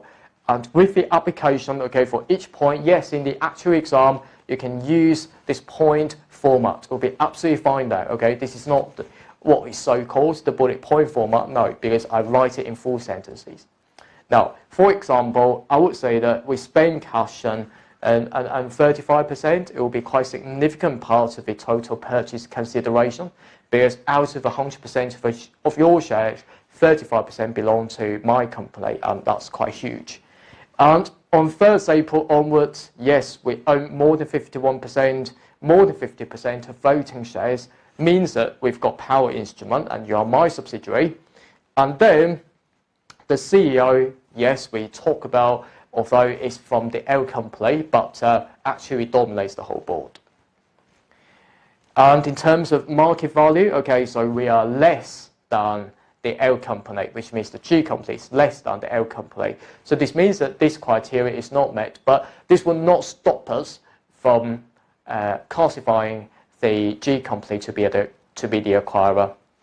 So making our own conclusion, okay, we need to determine other factors, okay, by focusing on the substance of the transaction rather than its legal form. Now, making sure that 10 marks, 10 sentences, you can easily pass this particular requirement. But making sure that, if I were you, is that for each of the sentence from the exhibit, my advice to my students would be to comment on vote. Okay, so you can simply copy and paste that into your answer. But if I were you, I like to, modify the original sentence from the exhibit a bit further. Okay, so just to make sure that I tell the marker that I'm not copying the information from the case without any comment at all. So if I were you, I like to put my comment firstly at the first sentence, and then I quote from the exhibit information. And that would be a good practice to show that you're not simply copying the information from the case. Right there. Okay, so that's the exhibit number 1. I hope you're happy, which means the requirement A. Now let's move on to requirement B, is to calculate goodwill and to make a comment of that using the exhibit 2 information there. So we are told that on 1st January, yes, we pay 34 million shares for 35% of capital of the layout company.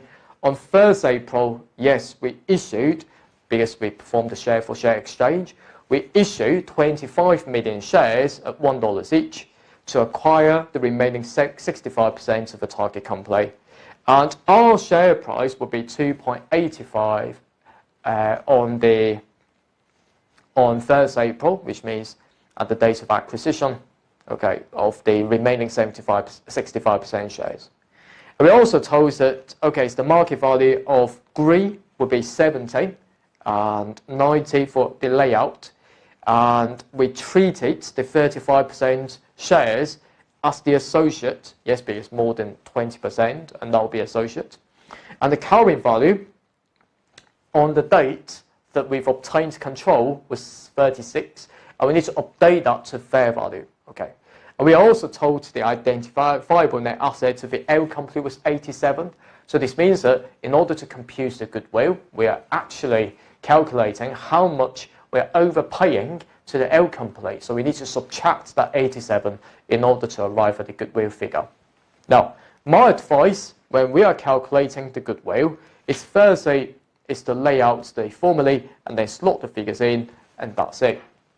And from my perspective, you don't really have to get the final goodwill figures right, because the examining team, when we are marking your script and making sure that you include every figure into your calculation. And if you're not sure how to do it, okay, just make a comment of those. Now, part B then.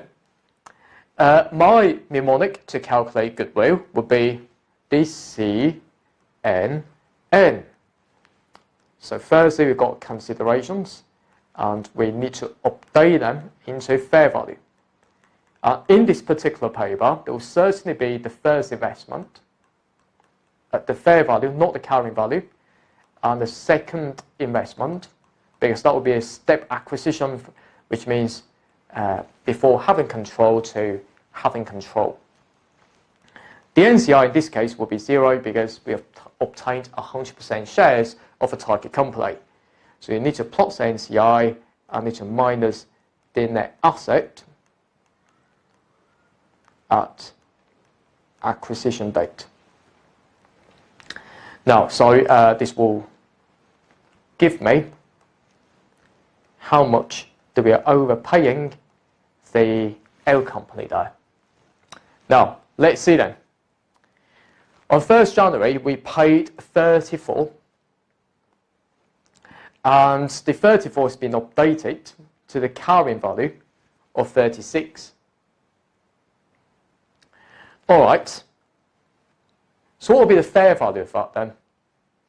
So we are actually saying that because the market value, which means quite fair, which means the fair value of equity of that subsidiary, which means the L company, was $90 million, okay, at the times that we buy the L company.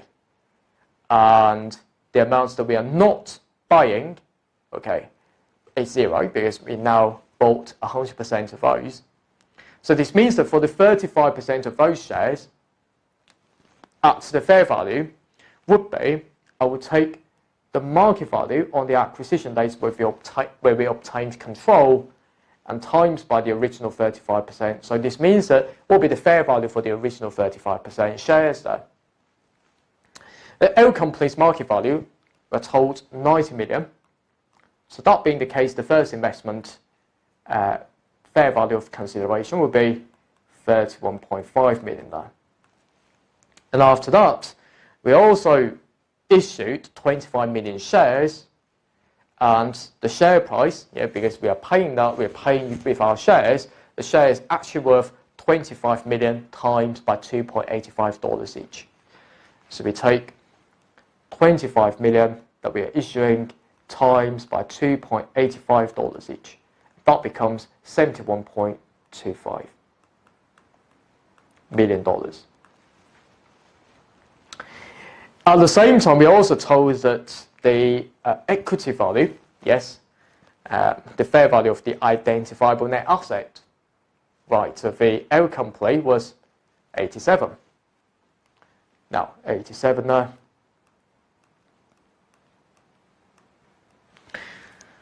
So plus and minus all together, that give me 15.75.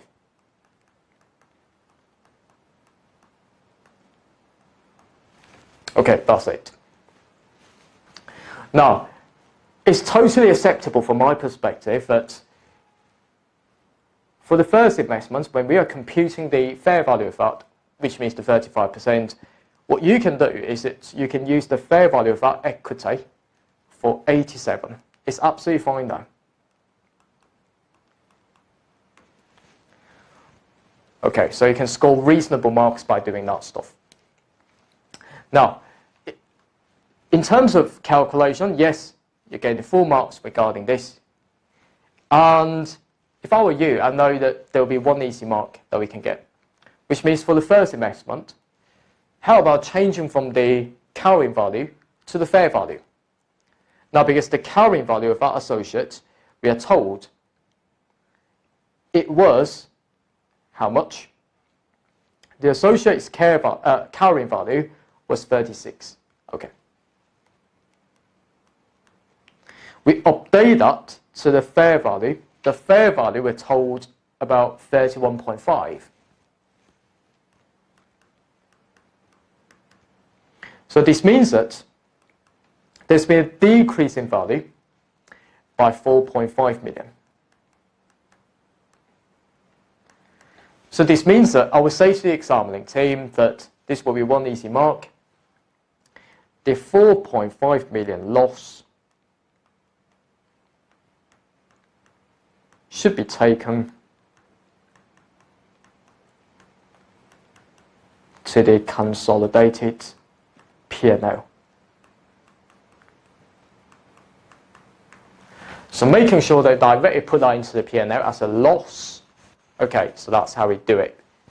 One easy mark, always remember you can get them. Right there, okay, so far that we finished off the Part A and Part B of our requirements. I'm going to be stopping the tape now, and I look forward to seeing you in the next recording about the Part C and especially the Part D. Very tough requirement now. Okay, see you soon. Bye-bye. APC, accounting for your future. Welcome to the key facts of how to pass the Strategic Business Reporting exam from 2024 onwards.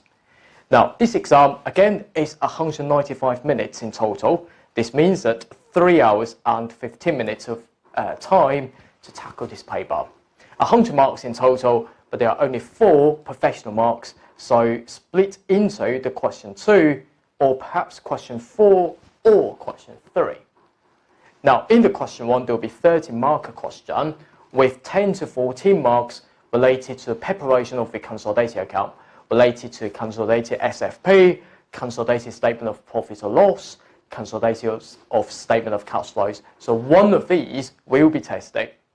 And of course, nowadays, that the examiner in the question 1 will give you the pre-populated spreadsheet. So in other words, the actual working papers similar to what we've seen in real-life accounting.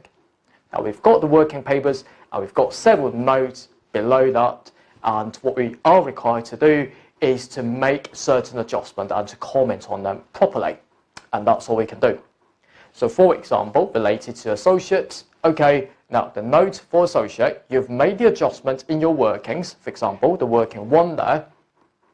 At the same time, you will need to bring this back, opening a new column on the pre-populated spreadsheet there, and put the numbers in, and that's all you can do.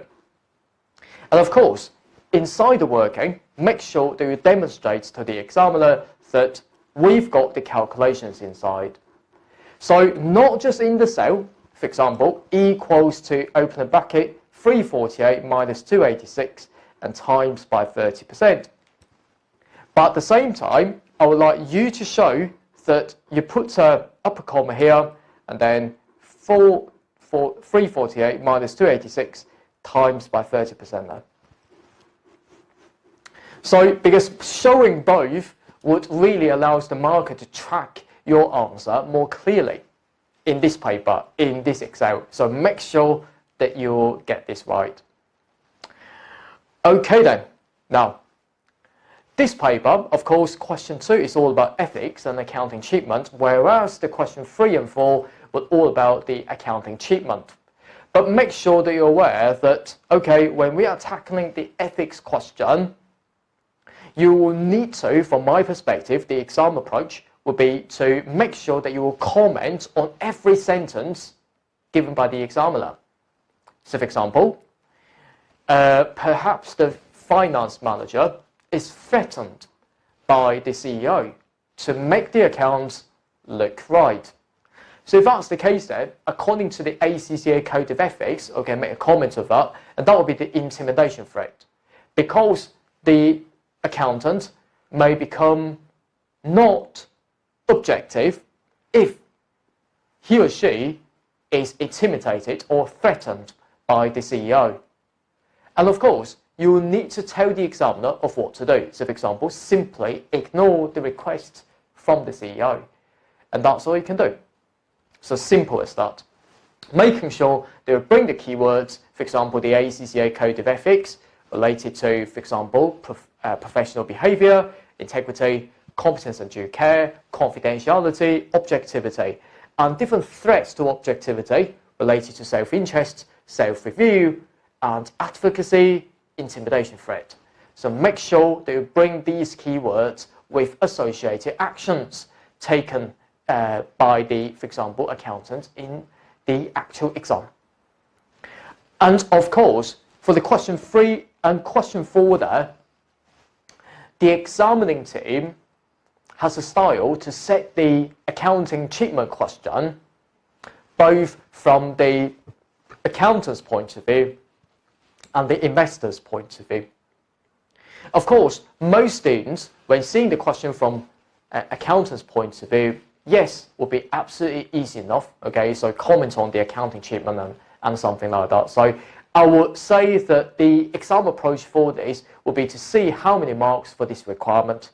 If there are more than 5 marks for this type of requirement, make sure the first step will be to quote the general IVAS requirements before you make the application, and finally making your own conclusion of what will be the correct accounting treatment, what will be the impact on financial statements regarding ratios, and whether or not it complies with the conceptual framework and for what requirement there. For any requirements less than 5 marks, so make sure that your focus will be on the step 2 and step 3 rather than just the step 1. And of course, yes, there are lots of IVAS to be tested, 36 IVAS.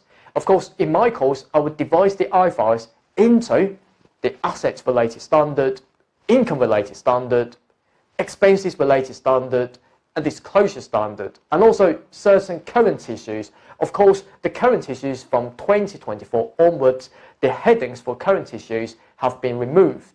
And of course, there might be new changes happening in the real life to be brought into our syllabus as well, and we will cover that in due course. So make sure that you're ready for that. And of course, the second style for the question 3 of question 4 there will be from the investor's point of view. Now, let's see the examiner's report's comment from a March and June 2023 exam. Let's highlight the weaknesses from the examining team.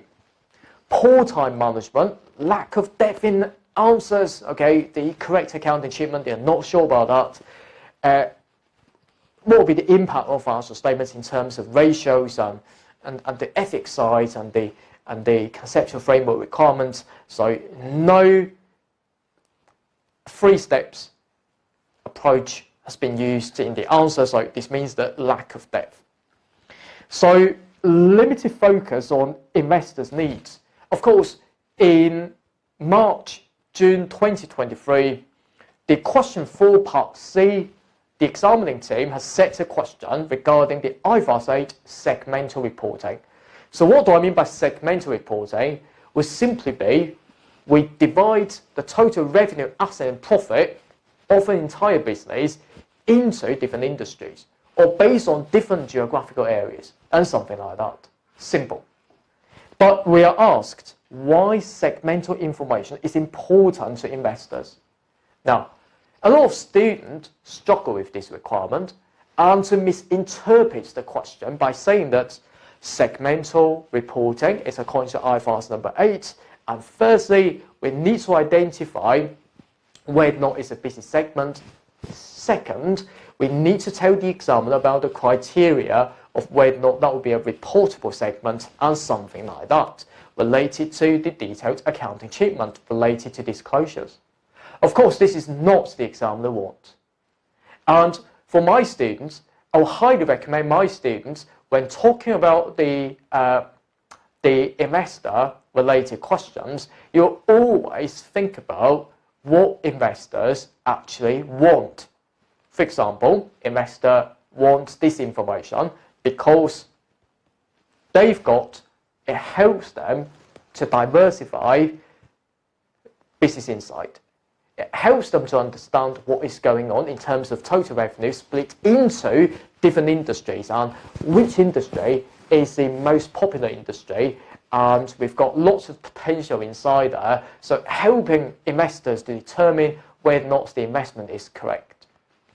Helping investors to assess performance, helping them to diversify their risk by putting their money in buying the shares of a target company, and informed decision making, so which means that the segmental reporting information informs investor to make certain right decisions of whether or not to buy or sell the share of a target company, or perhaps the creditors whether or not to lend the money to a company.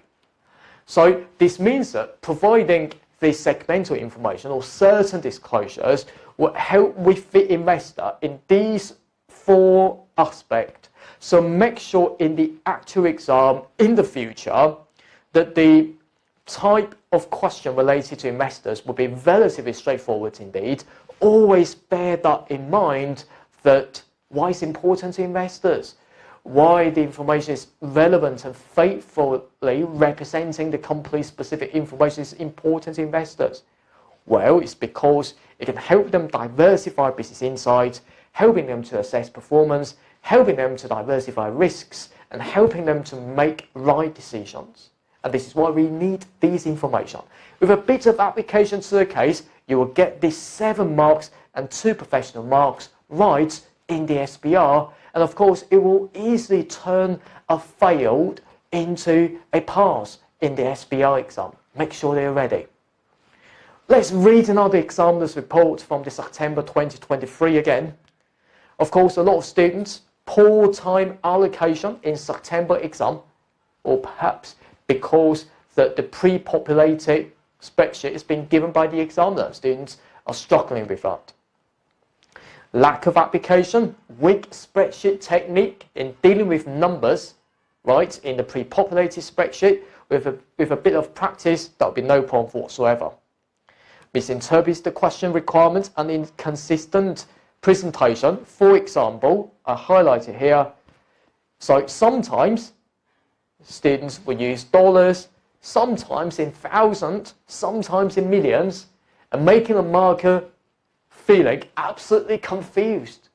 So making sure that you will use the same presentation or consistent presentation at all times in your calculations, okay? So I would suggest my students to look at the original question. So if the original question is all in thousand, using all in thousand.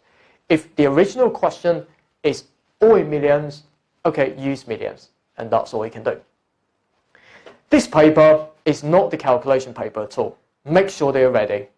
This paper is all about the comment part.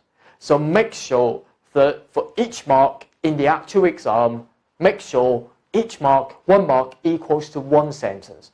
1 sentence, approximately 1.5 lines, will be absolutely enough there. Right, I'm going to be stopping this section now, and I wish you the best of luck in your upcoming SBR exam. Bye-bye. APC, accounting for your future.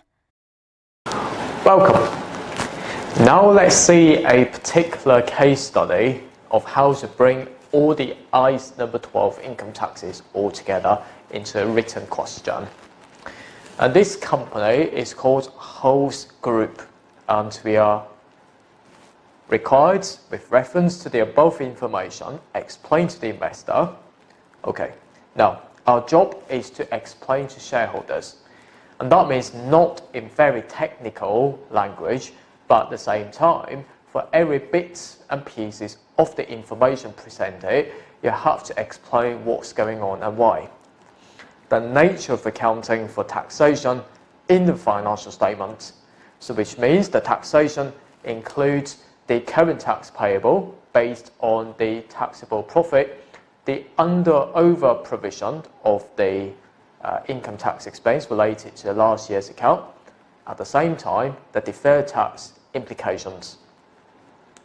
Now, your answer should explain the tax reconciliations, and that will be the information presented by the examiner. That's number one. Discuss the implications of current and future tax rates. Okay then. And that means if there's a change in the corporate income tax rate, which means, for example, enacted before the year end or substantively enacted before the year end, but will be applicable after the year end, when we calculate the deferred tax implications, we'll be using that rate to calculate the deferred tax. And also provide an explanation for accounting for deferred tax in accordance with the IFRS. So, your answer should reflect these three parts. So, there are 14 marks here. I will require my students to write 14 sentences with regards to those 3 points. So, from my perspective though, the explanation of the deferred tax, yes, you can allocate possibly 6 marks in here. The current and future tax rates, 1 for the explanation from the IFRS, 1 for reference, perhaps 2 sentences will be fine.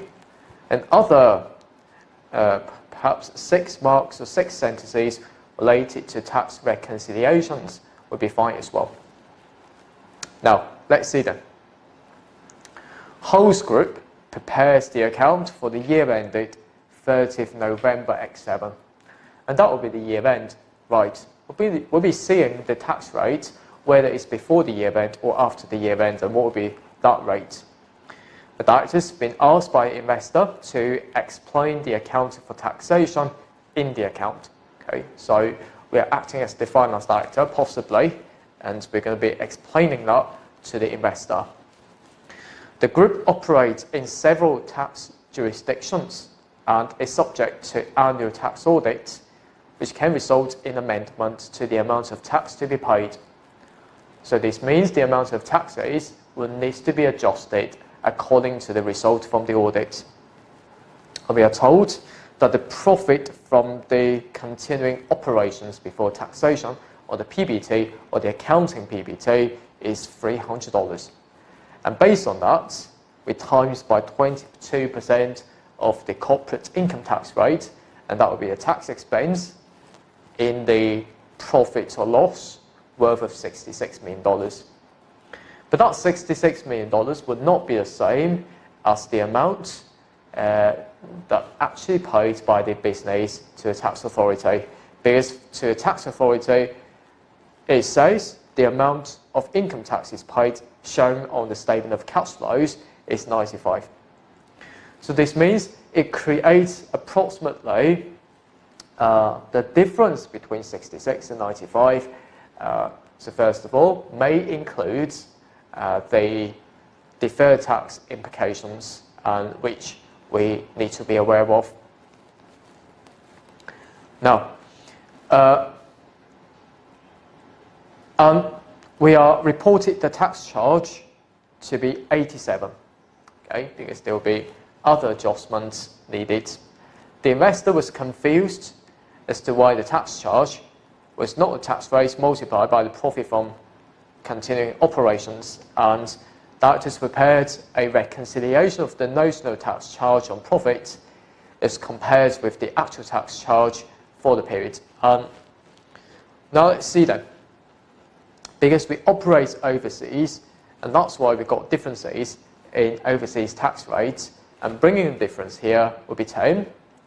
And also for the non-taxable gains on disposal of the businesses, which means the income exempt from tax, and the tax would be 12, and we don't have to pay for that, and that means we're going to subtract it here. At the same time, we've got tax relating to the impairment of brands as well. Okay, worth of $9. Yes, we have to pay additional tax on that for the impairment of bonds required by the tax authority. And other tax adjustments, yes, adjusting for other bits and pieces, we need to pay additional $14. So in total, that would be 87 showing in the account. But the amount of income taxes paid is 95. So possibly the actual tax charge of 87 as well as 95, the difference between these two, approximately to be $8 million, will be because of the under provision of the income taxes that we have to pay in the current year's account. So first of all, we need to explain those bases.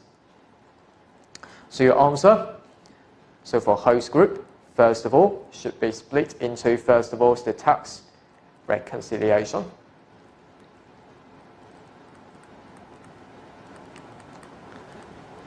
Okay, for a tax reconciliation, what you need to do is to explain the figures line by line, and explaining, for example, 6 sentences. I'm going to write it in bullet points, but you shouldn't do that in the exam. But you can check out the full answer of this question on your own. So first of all then, I'll be looking at, for example, the notional tax charge. The notional tax charge of this question of 66 million, that we take the PBT and times by 22%. But I have to explain to the examiner that includes the deferred tax implications, which is quite different from the amount of taxes that we actually paid to the tax authority. Second, that $10 million related to the differences in overseas tax rate. So why $10 million arise was because that we operate in different parts of the countries. So it operates in different countries. And that's why we've got the adjustment here. And third, related to non-taxable gains. So non-taxable gains is simply we've got the income exempt from tax times by the tax rate.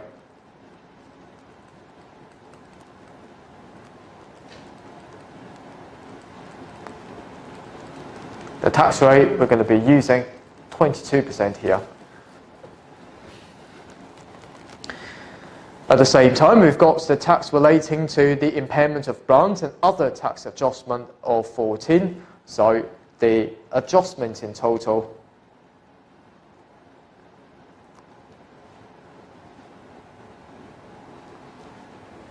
we got the impairment of brands, $9 million, and also $14 million worth of $23 million. That stands for the additional tax that the company needs to pay for.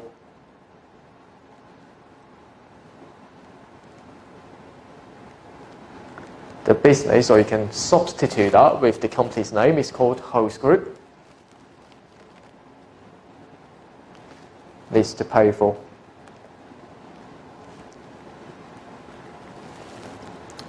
And then we've got a tax charge for the year, and it's different from the 95. in the statement of cash flows. So the differences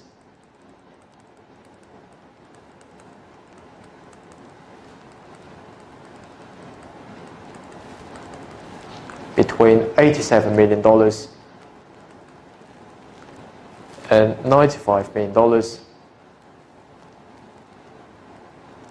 also stand for the under provision of taxes relating to last year's account.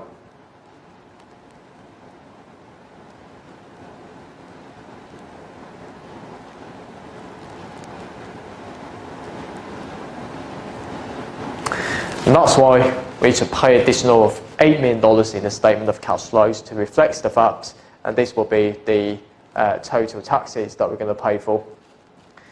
So we're also told, let's see then, the tax rate applicable is 22%, but it's a proposal in the local tax legislation that a new tax rate of 25% will apply in the country where it's domiciled, which means where our head office is situated. The tax law and the rate changes are enacted when government approves the legislation, which means in the future we'll be using that 25%. The government approved the legislation, but the current weighted average tax rate for the group is 27%. Host group does not currently disclose the opinion of how tax rates may alter in the future, but government is likely to change. With a result, the new government will almost certainly increase the corporate tax rate, which means the 25% will be used in calculating the future tax, which means the deferred taxes. But currently, the weighted average tax rate was 27%. It's different from the one that we've been using, which is 22%. This could be due to lots of reasons. So one of the reasons could be we acquired lots of subsidiaries. We've acquired lots of subsidiaries, and then the taxes that we're going to pay and divide it into the group's profit before tax. And since the group's profit before tax is less than it should be, because we've acquired lots of, for example, the subsidiaries overseas, they are loss-making, and therefore pushing up the weighted average tax rate a bit higher. And this could be one of the reasons that you can explain. So with regards to tax rate, originally I planned to write 2 points, but now I'm going to write 3 points here.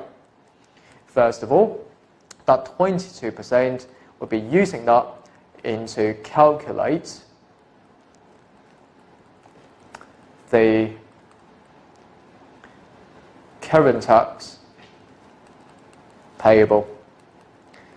And that 22% will be using that to times by the taxable profit, if you like. It's not the accounting profit, but it's the taxable profit. We'll be multiplying that by. And then 25% of the new tax rate will be used to calculate deferred taxes. So the reason why this would be a case is because according to IAS number 12, with regards to the tax rate here, we've been using the rate before the year end, or which means we'll be using that rate that has been approved by the government before the year end, or substantively enacted before the year end. And there are multiple clues in the case. This would be a case of 25% has been substantively enacted by the year end, because we're told that according to our experience that the new government will almost certainly increase the corporate tax rate to 25%, and there's a proposal and we've got the experience here, and that's why 25% we will say that substantively, because it's supported by the evidence.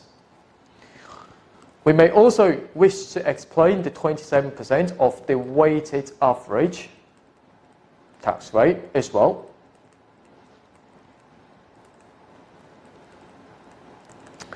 the weighted average tax rate of 27% is significantly higher than what we've seen of 22, as well as the new tax rate of 25%. So one of the reasons why this could be a case, you can add your thought here in your answer, is perhaps the host group has several loss-making subsidiaries.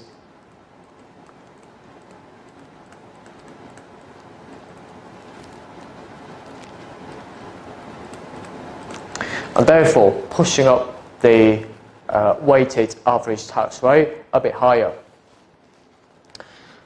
So how many points are written? 4 and 3, and that would be 7. And then finally, I'll be explaining to the examiner for the final of the deferred tax issues. Okay. Now, let's continue then. At 30th November 2007, which means at the year end, we've got deductible temporary differences of $4.5 million. And if that's the case, then for deductible temporary differences, we can use that $4.5 million and times by the corporate income tax rate and to recognize the deferred tax asset. But to what extent? Well, the answer is if we have sufficient taxable profit at some point in the future to utilize that deferred tax asset to offset against the future tax the future tax expenses, we can recognize the deferred tax asset to that particular extent. And we are told that deductible temporary differences of $4.5 million expected to reverse in the next year. So if this is the case, then you can reverse that, which means in next year you can reduce that deferred tax asset. But you need to recognize deferred tax asset right now, so you can reduce that in the next year. So the key point in your discussion is whether or not you've got sufficient taxable profit at some point in the future to recognize that $4.5 million times by the corporate income tax rate to the full amount of the deferred tax asset. And also we are told, in addition, that we've got taxable temporary differences of $5 million, which relate to the same taxable company and the tax authority. And we expect $3 million will reverse in 20x8 and the remaining reverse in 20x9. And that means currently we can recognize that $5 million times by the corporate income tax rate as the deferred tax liability. And the deferred tax liability will be reversed in the next year by $3 million times by the corporate income tax rate. And then after that, $2 million times by the corporate income tax rate in 20x9. Now, in discussing about the deferred tax implications, the first step that you need to do is to say to the examiner, this just to be a timing difference, so you can call it as the temporary difference. The timing difference arising from the carrying value of the asset with regards to tax base. And then you can explain what carrying value actually means. It's for those assets as well as liabilities in the financial statement or in the SFP. The tax base for the asset, you can say about it is the amount deductible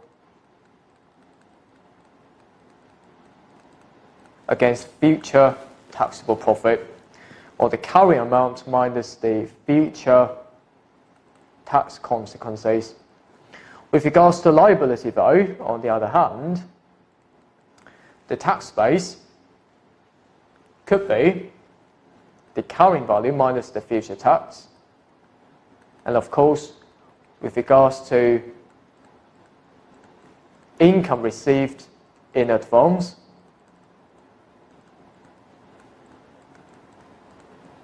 you use carrying value minus future no tax. Okay? And then you're going to be applying the tax rate of 25%, which is substantively enacted before the year end, and the times by that difference. The times by that difference, it could be the taxable temporary difference, deductible temporary difference. For taxable temporary difference, you can recognize the deferred tax liability. Deductible, you can recognize deferred tax assets. So, applying to the case, first of all, we can recognize the deferred tax asset by taking the deductible temporary differences of 4.5 million and times by the corporate income tax rate, and that will be the deferred tax asset. But we can also say to the examiner, as the next point, as long as we have sufficient future taxable profit,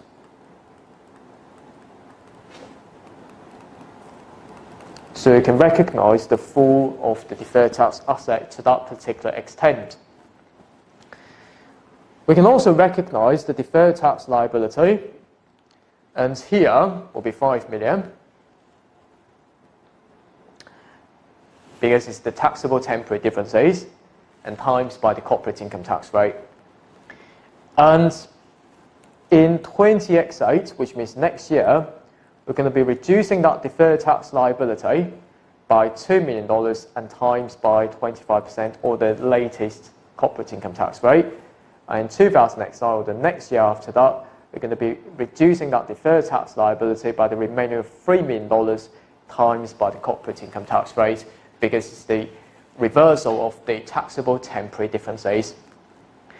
And of course, what you can do is, when setting up the deferred tax liability, because we've got the deferred tax asset in the first instance, and therefore it's entirely up to you to whether or not you're going to set up the deferred tax liability by taking $5 million times by the corporate income tax rate. Alternatively, you can reduce that deferred tax asset by this particular amount instead of setting up the deferred tax liability. It is entirely up to you, because according to the presentation requirements, according to ICE number 12, it's entirely up to the entity whether or not to set up the deferred tax asset as well as the liabilities separately, or to net them off.